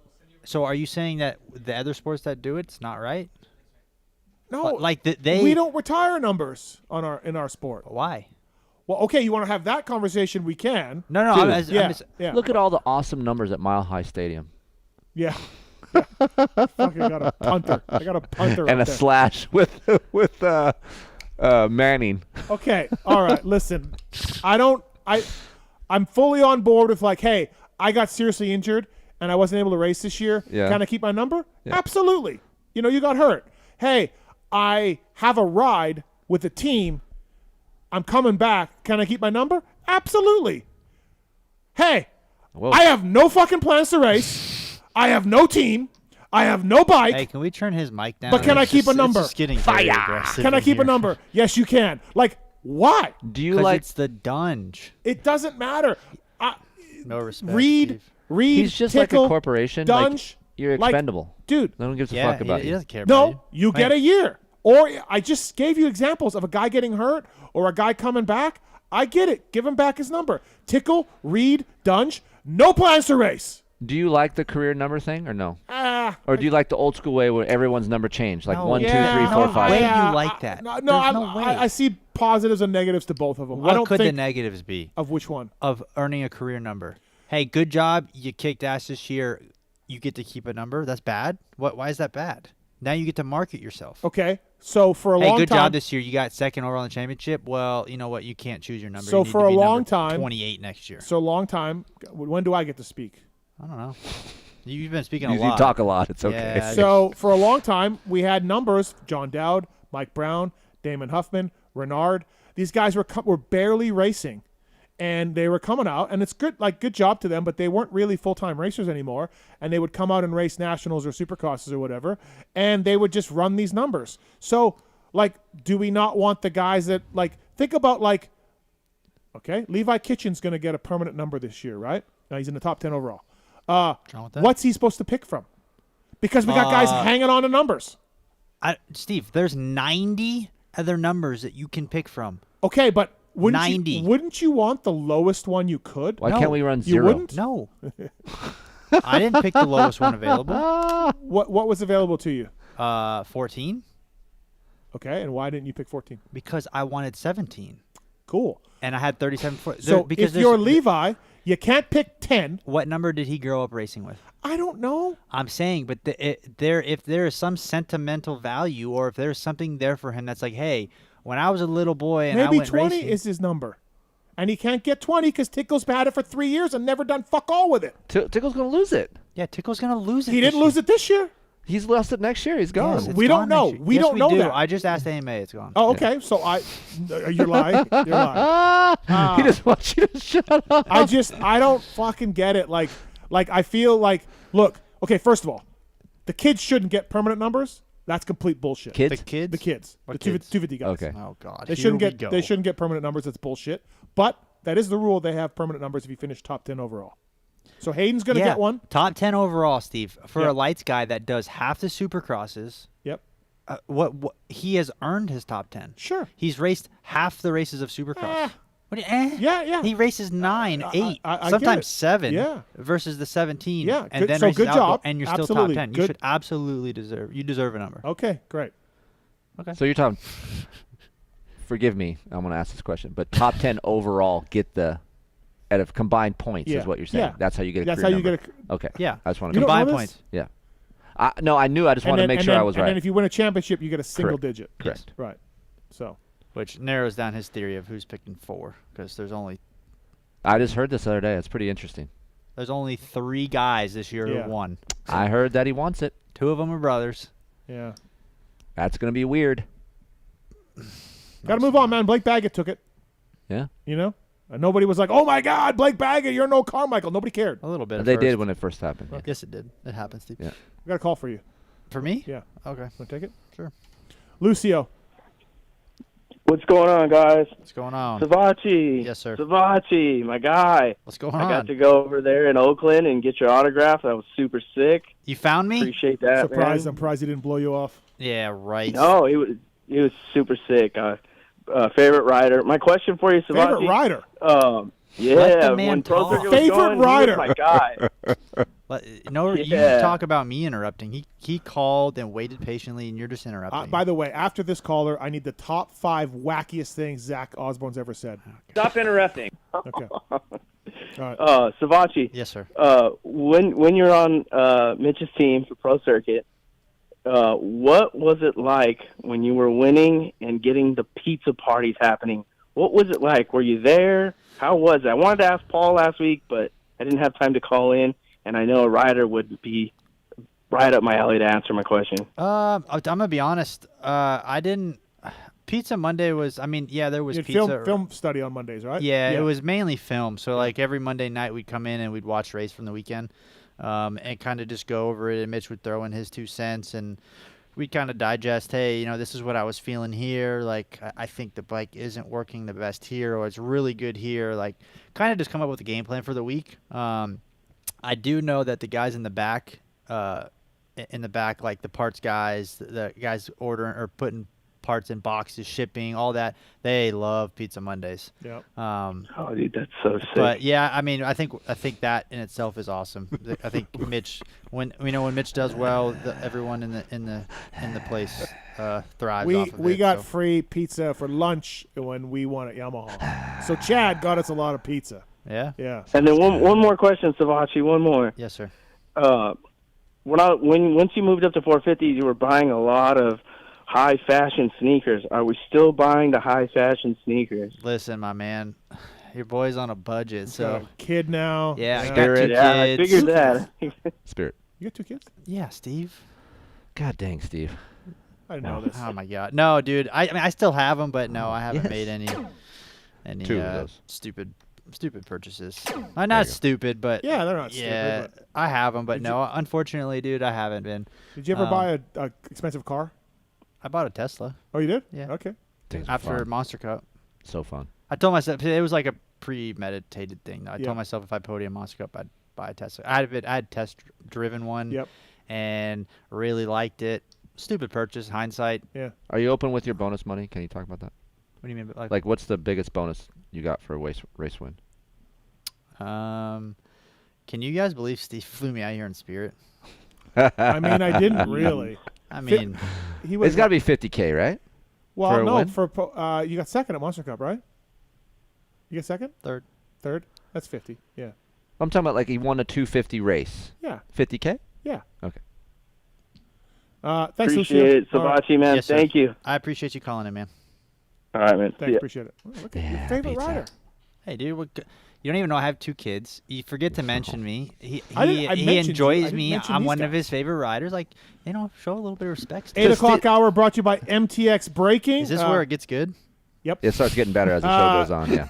Get the red compound at MTX Braking, inspired by motocross and power sports. They brought better braking tech into the brake pads for the mountain and road bikes. I've got a set of red compound ones for my e-bike. It's fantastic. Available in over 800 power sports dealers. Gold compound, red compound. Get it up. And use the code PulpMX. Introductory Pulp deal. Code is PulpMX at mtxbraking.com. Go to mtxbraking.com. These are Use the legit code pads? Dude, yeah. So it's not like aftermarket dirt bike pads where they're shit? No, Okay. no. The red race compound is superior than anything I've ever used on e-bikes. Because OEM brake pads on dirt bikes, that's the only way to go. Yeah, not for mountain bikes. Okay. Not for mountain bikes. I don't mind the EBCs. I think I ran EBCs here and there. No? Okay. All right. Joey Savatgy, Kris Keefer in studio. All right, X-Brand Goggle Tear-Off segment. Shall we do this? Let's go. What does that mean? It's the X-Brand Tear-Off segment. 15-second rapid-fire Q&A. Rapid fire. We put 30 seconds on the clock, Joey. These questions are submitted by Corey Moser. Do you know him at all? I don't think so. Maybe. Okay. I don't All right. know. X-Brand Goggles, choice of champions everywhere. Pulp Show 23 is the code to save. Josh Strang, crushing it in GNCC with X-Brand. Absolutely doing Do great you think things it's out there. due to the goggles? Uh-huh. Yeah. That factory ride goggle that you've seen Phil use Haven't seen it. looks a lot like a Lucid. Alpine Star goggle looks a lot like a Lucid goggle. It had such clear vision, he made the right choice and went left instead of right. Instead of right. God, I would have loved that. I would give anything. That back. would have been would have been amazing. Pulp Show 23 is the code to save with X-Brand, EKSbrand.com. Get clear vision. All right, rapid fire questions. Let's do this. You ready, Joey? No. You're on the clock. All right, Steve. Yep. So it finally happened. They managed to catch a bike on fire in a championship celebration. Where does it end? At my Race Tech Rant coming up. Oh, boy. Damn it. Wait, really? I missed it. What happened? No way. Prado or whose bike caught on fire? Hold on, sir. Okay. There is no way. And if so, I'm sorry, but that is legendary. Steve, you are absolutely fuming inside, but I think that is just next level. I can't find it. It's somewhere. Oh, there it is. Great radio, bros. Okay, so just watch that. That's a DM. So Prado won a championship this weekend. Congratulations to him. And then the team absolutely They lost really did their it. goddamn minds on a gas victory celebration. And Kiefer and Savatgy are watching this right now. Oh, we got. Oh, There's another angle. That one's not even that good, where it's literally in fire. It's in flames. Oh, it actually. That blew. is sick. Hey, let me tell you, if you're gonna do it, that's the way to do it. You light her on fire. Race Tech round of the night. Pulp 23 is the code to save with Race Tech. When does it end? When does it end? Right there. Someone gets hurt, blows up. I almost wish this would have blown up and seriously maimed somebody. Wow. Yeah, because this shit has got to stop. It's got to stop. Like, you won the championship, right on, good job, give it a rev, You're drinking beer from the exhaust, shit's just hitting you in the face, you're going to lose a fucking eye. You're going to lose an eye. No, they wear goggles. That guy didn't have goggles on. Hopefully he had, X-Brands. No, they didn't. They didn't have goggles the on. muffler packing going in your mouth. And we've seen it happen at Redbud in 2018. They were revving the shit on the bike. It caught the rocks and hit and bloodied spectators with rocks. Wow. Because they weren't even watching. They were standing 50 feet away, just hanging out, and all of a sudden just got fucking covered in rocks and started bleeding and shit. They probably shouldn't have been standing there. They can't stand 50 feet away looking in another direction. Kidding, Steve. Listen, I agree. I just stop it. Stop it. But I agree. But if you're gonna do it, that's the way.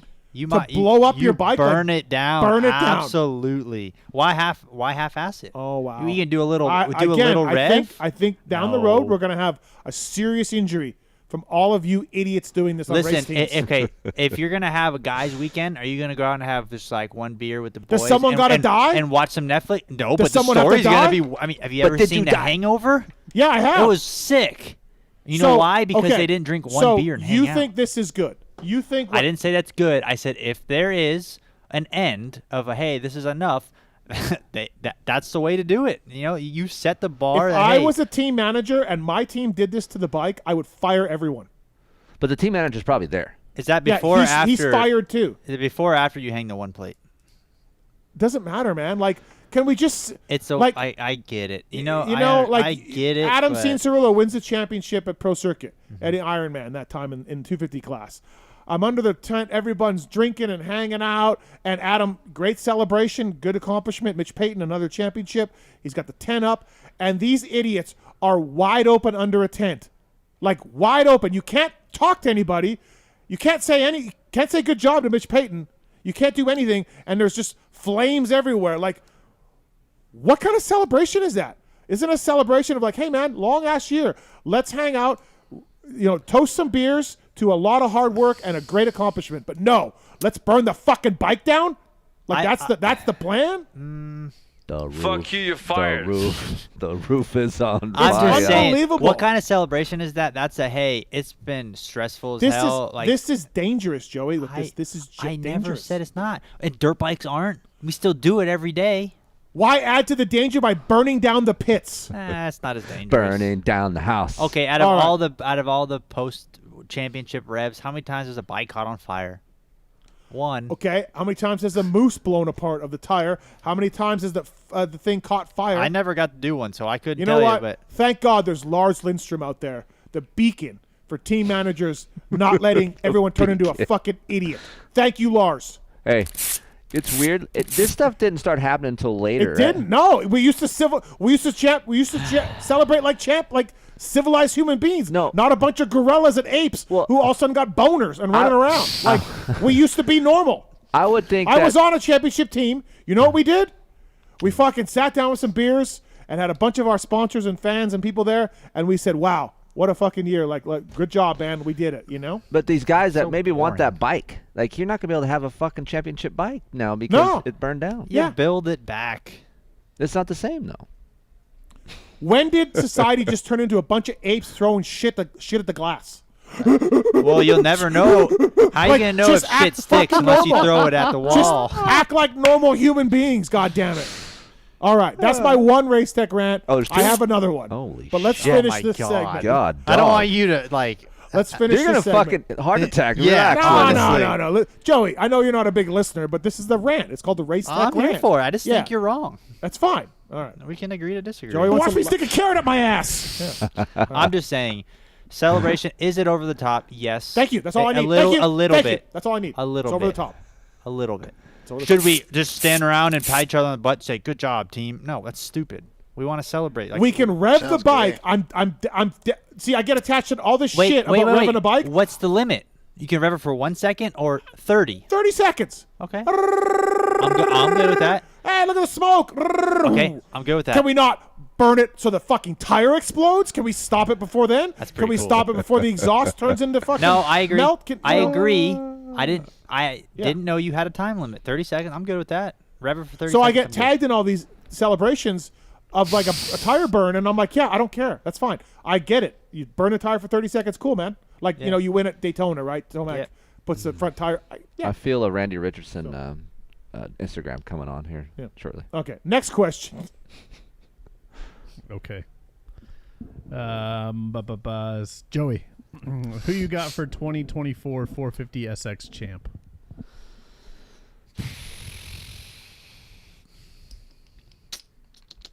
I don't know. There's so much unknown.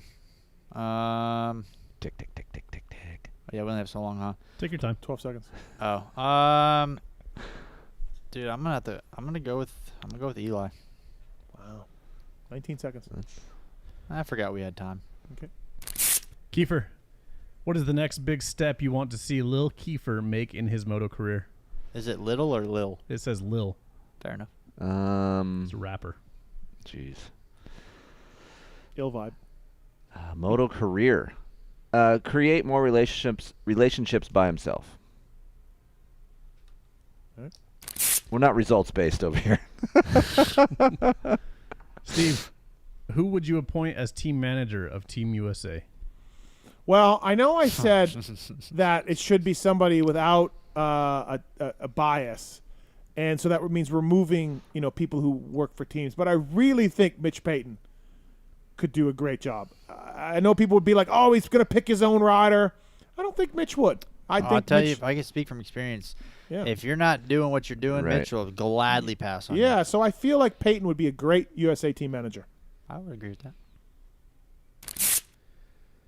Joey, if you were suddenly arrested for no reason and your face was flashed all over the news, what would your family and friends assume that you did? Break into a GameStop? Is he a gamer? Yeah, I'm a gamer. Big gamer. Dude, I Speeding? don't. That's my rant. Probably speeding. Yeah. Okay. That's my rant, by the way. This gaming thing. Oh. Maybe running a red light like late at night because like the light's not turning green and I just blow Yeah, through it. But right. then I don't see the cops behind me because I'm speeding. Ooh, it could be a 2-for-1. Mm-hmm. The gamers? Oh, just Aiden got a PC, and I'm pissed off at Kellen for it. Hell yeah. And I'm like, fuck. Hell yeah. That was. So I'm like, is it? So his thing shows up in the front door, and I'm like, oh, you got Kellen. Yeah. Fuck you, Kellen. Oh, Kellen did it. Wait, he bought him one? No, but Kellen like, oh yeah, you should get a PC. It's a good investment. He's gonna play MX bikes. So it shows up. I'm like, oh, you got a computer. I go, you have a laptop. What do you need a computer? Oh no, this is a gaming computer. I'm like, what? He's like, I'm just putting games on. So can we go on the internet with this? Yeah, but that's not what it's for. It's for gaming. For gaming. And the monitor lights up all weird and all this shit. And I'm What like, kind of monitor? I have no idea. Does he have a headset? Yeah. Yeah, of course you got a headset. He's all Steve. in. He has a Does he have a screen. bunch of RGBs on it? I don't know what that is. Like Yeah, like the lights? lights, yeah. Yes. Nice. So I'm never gonna see my fucking kid. My kid was actually outdoors now. Now I'm fucked. Now he's gonna be indoors. Well, Does he want to get into iRacing? maybe he'll turn. Yeah, he's doing right now. All he wants to do is do the moto what is sim.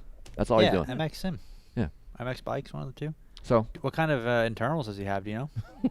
I don't know. How much anything. RAM you dealing with? I don't know, man. But I'm just like, What kind of you don't graphics need card? all this. Like, you want to go? You want to win dirt bikes races, or do you want to fuck with Oh this? no. Yes. Stop. Yes. This is like the Christian can't do podcasts anymore thing. Do you think Jet's not playing video games? I don't know. I don't know what Jet does. I just know what my kid does. 1000% I know he is. Well, no, he was talking to Kellen about it on the show 2 weeks ago. Yes. Listen, when things are going well, you can do whatever you want. You think if, let's just say, who had a subpar year this year? I got a blowjob and I was shit in the main event. That man never played video games. No, he did not. Steve, because I don't What? want to name names. Well, why should I name names? I don't know, because you're more moto industry guy than me. Like, I didn't pay that much Let me ask attention. you this: when Will you're Hahn gaming, Will Hahn had a shit year. No, actual rider. Oh, let's say the kids and the wife are gone for the day. Are you gaming all day? Yeah. Really? Absolutely. You're not going outside? For what? It's 96 degrees outside. That's fair. Okay. And when it cools off, yeah, I'll go golf. I'll go do something outside. Okay. But I just don't want my kid to be stuck in. I mean, it's my responsibility to make him get out. But Nah. like, come on. Do we need more shit? well, Joey's a great rider, and he games, well, so Aiden can. listen, listen. I understand that. From the hours of 8 to about 4 a.m. is game time. Who had a subpar year? Pierce Brown. Okay, Pierce Brown. So you think if, let's just say, a bunch of fans are out after the race, they saw Pierce Brown get in and out. What's the consensus going to be? Oh, well, no wonder he's not doing good. He's not taking it serious. Yeah. Okay, now let's just say Jet. They see Jet in and out. Are they going to say awesome. the same thing? It's rad. Thank Yeah, you. right. And that's the problem with not in our sport in general, but so he wants the game. So as long as he gets his stuff done, he rides, he does his gym stuff, he does his cycle, and he's got time to kill. I mean, yeah, sure, you don't want to be inside all day every day, but you got 8 hours a day, and as a job. to have Right. the freedom, and, if he wants the game, then you let him game. Now, if it starts hindering everything, then of course. Yeah, Dad. But I'm just saying, I know for a fact Jet games. Now, is it something that he should sit inside all day? I No. mean, no, absolutely not. But there's nothing wrong with it. How old are your kids? 1 and 4. Okay. One and a stand half. by. Just Well, wait. they're both girls, and if they're gamers, they're going to be gaming right next to me. It's either gaming or golf. If any of those happen, I'm not going to be mad at it. All right, next question. Kiefer, who are you most looking forward to riding at PulpMX Ride Day? Riding with at PulpMX Ride Day? Ooh. Is Zacho going? Zacho's on. He's in and out. I don't know. I never know. Honestly, Steve, because he never fucking rides. Well, he's not. So He rode it. Where'd you ride the Honda at? Washougal. You were there too. I didn't get to ride with him per se. Like he I was on suck. his I own. mean, we don't even ride together. I'm suck and he's good. Did you guys both agree on the same bike? So many Yeah. questions I have. Yeah, you we did? Yeah. Which one did you like better? Oh, Jets. Jets. It's amazing. More comfy. It's a great bike. Oh, how can we get into depth on this or no? Sure. What same frames? No. One reinforced. No, for the outdoors they were the same frames. No. When we tested, one was different than the other. Yeah, Chase Oh. went reinforced after. Yeah, how do you not No, remember Chase this? didn't go for reinforced at Washougal. No, after. We're just saying one's reinforced, one's not. That's what we're saying. Oh yeah. Jet went to Chase's frame for outdoors. Yeah, the one that Yeah. Chase had Supercross. Yeah. Yes. That's right. I'm sorry. So that one was more compliant on the track. So that one had more traction. That one had better bump compliancy. Like everything was better as far as hitting bumps. And I felt Chase's shock. I mean, I was too heavy for it, right? But I felt like Chase's shock was really like soft and then stiff. Yeah. Well, why do like you a shelf. Like a shelf. Why do you shelf. think? Well, because he's hitting things really hard. No, because he goes from nothing to absolutely smashing it. So Okay, well, I'm not going to get into it. I prefer jet setup. I'll be here all day. No, I'm just saying, like, I agree. Like, the way Jet rides, I think he just keeps his bike in a happier spot longer. Yeah, but when Chase was racing Eli last summer, we never even looked at Jet as a smoother rider. We looked at Chase as the smoother rider compared to Eli. So, you know what I mean? Eli's an Eli's animal. bike's like this. Yeah. But it's the same thing. It's nothing, 100%. But it's funny how Jet comes along and we're like, look at Jet compared to Chase. It's like Jet's here and Tomac's here and Chase is in the middle. But you want to know something weird? Jet's bike has a lot more front wheel bias than Chase's. Really? Yeah. So when you're doing this, there is a lot of front traction with Jet's bike. With Chase's bike, it's more this. Yeah, which he's a bigger guy, so I could see that. Yeah. Front steering head tight, yeah. Both of them. Oh, super both? tight. Oh yeah. Really? Both Lawrences are super gnarly with that. Yeah. Like it's weird, you know how you no, go Chase's off was too. Yeah, but Jet and Hunters, dude, like you'd go to scrub off a jump and it would manipulate the bike so much because it was so stiff. I was not scrubbing, so I can't vouch for that. It was super weird because usually when you scrub it, it's so light it doesn't do much to the gyration of the bike. But since it was stiff, it really did it. I wonder what the angle is there. Yeah. Time for another discussion. All right, Steve. Yep. If you were Savatgy's agent, what team are you getting him a ride on next year? Oh, we can have this discussion right now. We can have this discussion right now. We will not adhere to any time limits. What are you doing next year? You blew me out on Twitter. Well, what did I blow you out specifically on? You said that it's false. Which part? All of it, I assume. What I said was false was the whole appeal thing. Okay, so I heard from someone on the organizational side that someone, you, Kenny, the dad, the team, someone was like, what do we need to do to get him in 250 Supercross again? Is this possible? And what do we got to do? I can tell you that I have not, and nobody in my circle has reached out and appealed.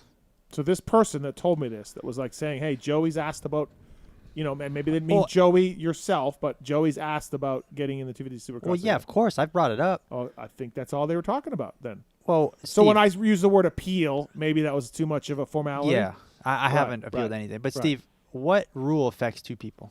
Listen, I'm with you. I understand your frustration, sir. But I'm just asking. Okay, I'm not so frustrated. the Triumph thing. I expect you to ride Triumph 250 motocross next year and skip Supercross because I don't think that it's going to work for you. Like, I don't think you're going to be allowed to drop back down. Do you think I should be allowed to? Honestly, no. Okay, why?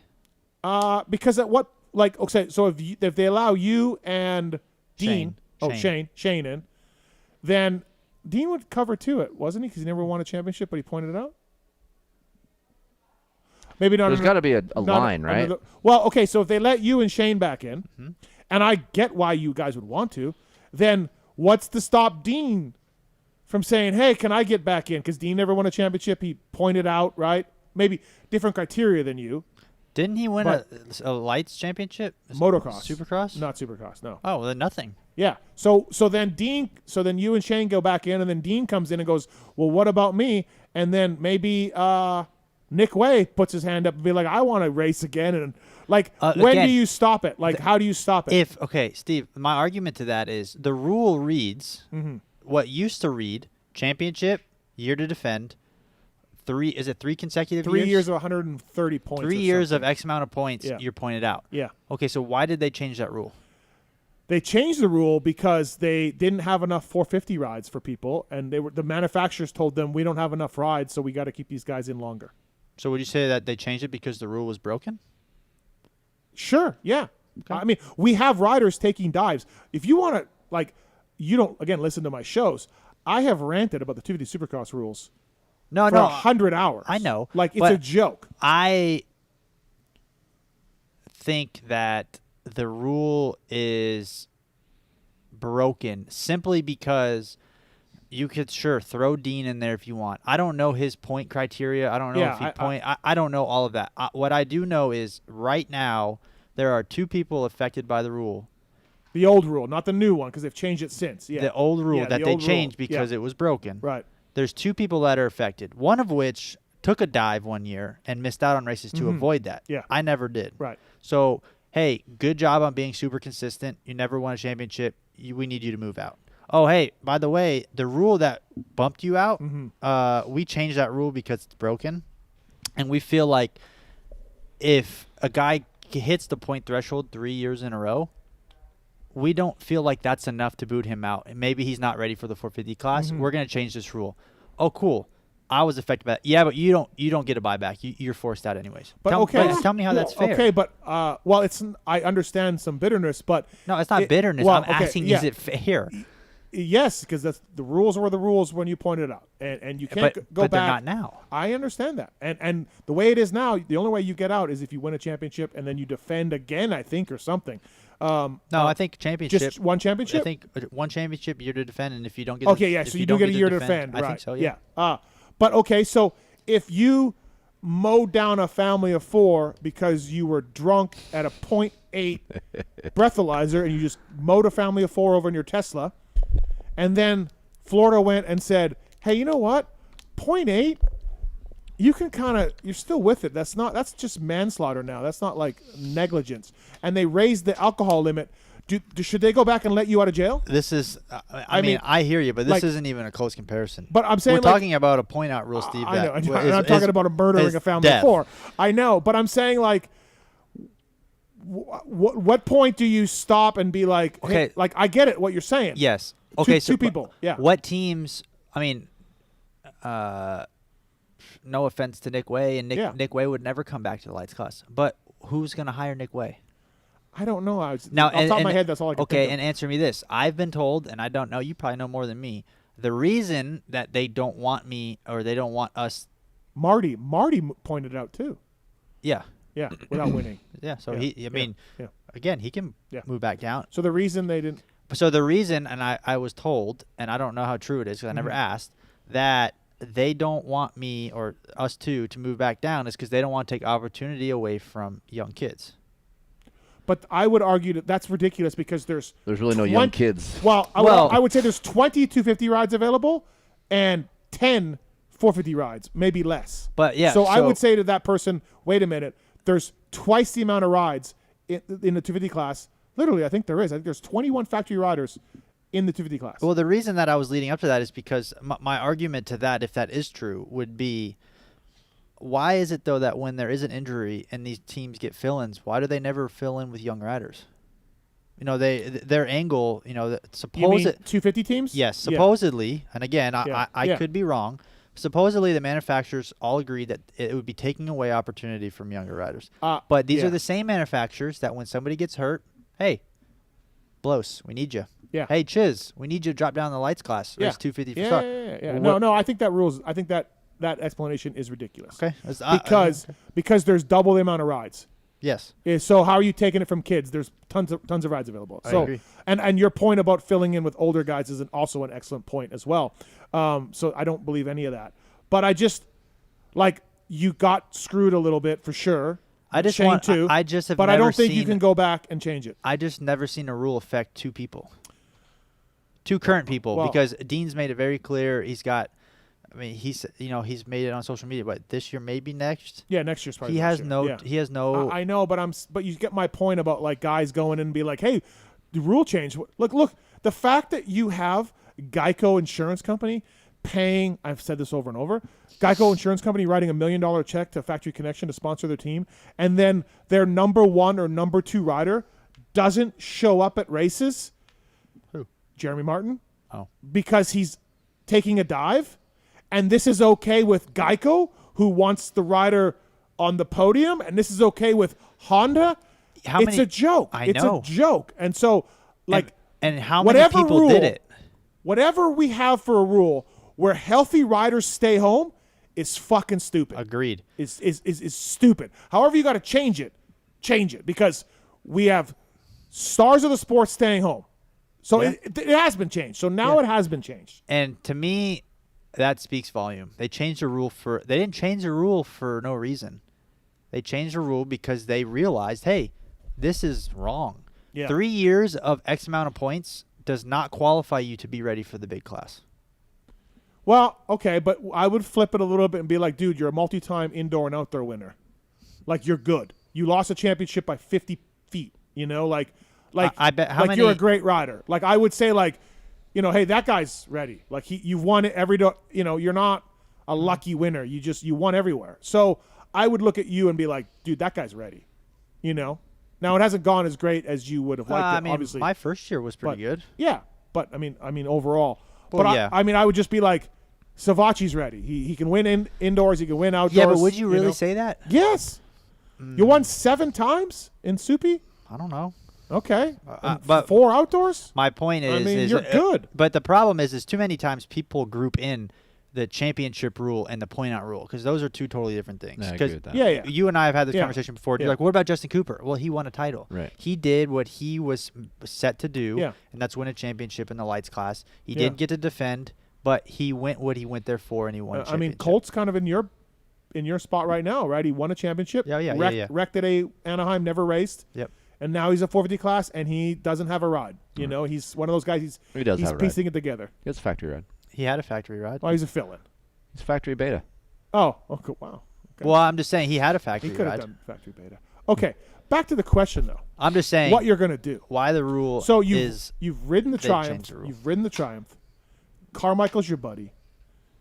There's coming in with Bobby Hewitt. You should fire your sources. You are going to do Triumph, skip Soupy, 250 motocross for Triumph, and I imagine the 450 will be ready in 2025, and you'll jump on a 450. You fire your guy. What else? What else do you got it lined up? What else I you don't gonna know. do? Ask Kiefer what he thinks I got lined up. What do you think he should do? What? I don't know. Kiefer's got a head down. He's just drawing right now. No, it's Like- it's a 2-year deal with Triumph. Yeah. Yep. I- Motocross next year, 450 the following. Yeah. So are you being serious? Yeah. Yeah. So why are you yelling at me on Twitter? Well, because I mean, you got to play the part.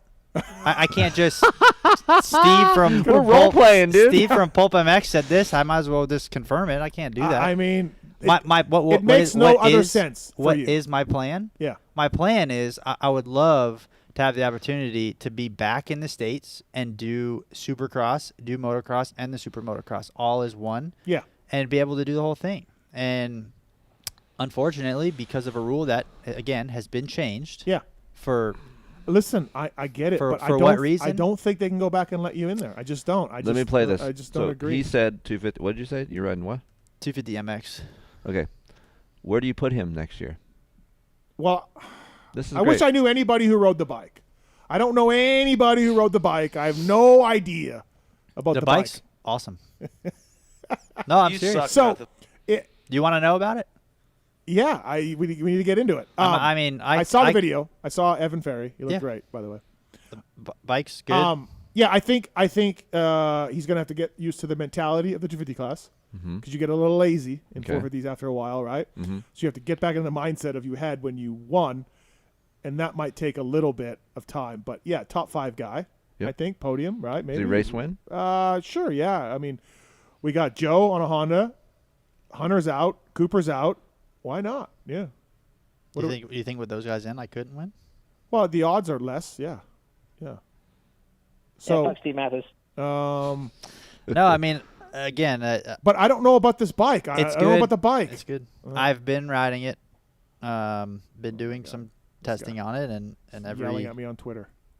every time I've ridden the bike and we've had sessions, it's gotten better. Right. Dave Arnold's in there, and Dave's a smart guy. Being back with Scuba Yep. and Bobby, obviously, like that was kind of they were really kind of the first team per se. I mean, obviously JDR, but it folded Yeah. quickly. But both Bobby and Scuba took me on pretty early in my career, and I think what they did with not with Zach, but as a whole. I think with a few guys. Yeah. Yes, they've done a great job. I think they have a lot of knowledge. I mean, I don't think Jason, as good as Jason was, I don't know if anybody picked him as a future 450 Supercross champion. No. Do you know what I mean? Yeah. And they helped him. They He did a lot. Yeah. He did most of the work. He And, deserves the props. But I've talked to Zacho too, and he says the same thing. Like, what they bring to the table is very helpful on race day. They have a lot of information. Yep. They've been around. They know what they're doing. And yeah, they know what works. Yeah. So I mean, like I said, I just wish that the AMA would maybe reconsider, look at the rule again. I know we're not on the same page, but again, for me, I had 3 good years in a row. Sure, we got close, but we never won and was forced out of the class. So when Chiz got to go back down for Moto Concepts, he was a top 12. Moto Concepts? Yeah. He When rode was Moto, this? I don't know, 3 years ago, Yeah, 4 years a ago? while ago. I don't remember. Oh. I thought you were talking about Star. No. Before that. Yeah. So what did Chiz have to do to drop down? Because he never pointed out. So, but he was top 20 in 450s, right? I think it's 2 years with no points. Yeah, but Chiz had 2 years with points. So how did he He get might in have there? he might have petitioned. Yeah, he would have had to have. I think he petitioned. Freeze. Phil did too. Phil. Yeah. So I mean, the people have petitioned. Yeah. And like, I agree with you on one hand as far as like, well, the rule changed, but doesn't necessarily mean that maybe you should let everybody back in. But we're not talking about everybody. There's 2 current riders that realistically would drop down, and me being one of them, me being the only one who never took advantage of the rules. Think about or manipulated the Right, system, I should right. say. Well, I mean, there is that part where you could be like, "Hey, man, I never stayed home. I could have." And again, Mitch gave Marty that choice. Marty know. said no. I know. Really? Yeah. Marty. He said, "Hey, do you want to, skip this race and stay in 250s?" And Marty said no. I respect that. Legend. But I mean, like I said, yeah. Ideally, in an ideal world, I get to race all next year. Yeah. Well, but think about this though. Everyone's in Supercross and practicing shit don't mean Supercross, anything. and then you come to the opener and you've just been motoing down. The Black Bandit. Yep, motoing down, getting 0 gate drops in 7 Go months. race REM. The Black Bandit. No, I mean, trust me. Like, I know Yeah. what lies ahead. I've been watching. Yeah. I know what it takes. I've done it before. I've won before. Here's a question: What's satisfying to you next year? Result wise? Yes. Win. Okay. I mean, yeah. Maybe people think that I'm coming off as whatever, but I'm taking the path that gives me the best chance to success. And as I've always told you, I still believe in my ability. I still believe deep down that I can win. I look at, obviously I've had some rough years, but I look at what I was able to accomplish when I had a quote factory team with me. I look at PC days, was able to win races, obviously no championships, got close twice. And then I look at my rookie year 450 Cowie, like fastest qualifier, won heat races, led some laps in the main, and just never really got a follow-up year after that. Again, I'll believe in myself until the day I stop riding, but I truly believe that I still have the skill set and the ability to win, and, talk is cheap. But he has an underrated style.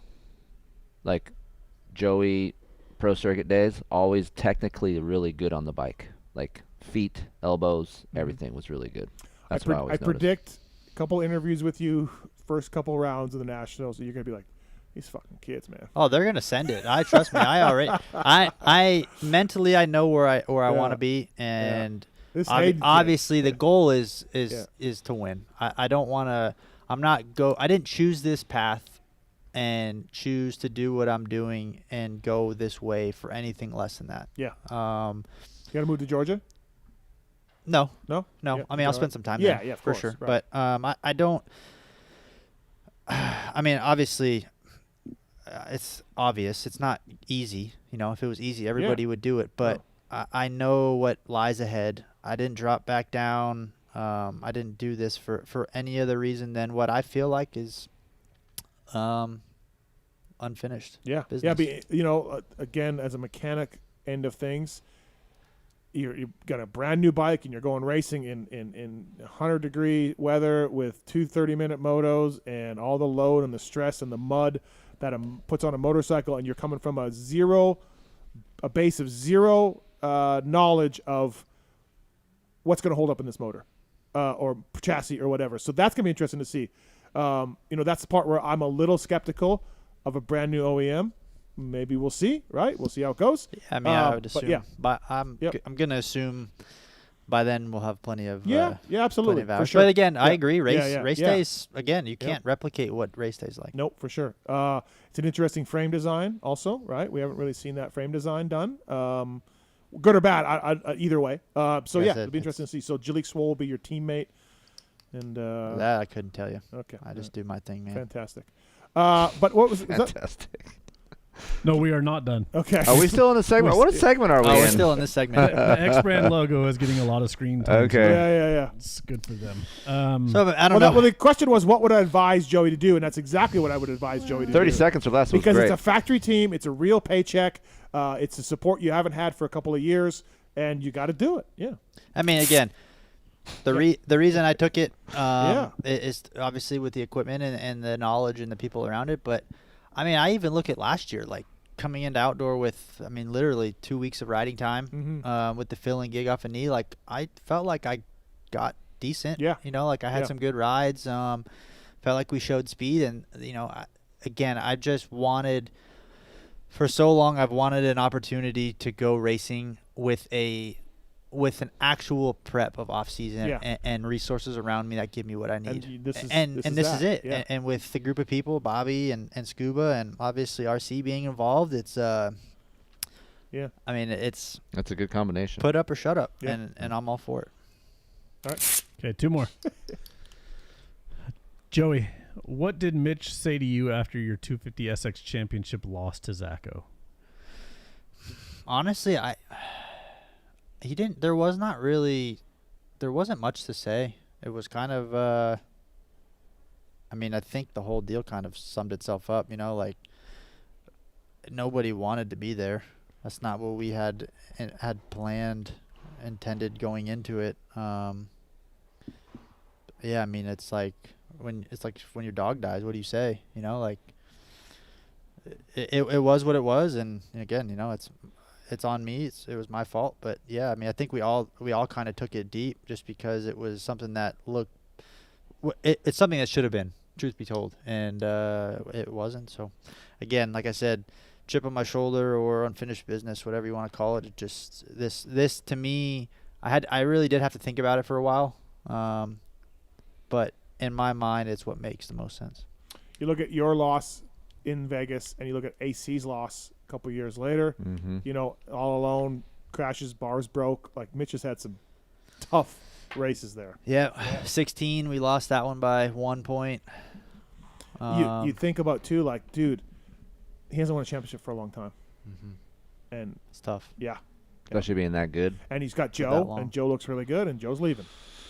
And you can't even blame Joe. He's going to make gear money. He's going to make energy drink money. Anyone would do what Joe Schmoder's doing, but if you're Mitch Payton, you're just like, fuck, like, yeah. But I mean, dude, I mean, if I'm Mitch, I'm optimistic just because I feel like they figured something out. Yeah, their bikes gotten a lot better. So absolutely. Do we know anything about that? Where, when? Something engine. It's engine related. Yeah, right around Southwick time. Yeah. I think Mitch, he said on the TV the other day, right? Yeah. Engine, they figured something out. I don't know. All right, last one, Keefer. In the 2 SMX playoff races, who has had the best setup? Gear, I would assume. I don't know. Open-ended. Yeah.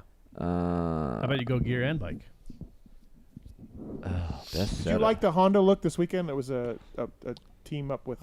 Did you? I did. I liked it a lot. Dave actually had a bike just like that, and I thought they copied Dave's bike, but yeah, it looked really good. So for me, best gear set, I would say Kenny. Like Kenny had some nice gear last couple races. As far as bike setup, and I can't believe I'm gonna say this. Besides Honda, because they've been winning, even though they've been kind of going back and forth, I would say Plessinger. Plessinger's bike looks pretty good. Yeah. So. All right. And I think. X-Brand, dude. We're done. Okay, We're done. We're done. I had to stop and get roll-offs. I ran out of tear-offs. X-Brand goggles, choice of champions everywhere. Zip-offs. If you don't wear X-Brands, you will not win. Thank you to the guys at X-Brand Goggles for coming on board. My second race tech rant of the night. Oh boy. This one's easy. Are you gonna yell a lot? This one's easy. Okay, so Joey, we broke down Joey not going to SMX, right? Yep. We broke it down, and it makes some sense. Some of it doesn't. Some of it does. I get it. But what if I told you, like the ESPN thing, what if I told you, the 30 for 30? What if I told you there was a man who qualified for SMX, privateer rider, so you know he's broke as a joke. Mm-hmm. His team's there. His bike's there. Mm-hmm. And he just chooses to not race either of these races, any of these races. Goes on a hunting trip for the first round. Doesn't even show up in Chicago. Not showing up for LA. And he's a privateer and the team is there. What if I told you about that? I don't know what that is. On a hunting trip. So. Oh, I know what you're talking about. Yeah. Do you think that Cade Clayson could beat Jerry? Like, Jerry's probably a better rider. I was like, who is he talking about? Yeah. Jerry's a better rider than Cade, talent-wise. Yeah. But we know Jerry has problems keeping it together. Cade had a good season this year. Could Cade beat Jeremy Hand? Yes. Jeremy Hand's 21st right now. He's going to pass Tomac this weekend. Hey, that's something you never thought you'd say. Right. Cade, my race tech rant is Cade just said, I'm out. His team's doing it. There's money there. Yeah. There's $25K That's for confusing. 22nd place. Wow. Which, if you look at 22nd place, it's going to be Jeremy Hand or Jerry Robin. So Cade just says, I'm out. I got so much money. I don't need to race. what did he say why he's not doing it? I don't know, man. I've been on him on a group text, and he There's said he had a hunting trip planned, and that was it. And then just nothing. 25. Starling. He probably could have raced these, taken the money, and gone on a better hunting trip. A race tech round of the night. If I ever hear Kay Clayson complain about money, You're going to read about I'm going to smack him in the face. I may actually bring my bat to every round and carry it with me. Just be ready. And if he says, like, oh, man, this sport sucks. Ah, God, there's no money. I'm going to just beat him with my bat because there's no reason Cade can't be racing these. If the team was is there. yeah, that's The tough. bike is there. That's weird. And he says, I'm out. But hold on. Okay. Do we know, is he okay with the team? Is the team and him okay? He's going back next year with the team. Okay. So he's all good there. All right. Cade Clayson, Race Tech Rant. Yeah, I'm out. I'm trying to think of something on his side why he wouldn't, but I can't think of nothing. Unless he's hunting and selling whatever he hunted for $25K. What's I'm saying? You go racing. He wasn't top 20. No, he was in the LCQ. But, I mean, again, What is Jeremy last, Hand. What does last place? What does 22nd get? 25K for points. Last place. Yeah. You could probably get a. No, 25K for 22nd in the points. Okay. Not last place necessarily. So yeah, 22nd. 22nd in overall the points. Yeah, overall. You could go on a pretty nice hunting trip. Yeah. 25K. So a Race Tech Rant, Cade Clayson. Maybe even 15. You could pocket 10. William Cade Clayson. His name's William. I'd fly the girls in from L.A., boy. And That's only like 5K. That's 5K. You could Yeah. get that. You'd still have 20 left over after Yeah. you flew the girls in Well, from no, LA. you'd have the hunting trip for 10. Oh, yeah. Or okay. 15. Yeah. You'd have 5 left. Yep. And then also, what about anal bleaching? Yeah, that's what about about anal 500. bleaching? That's $500. Yeah. Yeah, you could do that, no problem. What about anal bleaching? You can do that, no problem. I mean, 25 grand? Yeah. There's chances Joey knows who that is, voice. I didn't hear it. I don't think they get a blowjob before the main event. Oh, that's Jim. Jim Holly. Jim Holly. Jim God. Holly. Yeah. It was so bad I wanted to say Holiday. Yeah, Jim Holly. Yeah, Right. of course. Yeah. Legend. Soak and poke. All right, everybody. Before we get to What are we getting to? Rock Talk, Rock Talk. you want to do Rock Talk? Yeah. Speaking of Rock Talk, our guy Michelin, Randy gay. Richardson, he The guy that's not going to Millville. not going to Millville. I heard that he raced Carson Brown this weekend at some race in the South and got his ass handed to him from Carson Brown. So that's no surprise there. MichelinMan.com/motorcycle. Learn more about the complete offering of Michelin tires. Starcross 6s. Marks will be giving away these every week in Fantasy, PulpMX Fantasy. Mm-hmm. Oh, can you pull up what are the standings for the last round? What do you mean? For the Intense e-bike for our Oh, championship league. yeah. I'll pull it up. Yeah, in we a should minute. probably give those guys a shout out. Michelin SC6s, mountain bike tires as well from the folks at Michelin. Available in 6 versions: sand, mud, medium, soft, medium, hard, and hard versions. please check them out. MichelinMan.com/motorcycle for all of the Michelin tires. We thank those guys for coming on board. We thank Randy, even though we like to make fun of Randy. We're going to give away Tallon. Let's do third caller right now. Gets a set of Decal Works background. I hear myself breathing. Kits. Yep. I can't hear Your it. mic's pretty You're far fine. away. You're fine. Maybe you can hear it there.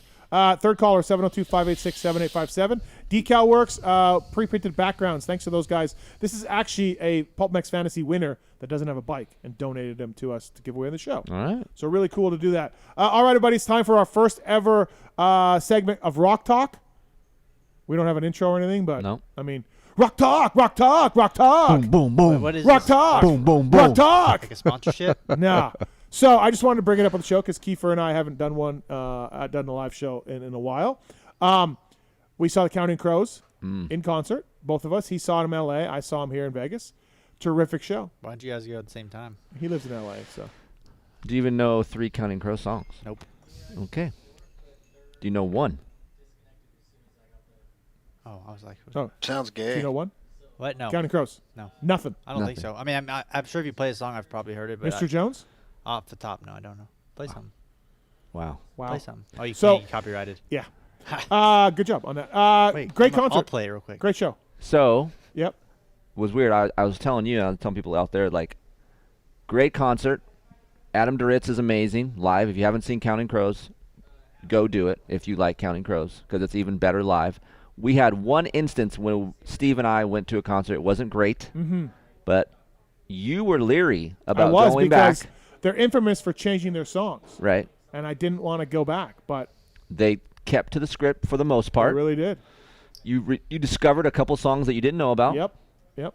So at my concert, I went to SoFi, which is there's a little venue next to SoFi that I went to.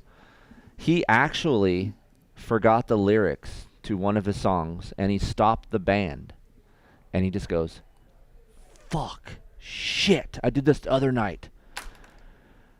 Too many damn songs. I can't remember all the damn words." Yeah, and that I'm was like, funny. I'm sitting there going, "No way." He had a notebook with lyrics. He had a notebook, and he referred back to the book. Yeah. And Sounds then like they a said, "Hey, ghostwriter. let's start up here." Yeah. And they started the song again, which actually made the concert for me a little bit better because, like, oh, this dude's human. He screws up. I have a live version of a U2 song where Bono screws the words up and then laughs and goes back and does it again. Really? Yeah. On the And the live band version. just kept. Yeah, they just kept going. Yeah. Yeah. So. Counting Crows, fantastic band. It was a great concert. Really had enjoyed myself. And the next one, so continue on the Rock Talk segment. Yes. Rock. Okay, I get it now. Sorry. Rock. I just. Okay, so continuing on, what bands do you like, Joey? Are you a rap honestly, guy? I used to be. Now I Okay. listen to country. I listen to Classic rap, rock? hip hop. I listen to like Okay. rock. What did your rock. parents grow up on? Did you listen to music with your parents? I mean, occasionally. What did your dad have on the garage when he was working on bikes? What did he have on? Anything? Can't remember. Oh. I do remember My Name Is Mud. You I never know heard that what song? My name is Mud. Primus. Oh. Yeah. Okay, and also the second segment, Counting Crows concert, 2 thumbs up. Two thumbs I up. just want to hear the from Chris and I. motocross stuff. Second of Creed. Creed added Yeah. Creed added a second concert on a cruise. That also sold out. And now I'm hearing rumors they have a tour planned. I'm in. We are so in. We are in. Fuck yeah. Oh my God. Dude. If I'll- it's Guess if I it's don't want to go. I'll skip a race. yeah. I'll skip a race if I have to. During Supercross, I can't race because they won't let me, so I could go. You can go, Joe. You can go You with want us. to go to Creed? Dude. I'm in. Do you know Creed? I know the band, yes. Yeah.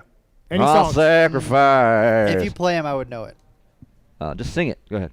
Yeah, sing it, Steve. Ah. I'd go. Can you take me Yeah, of course. higher? Creed, dude. Yeah, I mean, I know They who are it is. on I tour. don't They're- know. rumors songs are off the top. rumors are they're going to go on a stadium tour or an arena tour or whatever. And Let's calm down. Let's say arena. Yeah, arena. Okay, calm down. The stadium. Also, Riveting. in another segment of Rock Talk, I don't even know if I should say this publicly, but You got something cool to say. yeah, I do. Okay. You should definitely say it publicly. I don't know if Sam wants me to say it publicly, but I don't even care. He's gonna get mad at me, but I don't even. You don't have to like just say what happened. You don't have to say where you were and things. Just say who you talked to. So I went. Thanks to my let's hear friend. it all. Thanks to Let's my hear it friend all. Sam Jones. He's a big Hollywood guy. Knows everybody. Shot photos and videos and directed everything. He did the Tony Hawk. Did the Tony Hawk thing on HBO. Did you watch that? It was awesome. Jesus, you got to stop gaming. Dude, I watch documentaries and stuff. That's what Tour Tony de Hawk France. documentary is. It's a documentary. I haven't seen that Okay. documentary. There's So hundreds. he was doing something cool here in Vegas. I got to go and talk to the Edge from U2 for like 10 minutes. I had a conversation with the Edge from U2. U2 is one of my favorite bands ever. U2, like the one that they forced on your phone a couple years ago? Yeah, those guys. Oh, the one that Bono admitted was a big mistake, by the way. It was cool. I mean, you know what a U2 guy I Yes. am. And so I didn't go to Chicago, but I got to talk to the Edge. The Edge is cool. Dude, he knew about Moto. He said he used to sponsor a 125 kid back in the day. Who was it? He didn't tell me. He also said, out of all people you didn't dig? I know. Why didn't you ask? When it was a lot. Were you blacking out? Talking to fucking Edge, man. I almost felt like saying, hey, man, can I ask you 3 questions? Dude. I didn't. Let me but get you rapid fire questions. He asked, we were talking about the racing now with Sam, and he said, what size bikes are they? Racing now, and I said 450s. And he said, 4 strokes. So he knew like 4 strokes were 450s, right? Yeah. He knew 125 was a 2-stroke. So anyways, dude, fucking talk to the Edge. Thank you, Sam Jones. You're how close were you? Like this close? Dude, me to the water bottle. Did he smell good? And then get this. So I shook his hand. Wait, what kind of shake? Good Firm? shake. Firm? Yeah, or weak? good shake. Yeah. Nice. Okay. Here's the best part. So have a little 10-minute conversation with me, him, and Sam, and then just me and him.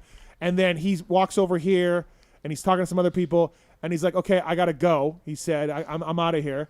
And he was leaving. He stopped, walked 6 or 7 steps towards me, back towards me, to shake my hand and say, nice to meet you, and then took off again. He didn't even say your name. No, he didn't. Yeah, Didn't matter. It's because he forgot. It didn't matter. I don't pull the penis out of your mouth while you're working. Dude, that's pretty cool. Like, yeah. I don't know if I could keep it together if I met some of my heroes like Yeah. in rock. Dude, he was awesome. He was a rad dude. It was really cool. Thank you, Sam Jones. That's cool. So, did you get the call to come out and do that? Yeah. Okay. So he gave you warning, like, hey, this was going on. Yeah, he said, come on down here. You can meet the band and just stay over here and don't take any pictures. Right. So I had no pictures of the event of what was going So on. they're like this the whole time. Yeah, I know, right? I went to go check my text, but I turned my back to everybody to like make sure that Keep they it, knew that you weren't sneaking. Right. Did Pookie go? No, she couldn't get in. It was just me. Oh, wow. Yeah. That's a deal breaker, Steve. I said, can you get Pookie in? He's like, It's a no-go for me, Steve. Wow. So I don't know how much Sam wants me to talk about it. How but- was security going in? Like, tight? Yeah, a little tight, but I was on a list. This so is once kinda, I showed maybe him my this ID. is a stupid question, like Okay. gamer question, but they're that big. I'd never heard of them until they put it on my phone. Like, I mean, are they the biggest band in the world? We're talking about you too, right? Yes. Yeah. I mean, they're probably the biggest band in the world. No, they're not.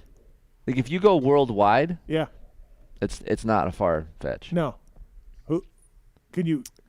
I'm just asking. I'd never heard of them until they forced it on my phone. Like, it's going to be a bad analogy, but I mean, he'll know who this is. Okay.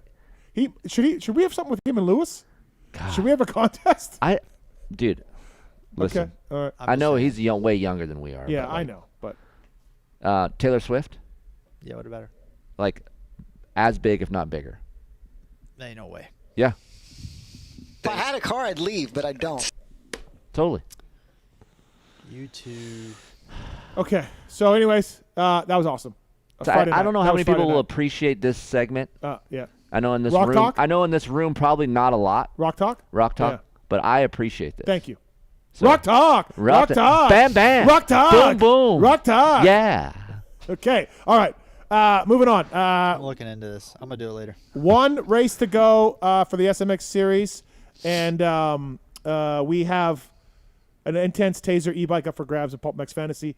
KTM first win, which actually that should be me because that was Kelly Smith in 2000, and I was a mechanic for that. I would imagine. No, they that's a changed the play rules on your. They changed the rules. You're disqualified. So from that. I was the mechanic for KTM's first ever win in America. Nope, they disqualified that. They changed the rule. Okay. It doesn't count if you're Canadian. That's super weird that you're doing that. No, But KTM first win has a 12-point lead on Eli Cap for 1 round to go, and Jay Loudon is a third. So good luck, everybody. Thanks for playing. What's the win get?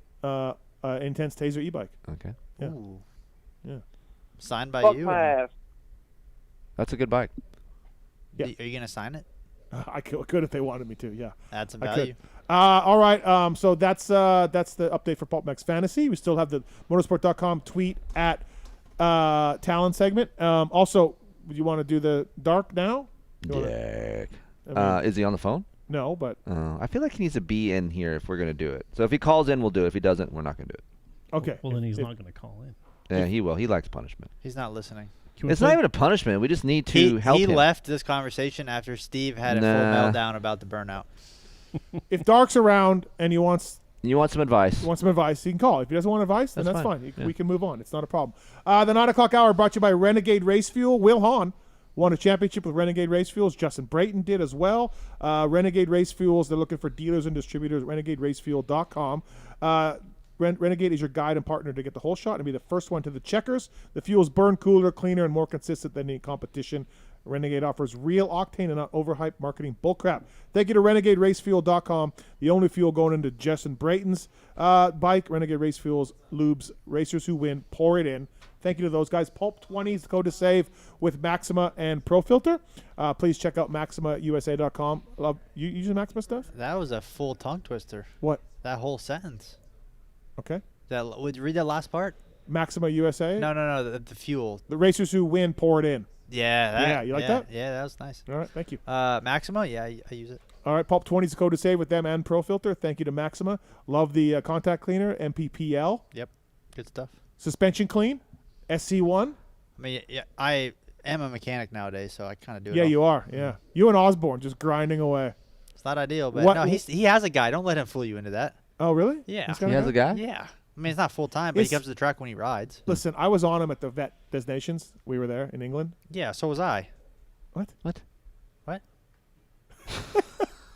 You say you were on him? Like, I was on him in England. I was talking to him.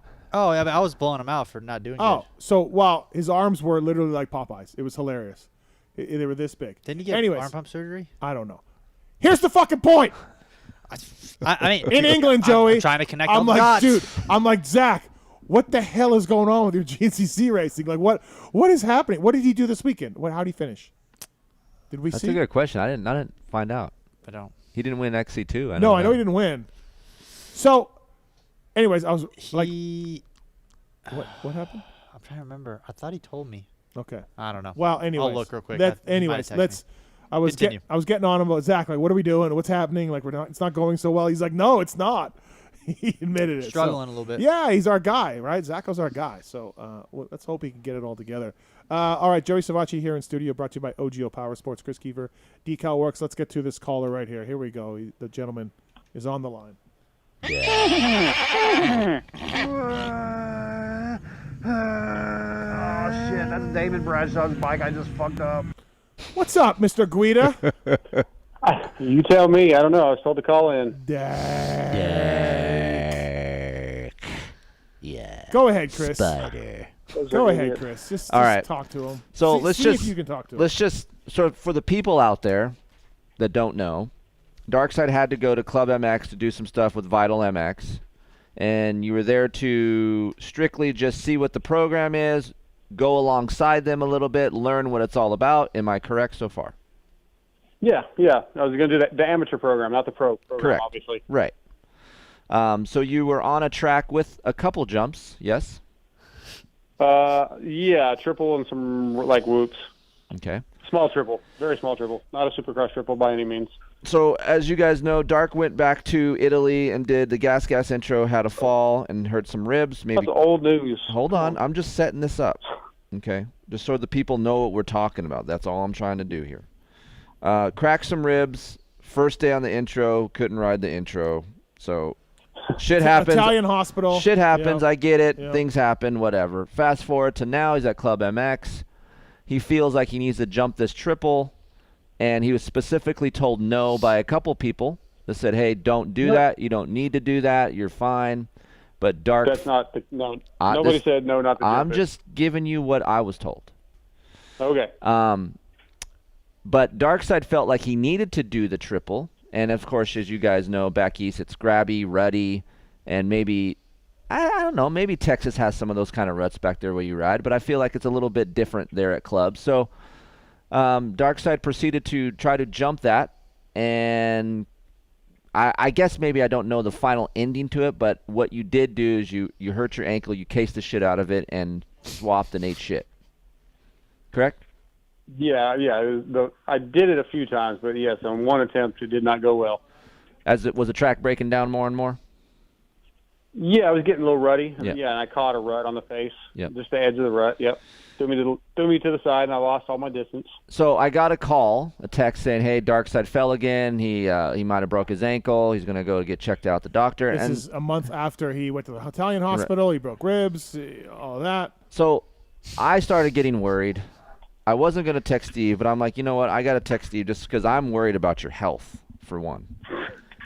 Okay. And you're doing these things. You're doing these new jobs that you've never done before. You're riding a dirt bike. You're going to these intros. It's a lot of fun, and you got a lot of people watching you. And I feel like sometimes I think you need to do certain things or be at a level that you're not ready for yet, and you don't need to be at those levels or speed. You just need to get the job done.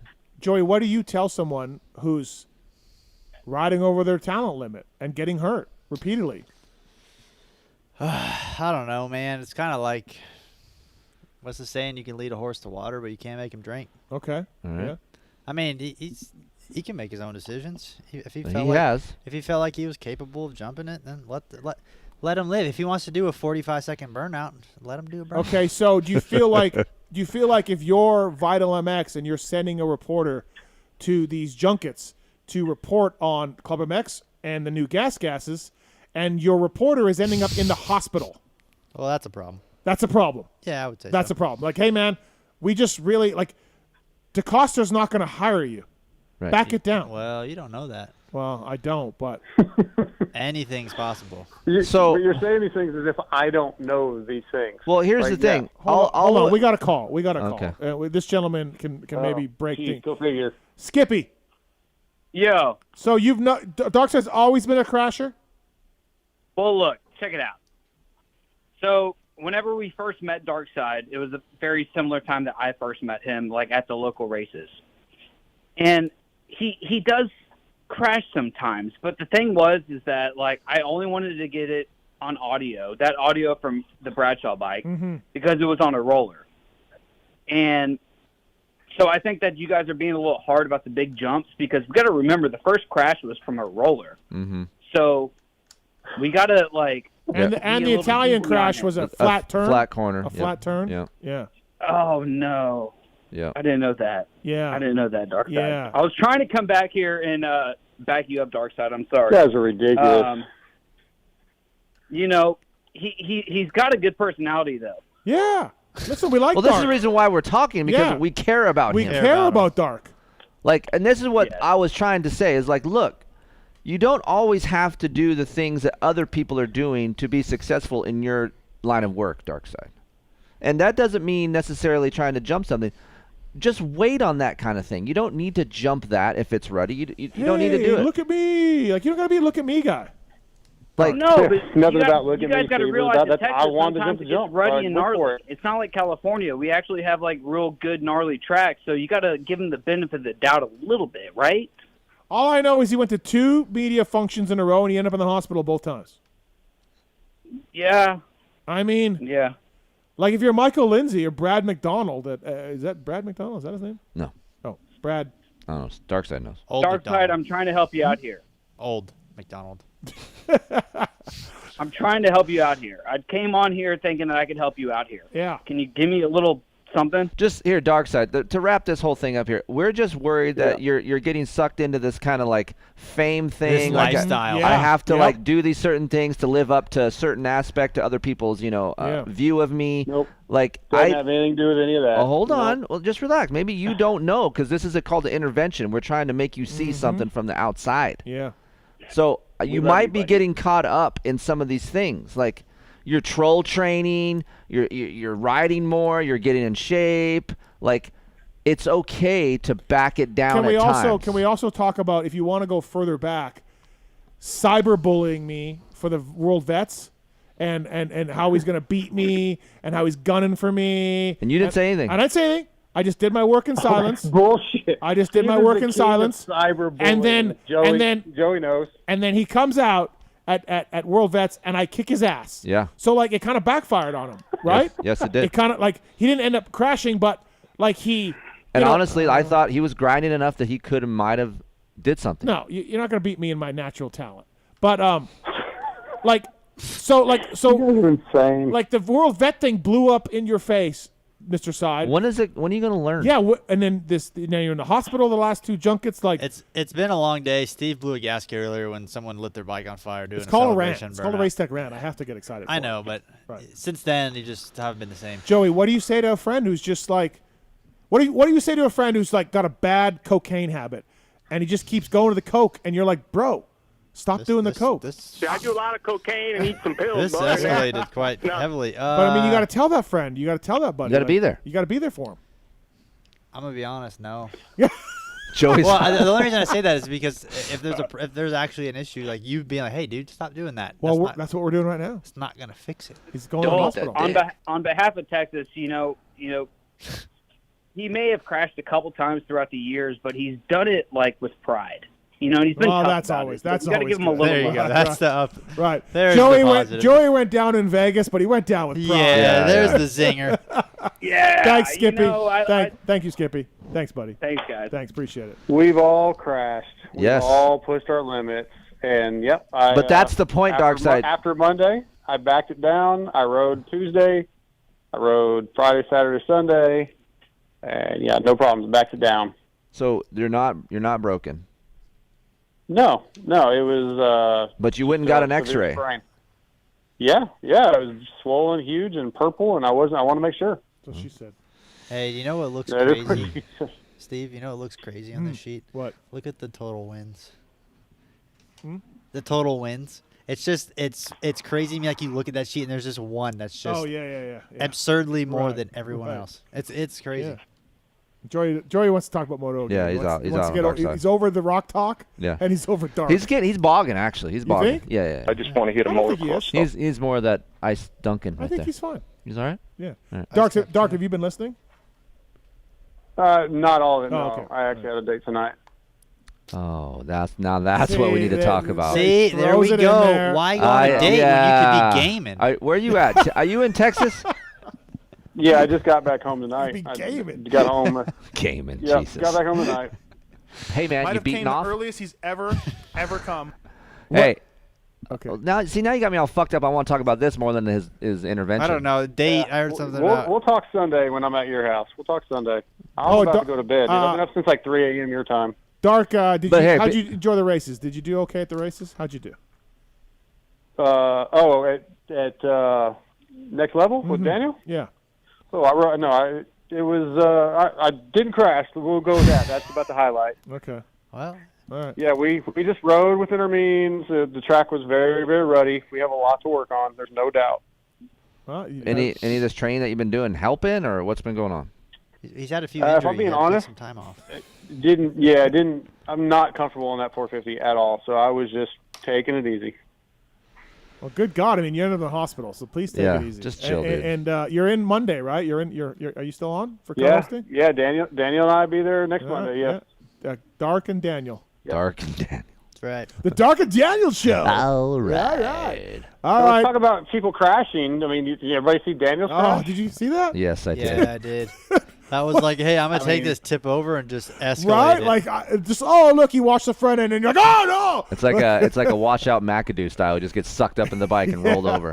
Have you seen that? Yeah. It's like that video on Instagram. You seen that guy who comes over the finish line, like that tabletop, and just kind of lands short, almost goes over the bars, and then just full sends whiskeys it. off the Yes, back? yes, Yeah, like what that's- happened? Wasn't that Iron Man? I think that was Iron Man. No. Wasn't it? It wasn't? I don't know. I thought it was a national. I thought I recognized the Before you track. get off the phone, Dark, is this chick going to be the one? What are we doing? Oh, I don't know. It's first date, man. We'll talk Sunday. Have you seen her That nude? does- that Did you Get nudes or Did you anything? get nudes? No, not yet. Oh, well, that doesn't sound. Was like her a winner. cleavage shown at all at dinner tonight? Yeah, a little bit. Yeah. Okay. Nice. It might be. Divorced? Yep. Kids? I'm going to say something super weird. We'll talk later. Oh, come my on. gosh, dude. What? What are you? Oh my gosh, Ian. Or if you're a Because little why are you bitch. trying to back out of the convo? There's just nothing to get into yet. gotta Let's give it a minute. Well, Dude, I I mean, think did this you chick's tell her into about me. Did you tell her about your propensity to end up in hospitals? Does she know? Such dick. Does she know you? Give her your blood type card, because she's gonna get a call. Does she know that you have dark side on your stomach? Yes yeah, or no? Yeah. I don't even fucking. I don't know. I don't know. Does she know you have Star Wars droids tattoos on your body? I don't. What? I mean, it's a yes or no question. So she doesn't know She about does the not. tats, or she does. She has seen my tattoos. Yes. You're fucked. All right. Yeah, exactly. That's a good. All right, Dark. We'll talk about this Monday. Sounds good. All right, see ya. guys. Stay out of the Later. hospital. Stay out of the hospital. All Stay right. alive. Yeah, stay alive. Hey, one thing we didn't talk about SMX is the 250 class. That is also coming down to the wire. Joe Shimoda had some bike problems. Bummer for him. Hunter. What happened? No, I can't say publicly. I was Oh, told, but something. Yeah. Oh, okay. I was told not to. So about what? Huh? About what? Nothing. Joe Shimoda's bike. Oh, okay. Okay, so I kind of think this could be Hayden. Supercrossy track. No? No. Okay, all right. You guys are like not having it. So who's got this? Hunter. Hunter. Yeah. Oh, If there's okay. a super, you would take Hayden over Hunter on a I feel supercross like- environment? I mean, yeah, you're right. You're right. If Hunter wasn't in, absolutely. Okay. I mean, Joe's going to be Joe's good, riding too. well, yeah. Joe's riding really well, but Yep. I think you have to give it to Hunter. Hunter can still get a bad start and work his way up and Yeah. be good. Okay. 2 motos. All right. Two So you're okay. All right. So Hunter. Hunter? Yep. Okay. Because what? Is it winner take all between top 3? Yeah, pretty much. Are you staying? No, it is. Yeah. Are you staying for the race? No. No way. No. Unbelievable. Well, I take that back. Aiden's signed up. Oh. So he's racing 250. Oh. But he's really sick. So if he gets better, we're racing. If he doesn't, then we won't. So. Bring it. He brought his sickness here to get us all sick? or No, what? I'm not sick. Oh, yeah. Hey, He's my kid's sick. I'm only my around him all day, every kid's day. gonna be gaming on Saturday night. Yeah. Yeah. Motorsport.com, fly rate. No, you know what? I'm going to do this later. We still got the motorsport.com tweet at Tallon segment. Let's do this. No, that's my mom.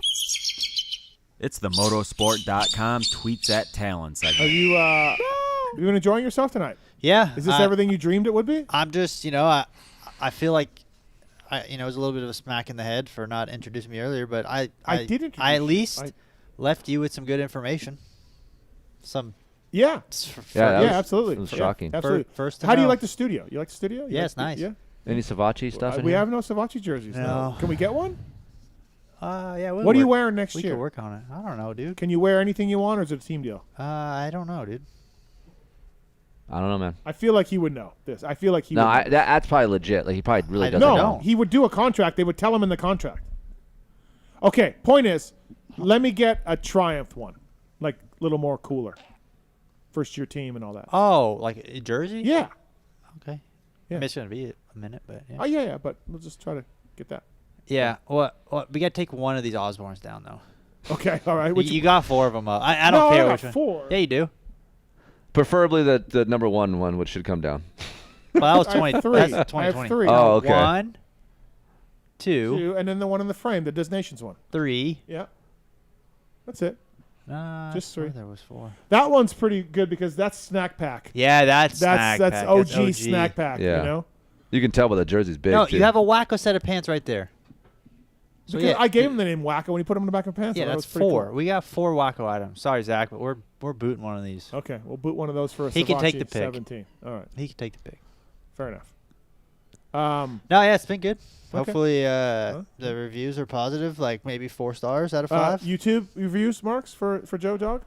I would say pretty positive. Okay. Well, at least it's not Not pretty shit in the negative. bed. That's good. Yeah, that's good. Yeah, I absolutely. got a comment here. I'm late. Has Joey been uncomfortably lovable the whole night?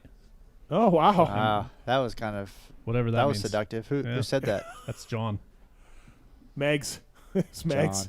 All right, motorsport.com. These questions are submitted at PulpMX Show. Go to motorsport.com to buy all of your aftermarket parts, OEM parts as well. The #1 place for online ordering in the world is motorsport.com. Go through the banner on PulpMX to help me out as well. And the salaries that Marks and Tallon get, I need all the help I can to fulfill those salaries. No, you don't. I've And- seen your ceilings. Okay. And so, yeah, I would thank you people for using that banner to help us out. These questions are submitted to Twitter at PulpMX Show, and Tallon over there picks the best ones. Here we go. Oh, boy. From 671 Mac.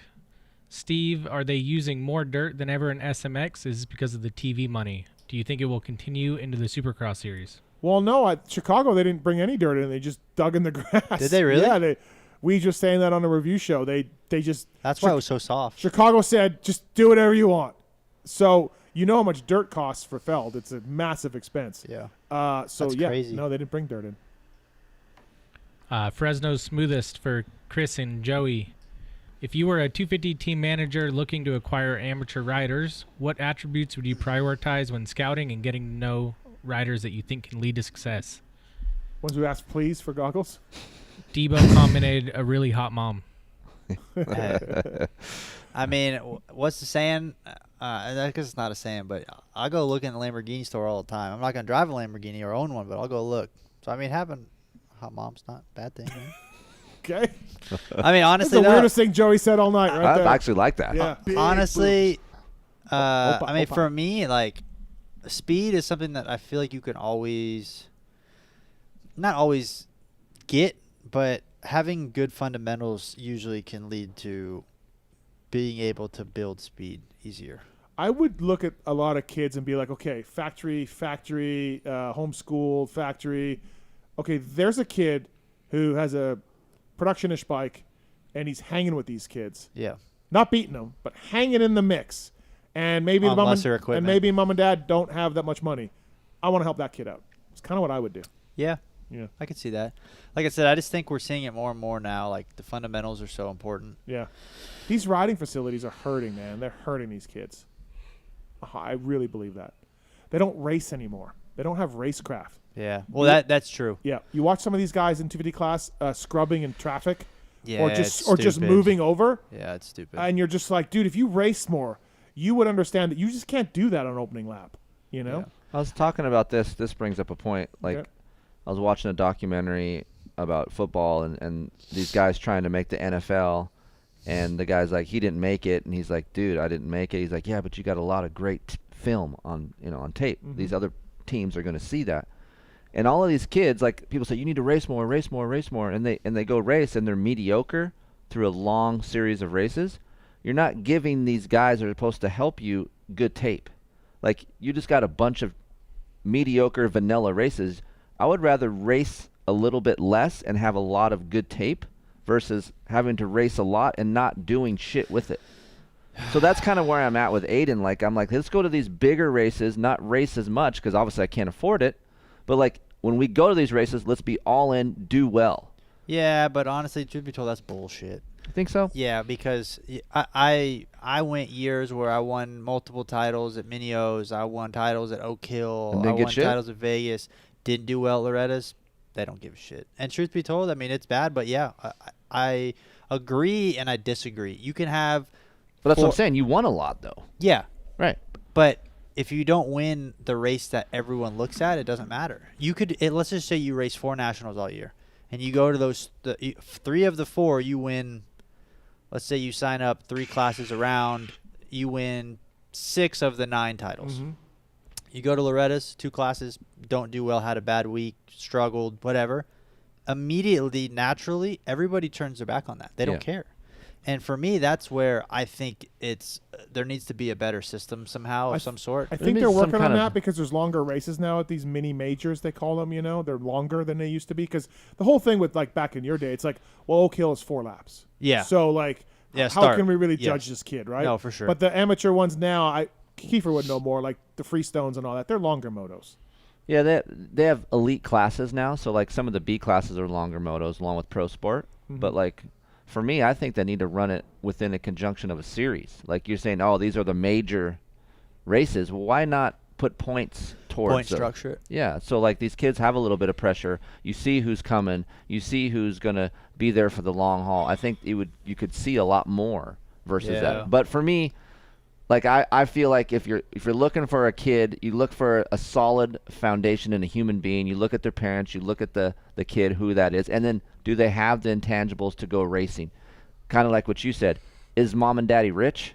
Is he just getting everything handed to him and he's killing everybody? Mhm. Like, I see a lot of these kids that have a lot and aren't doing shit with it. Yeah. And then you have these other kids out there that I see And I'm like, dude, that kid's on a piece of shit, and he's hauling ass. Well, I just think in this time and age where they have 250 four-strokes that are built up from these teams, they have an advantage right away. 100%. So, I think these managers have failed because we've seen, and I can't name any names because sometimes I name names and then they fucking attack me on social media. We've seen these kids fail time and time again, and the managers are like, you know what? I'm just picking the winner of 250B, even though, wait a minute, someone has to win 250B every year. It doesn't mean they're elite. Just someone's going to win. Well, but that's my point. You could go all year and suck and then show up to Loretta's and win, and all of a sudden you're the new thing. And these managers haven't been smart enough to be like, you know what? I just think this is a down year for this class, and I'm not taking any of these kids. I disagree. I think there's some I think the managers are smartening up. Weed says they are. I don't think that it's necessarily all on the managers either, to be honest. I think there might be a little bit of pressure from up above. Sure, maybe. Yeah. All right. From YouTube, Merc Crew Cab. Joey, would you race the 250 and some 450 Supercrosses? Can you do that? You can't do that, can you? Yeah, you can. Yeah. I thought it technically had to be like 300 or something. 280? You can race an actual 250? Yeah. In the 450 Yeah. class? Mm-hmm. Oh, probably not. Yeah. That's stupid. I mean that in the best way possible. Go there underpowered. Yeah. Struggle with starts. Guys do it. We've had guys make mains on 250. Oh, I mean, I believe I could make mains, but why? I don't know Right. why. Yeah, disadvantage. Hey, what do you get? You got 8th tonight on the 250. Yeah. Woohoo! By the way, I just want to introduce Tallon Taylor over there working the phones and Travis Marks working the cameras. So thanks for coming in, guys. Great job tonight. Good job. Yeah. Happy to be here. Don't try guys to make up for it now. All right. Yeah, Thanks. honestly. All right. Pipeline 777. Going to a more traditional Supercross style track, do we think Cooper Webb should show up this weekend and throw a wrinkle in the title fight? Oh, Cooper hasn't been racing. I guess that's the dig. I don't know. No, but can he get up top and what he's saying is now that get in between those guys? Well, he said he was sick this weekend, right? Yeah, it hasn't been going great. But dude, I'm not judging anything on these 3 races, and I'm not even thinking about Coop. It hasn't worked the way he wanted to, but it's fine. Dude, I promise. If there's one person that's not going to be fazed by these results, it's him. Yeah. Like what you were saying earlier, you don't want to fuck with Ken. I wouldn't want to fuck with Cooper. No. Yeah. I mean, he's taking his wounds, he's licking it, and they're figuring. Right now, all they're trying to do is, hey, let's get some gate drops. What do you not like? Yeah. What sucks or what is great? What's bad? They're trying to figure out, hey, we have 3 races to figure out maybe the biggest complaints that you have, and then we have all off season to fix it. I will say I talked to somebody from Star before the series started. They told me they thought Cooper could podium. Podium this? Like the SMX thing? Yeah. And maybe they're just telling the media guy that, and they don't really think that, but that's what I was told. So, yeah. He's not beating Chase. He's not going to beat Jet. Obviously, Kenny's hauling ass. Yeah. It would be a tall task. I mean, I would never count him out. Right. But Phil, I think he could do it. Yeah. I just wouldn't count him out because it's Coop. Just get a whole shot, Phil, and wave Jet by, please, for the love of God. Dude, oh my God, could you imagine? Wyatt McLean for you, Chris. Do you still have that Rockstar Edition Husky that Mrs. Keefer bought for you? And if so, does it ever get ridden? Nope. She's sold. I don't know, a couple years ago. Yeah, I had one for a year or so. Which is the bike where you wouldn't take Dungey's #1 off? It's KTM Factory Edition. Yeah. They came with #1, so I ran it. That's Unbelievable. You can't do that, dude. Why not? You earned it. It came with it. I didn't put it on there. That's what I'm saying. He earned it. By the way, I got a social media tweet about my number rant about Bogle. Bogle's still racing. He's racing World Supercross. But he's still racing.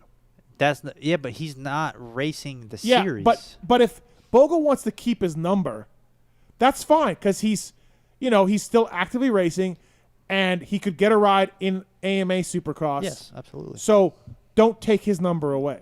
Yeah, but Reed. I know, haven't but your argument was that they weren't getting points because they don't race anymore. But my argument was they just don't race. How dare you? They just don't race. Compare World Supercross and AMA Supercross. Okay. Oh, I'm telling somebody. I don't know who, but you're getting in trouble for that one. Listen, buddy. no, I already listen. They don't.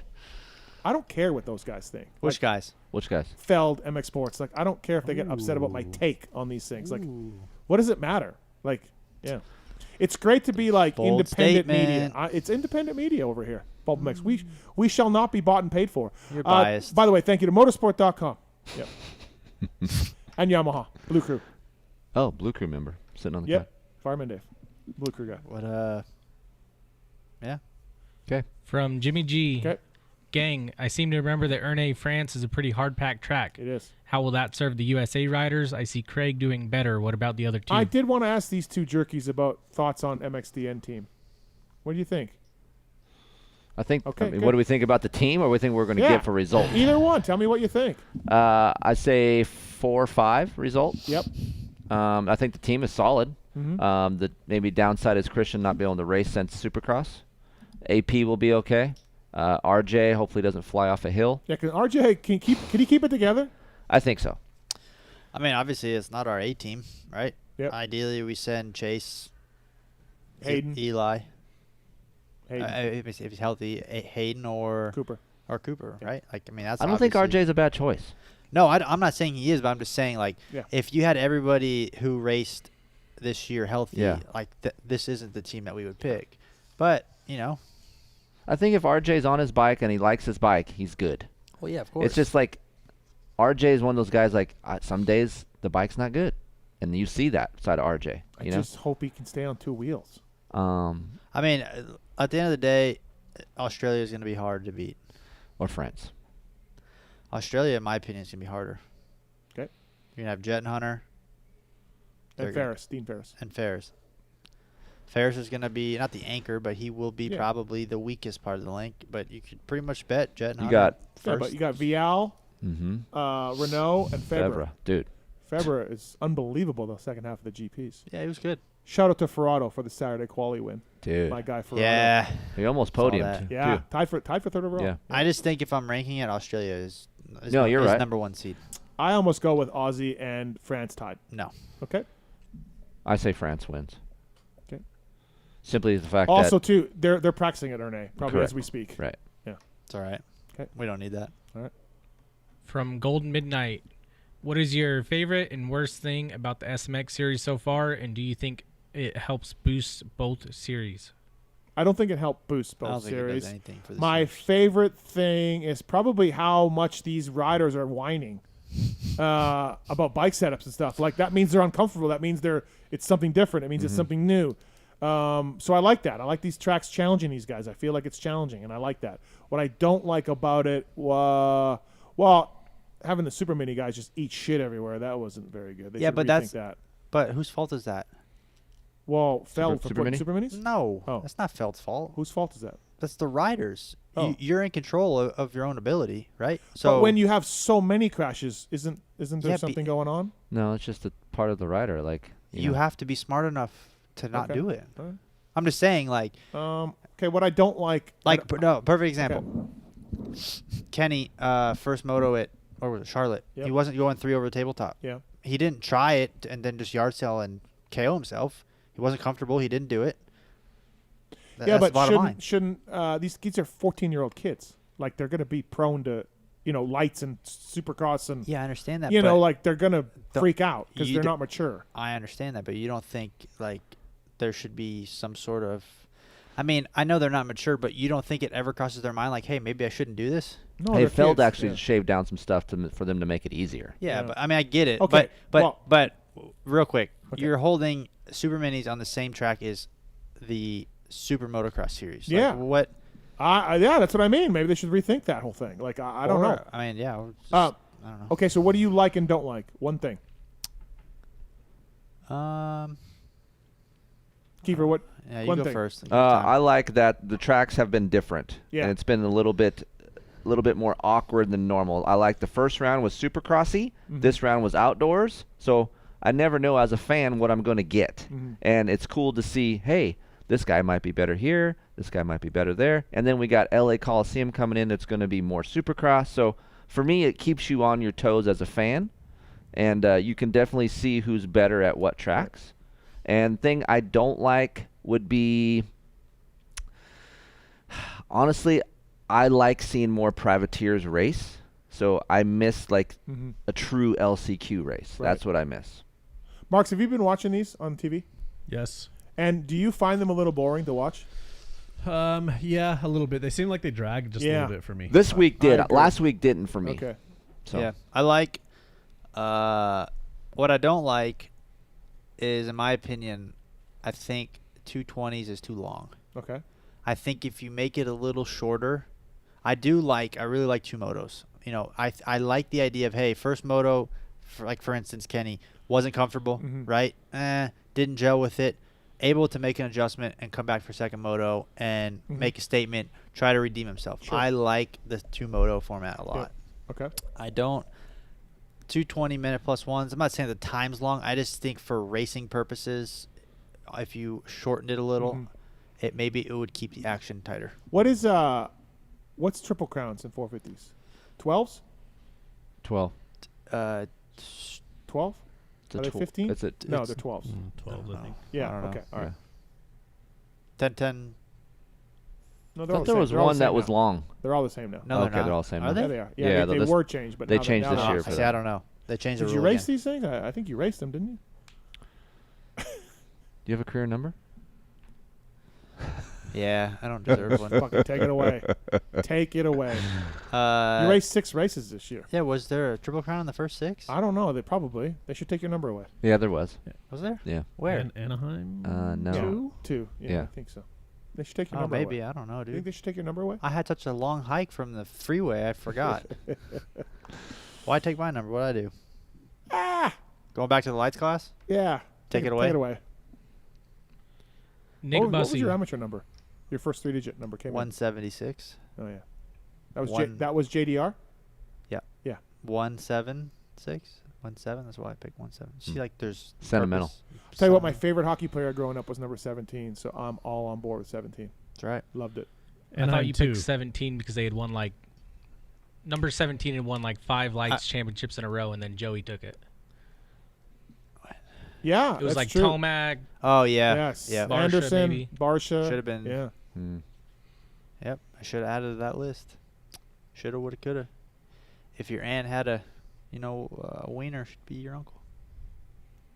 Cool. It's getting weird. I like Nick it. Bussey, It's my 23. time of night. Chris, is Linda still in human resources at Yamaha asking for a friend? Linda. I don't know, man. This must be something you said. I don't know, man. Uh-oh. Oh. I don't remember if it said something about Linda. I don't even know, dude. Couldn't tell you. There was. That's a weird question. All right. I wish I knew more about it. Does anyone from does Mike Mewey or any of those guys listen to your podcast? Yeah. Why would you gotta say? I wonder if they're listening tonight. I feel like you guys have more in common than you think.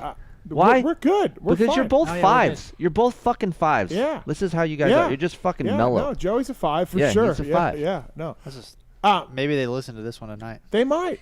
Yeah. What's wrong? What the part about me not caring about? World No, Supercross, I'm just or? thinking. Maybe they hear me out and they're like, hey, we should reconsider. Oh, I see. Yeah. Why don't you just Right. appeal? Why can't you just do that? Well, I mean, I could. You only get one, and I'm just trying to figure out what my move is. Well, I hope they don't call me. You would never. If he puts you as a reference, you wouldn't back him? Listen, if anybody You wouldn't help knows the man out? anything about me and the way I'm friends with you, but if I have an opinion, I stand with it. It doesn't mean we can't be, friends. You're dead to me. Oh, wow. Dead to me. Remember that family of 4 you're talking about? What is wrong? Never find Spirit again. What is wrong with taking a kicking back, having some margaritas? I don't want to do and that. then race 450 Supercross in 2025. I want to race. Yeah, you got 11 races coming I've spent my whole career racing all you're the fine, time, though, and but- all I've had to do this year is sit around. Yeah, you got Steve. 2 kids. You're good. Yeah, Can you cool. retire? Could you retire right now if you wanted to? I mean, because we talk about this with these, like Travis Preston. I feel like he won championships, made a lot of money in that time. He says he can't retire. Retire and never work again? Yes. Probably not. With kids, no. I mean, I have thankfully I have good people on my side, and I have a good amount of money invested. Does your wife work? Yeah, she has her own aesthetics, the Hot Beauty Clinic. If you guys need Botox filler, Brotox, that's a thing apparently. Brotox. Yeah. Really? Yeah. Pookie's getting Botox this week, I think. Well, it's costing me a fucking. I need Botox.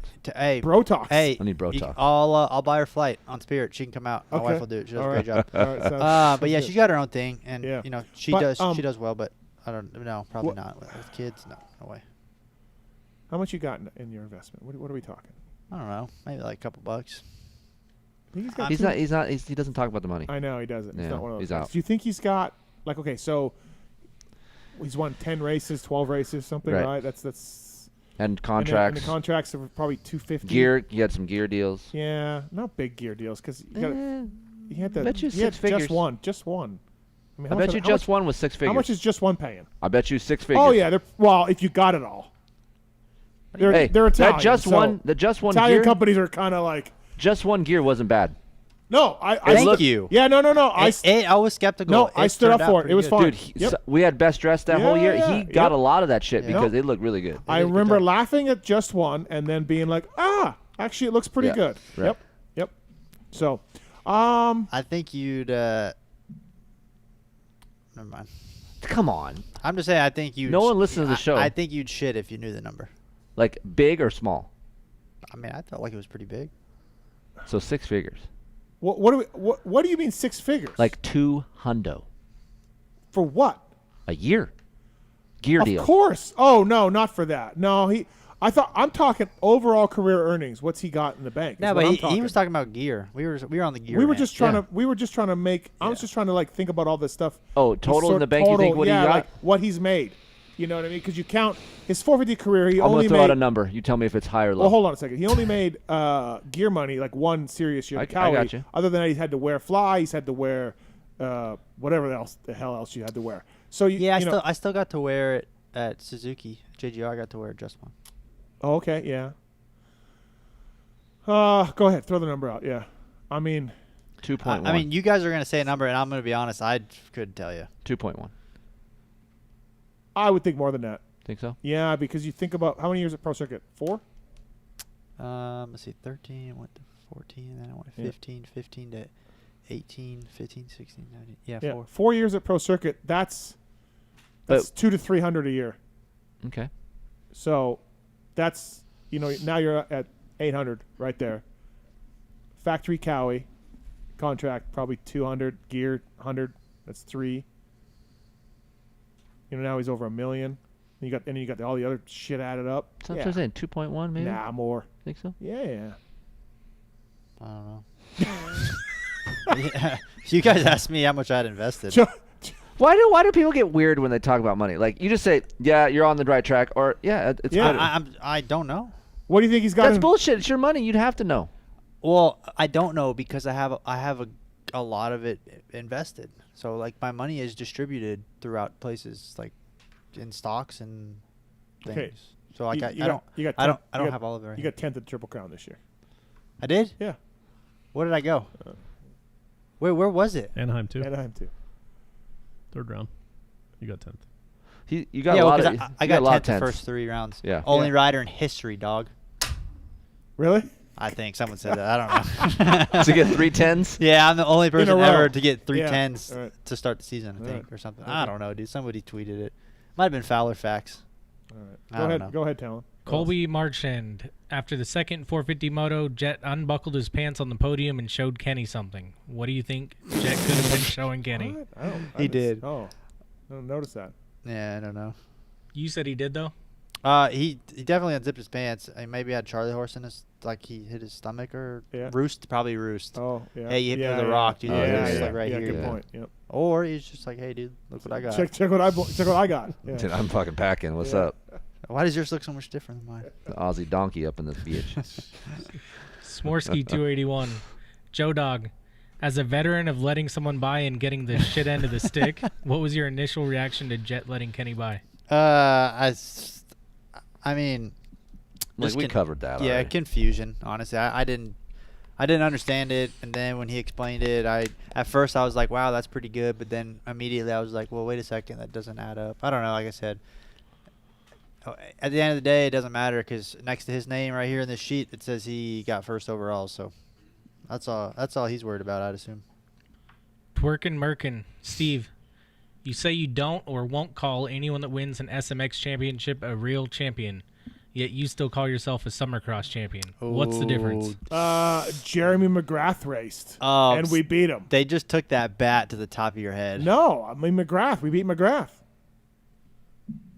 Okay. No, but what I said about, I didn't say I wouldn't call him a real champion, but I'm not putting the SMX champion, like I'm putting it on the same level as a Monster Cup champion. What about WSX champion? Sure, same level. Like, what about WMX? Same level. like to me, I'm not being like, hey man, Sexton won the indoors and Jet won the outdoors, and then Jet won SMX. Like I'm not. It's just like, hey, yeah, cool man, he won the 3-race thing at the end of the year. Hey, Eli Tomac won the Monster Cup. Marvin went 1-1-1 at the Monster Cup. That's cool. I don't consider it on the same level as an outdoor title or indoor title. I just don't. I know Feld wants us to, and everyone wants us to. Like, they're going to tell us it's the greatest thing ever. But it's a 3-race series with kind of a gimmicky point format. Like, yeah, whatever. Playoffs. Yeah, playoffs where no one gets eliminated. Well, who ever heard of playoffs where no one gets eliminated? A lot of people were eliminated. No, you start. That's the regular season, and you start the playoffs at Charlotte. Yeah, and all the people who didn't make it got eliminated. But not until not during the playoffs. Not during the playoffs. No, but lead up to the playoffs. Okay, so this should just be another series then. It shouldn't be the playoffs. Hey, dude, listen. I'm just here. A couple super mini kids. I want got this show to go eliminated. another fucking hour and a half. Yeah. It's going to get better. What time's your flight in the morning? 6. Can we make this the longest show? Can we just keep going? No, It's no, a 6? let's not. 5.5 hours was the longest? What was the No, I longest? think 5:45. I think it was a little longer. Was it really? Yeah. Mark? Was I on that one or no? No, I don't think so. It was like 5:52 or 5:53 or something like that. Was that one of the 100 shows or no? No, I don't I'm pretty sure it was a Ping show, to be honest. Mm. All right. R.I.P. Oh, I was just going to say that. From MotoFan92, would you rather have Chicago or Daytona on the schedule? What's the SMX schedule, or just like in life? Just or? Supercross. Which one would you rather? Daytona sucks. You have to go to one. Daytona sucks. I agree and disagree. Daytona daytime, I think, is okay. What, the old school one? Just like, What? just What's during wrong? the day. What's wrong with Dave? He's done, dude. Oh, he is? Yeah, he Oh. smoked. Because my backup driver smoked. Oh, wow. Yeah. He's a blue crew. Eyes are all puffy. I just think Daytona has poor lighting issues. Yeah. Like what they were talking, like what Kenny was talking Yeah. about. Dude, it's identical at Daytona. Honestly, the further you get Yeah. towards like the final, coming out of the final Yeah. corner, it's just dark. Like you can't see dark. Yeah, you can't see anything. There you go. You need auto tune in here.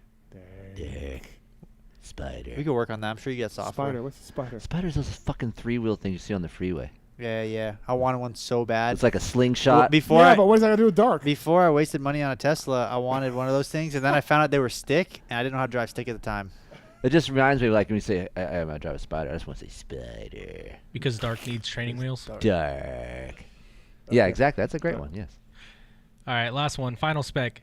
Kiefer, is it unhealthy to be 100% tit or 100% ass guy? That's not unhealthy. I'm 100% tit. For sure. Like, I mean, you can have a shovel pan ass and a flat ass. I'm like, yeah, whatever. I ain't fucking with it, so I'm fine. But like boobs, as a man, visually, that's what you see most of, right? When you're doing your deal with your wife or your girlfriend or whatever, you're doing it over your lifespan with the boobs in front of you, not from behind. You're not doing it doggy most of the time, so boobs, 100%. Great. I have a different theory on that. I mean, I love my wife for herself. Here we go. There's no chance she's still listening. It's 3 no, hours she's ahead. been asleep for hours. Right. You can always buy boobs. Yeah, but they're still boobs. They're not fake. People say it's fake. It's not fake. Big boobs. Yeah, but I'm saying like, Opie. You can buy boobs. I mean, technically, you could buy an ass too, but Are you a boob or a butt guy? I'm a Opie. personality guy. I thought you said I'm a pussy guy. I'm like, I fucking love this guy right here. I can't say that. I think we'll get in trouble, right, Steve? Or? No, yeah. No, we're good. We're safe. good. It's a safe. We're in the nest. No! That's horrible. All right, everybody. That's motorsport.com. Tweet at Tallon segment. Thank you to Motorsport.com for coming on board. Appreciate it. Kris Keefer, Joey Savatgy here. All right, best interview of the night. I mean, you got to go Phil. Yeah. I like Kenny. Kenny was good, too. Kenny's good. Kenny, I like Phil. Kenny texted me and said sorry for talking a lot. And I'm like, Don't say sorry. That's great. I like Phil because you're just like, fucking this and fucking that. Like, dude, I resonate with that a lot. Our listeners love him. Yeah, I see. It's awesome. They love him. And we've had him on 11, well, up until a couple weeks ago, it was 11 times out of 30 shows he'd been on this year. Wow. So. You know, the math is on that. It's like 30%. Yeah. LA Coliseum, you'll be there Thursday? Yeah. 33. Alpine Star thing? We got the Yamaha function Thursday? I don't know anything about that. I've not been invited to that. So YZ250F presentation? I have not been invited to that. No one's told me about that. No, exactly. YZ250 presentation, we get to go learn more about the bike, and then we get to take statics on the track with it. And then Alpine Stars. What bike? Thursday. YZ250F. Yeah. It's the same as the 450. They've redone it. Oh. Alpine Stars has something going on Thursday night. Is that at the track? No. Okay. And then Friday, we get to ride with celebrities on the track. I don't ride with celebrities. I don't know who the celebrities are, but Yamaha invited a couple media I think it's guys. you two. Oh, my God. Dude, the Edge is riding. So, hey, can I tell you another part about the Edge? Yeah. He's got a place in Malibu. Okay. He invited you to it. And he mountain bikes. Hey, what if he wanted to go mountain bike with you? Like, would you pin it, try to show him how good you are? No, because Sam has gone with him mountain biking. Okay. And said he takes it pretty easy. He ripped the tear off on a dick. So, I would take it. I just got that like 10 seconds later. I said to Sam, you know, when he's here for the residency, they're doing 25 shows. Yeah. And he wants to get out on a mountain bike. Let him know. Chances of you getting something cool from Sam to go backstage and chill a little bit? Nah, I don't think so. Nah. Okay. Damn, that'd be cool. Okay, what? I forgot. Okay. All right, Joey, I'm going to read the sponsors out for the show. Okay, this could go terribly. Listen, it's going to go bad. Joey's a thinker. Joey's not a I want you to give me the first thing that comes to mind. He's not a mind reactive person. when I read you my sponsors. I'll try my best. He's a thinking man. Yeah, just try your best. You don't need to impress anybody here. Don't be dark side. Don't be dark side. Kiefer, you're joining this too. So okay. Yeah, okay. All right, you ready? Are you ready? I mean, what can I get a heads up on the first one so I have a second? Just the first thing that comes to your mind when I read the name of the sponsor.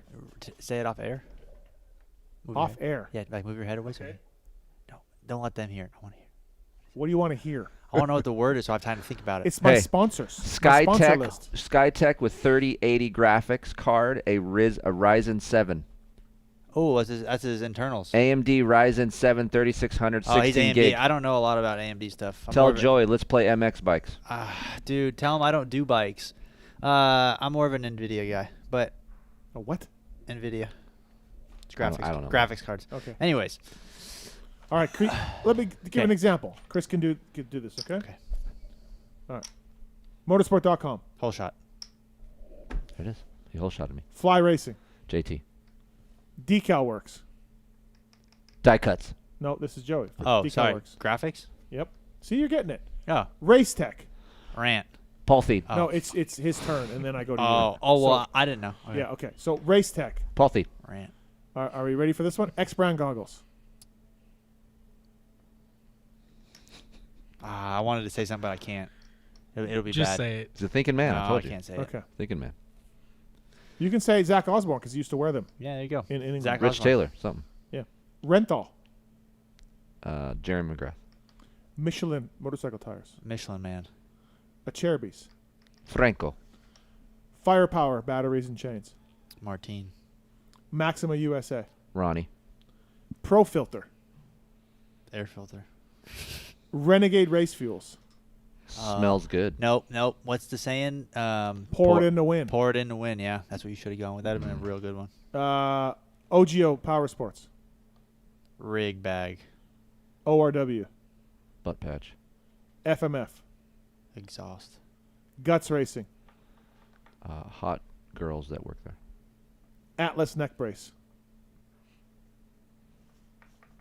Sponsor of your show. Works Connection. Eric Phipps. MotorcycleIndustryJobs.com. Part of your show. Get Data.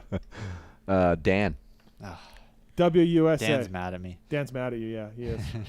WUSA. He can't take the heat. W? Like what? WUSA. W or W? W. Wheels. Kristen. Well, you didn't really emphasize. You said W. You're right. Kristen. I don't know who that is. You should know. You gotta know. Is it like window shopping? Weisco piston. Fork guards. EVS. Neck brace. MTX brake pads.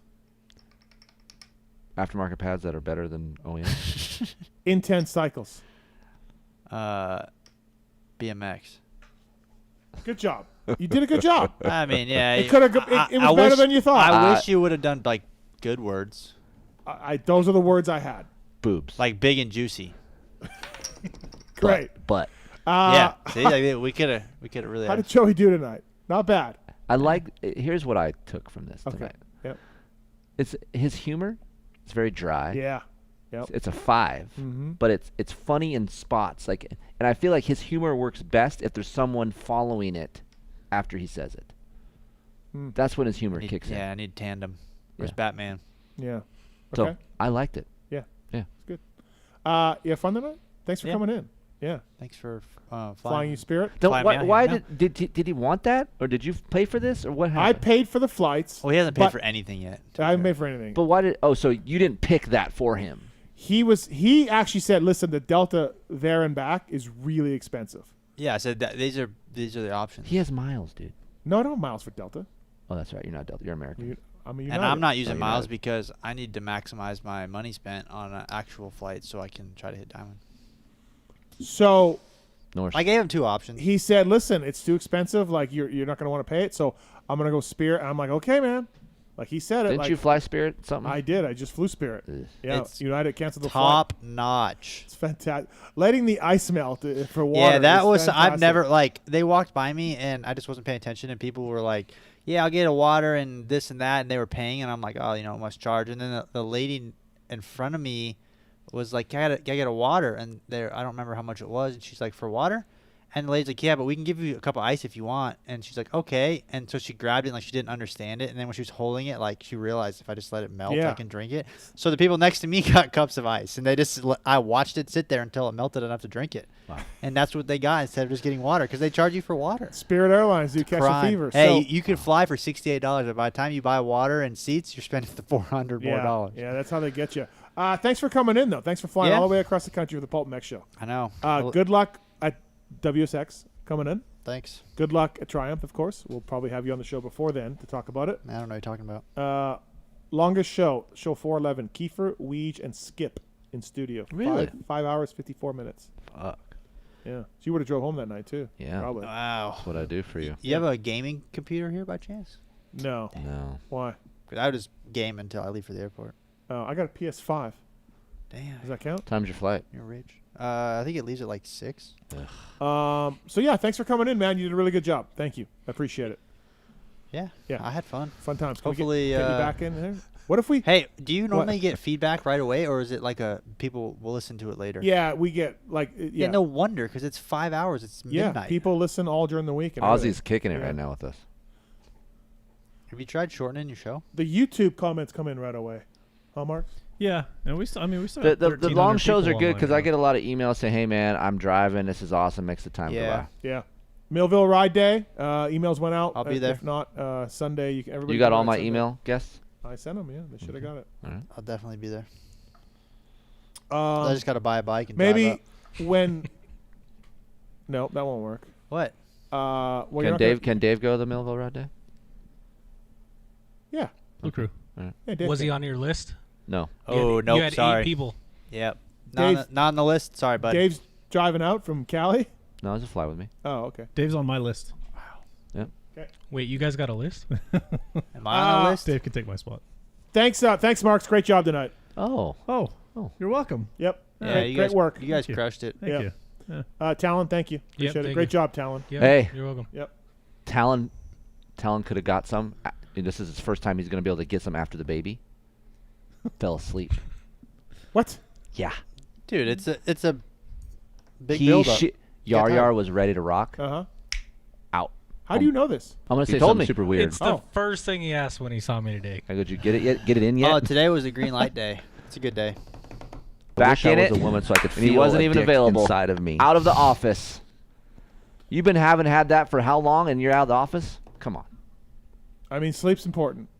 Not as important as getting it in the first time. I had worked like 6 days straight, and then it was like 11 at night, and I was tired, and I just went to sleep. Tired. You weren't working on my return. I was not working on your return. You're right. Not a dedicated gearhead. Oh, I feel tired. All right, everybody. Thanks for listening. Thanks to our guests, Ken Roczen, Brandon Hartranft, Adam Bailey, Phil, of course, as well. Really appreciate those guys with their time tonight. And Joey Savatgy, great job. Thank you. Did you say dark? Dark, too. Okay. Yep. Yeah. Just wanted to make sure. Kiefer, thank you. Thank Appreciate you, Dave, for helping me drive tonight. Thanks, Fireman Dave. Welcome to Blue Crew. Thanks, boys. And Joey Savatgy, of course, always welcome to come back in. Great job. Really nice to have you in. We'll revisit at a later date. We'll talk about, I don't know, more cool stuff. Okay, fantastic. Maybe we can game. Ooh. A gaming podcast with Steve? I want to. So I saw a simulator on Instagram. It was $30,000. Yeah. With the 3 screens. Yeah. And the chair. Yep. That's a lot. I don't have that. I got something like that. I mean, it doesn't move, but let me find it real quick. Oh, okay. So how much do you pay for? How much can I pay for like a good sim? I don't know, dude. I had a sponsorship. Okay. Is it $10,000? No, you could buy one way cheaper than that. Oh, you can? Yeah.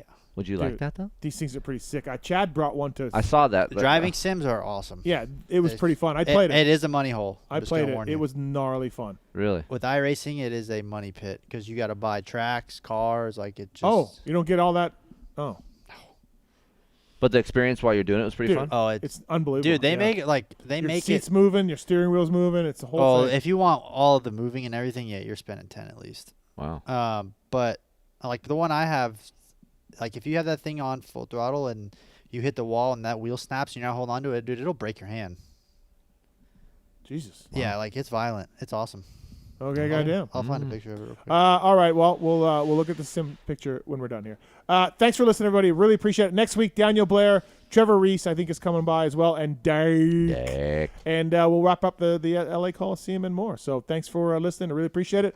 For Joey Savatgy, Kris Keefer, I'm Steve Mathis. See you next week.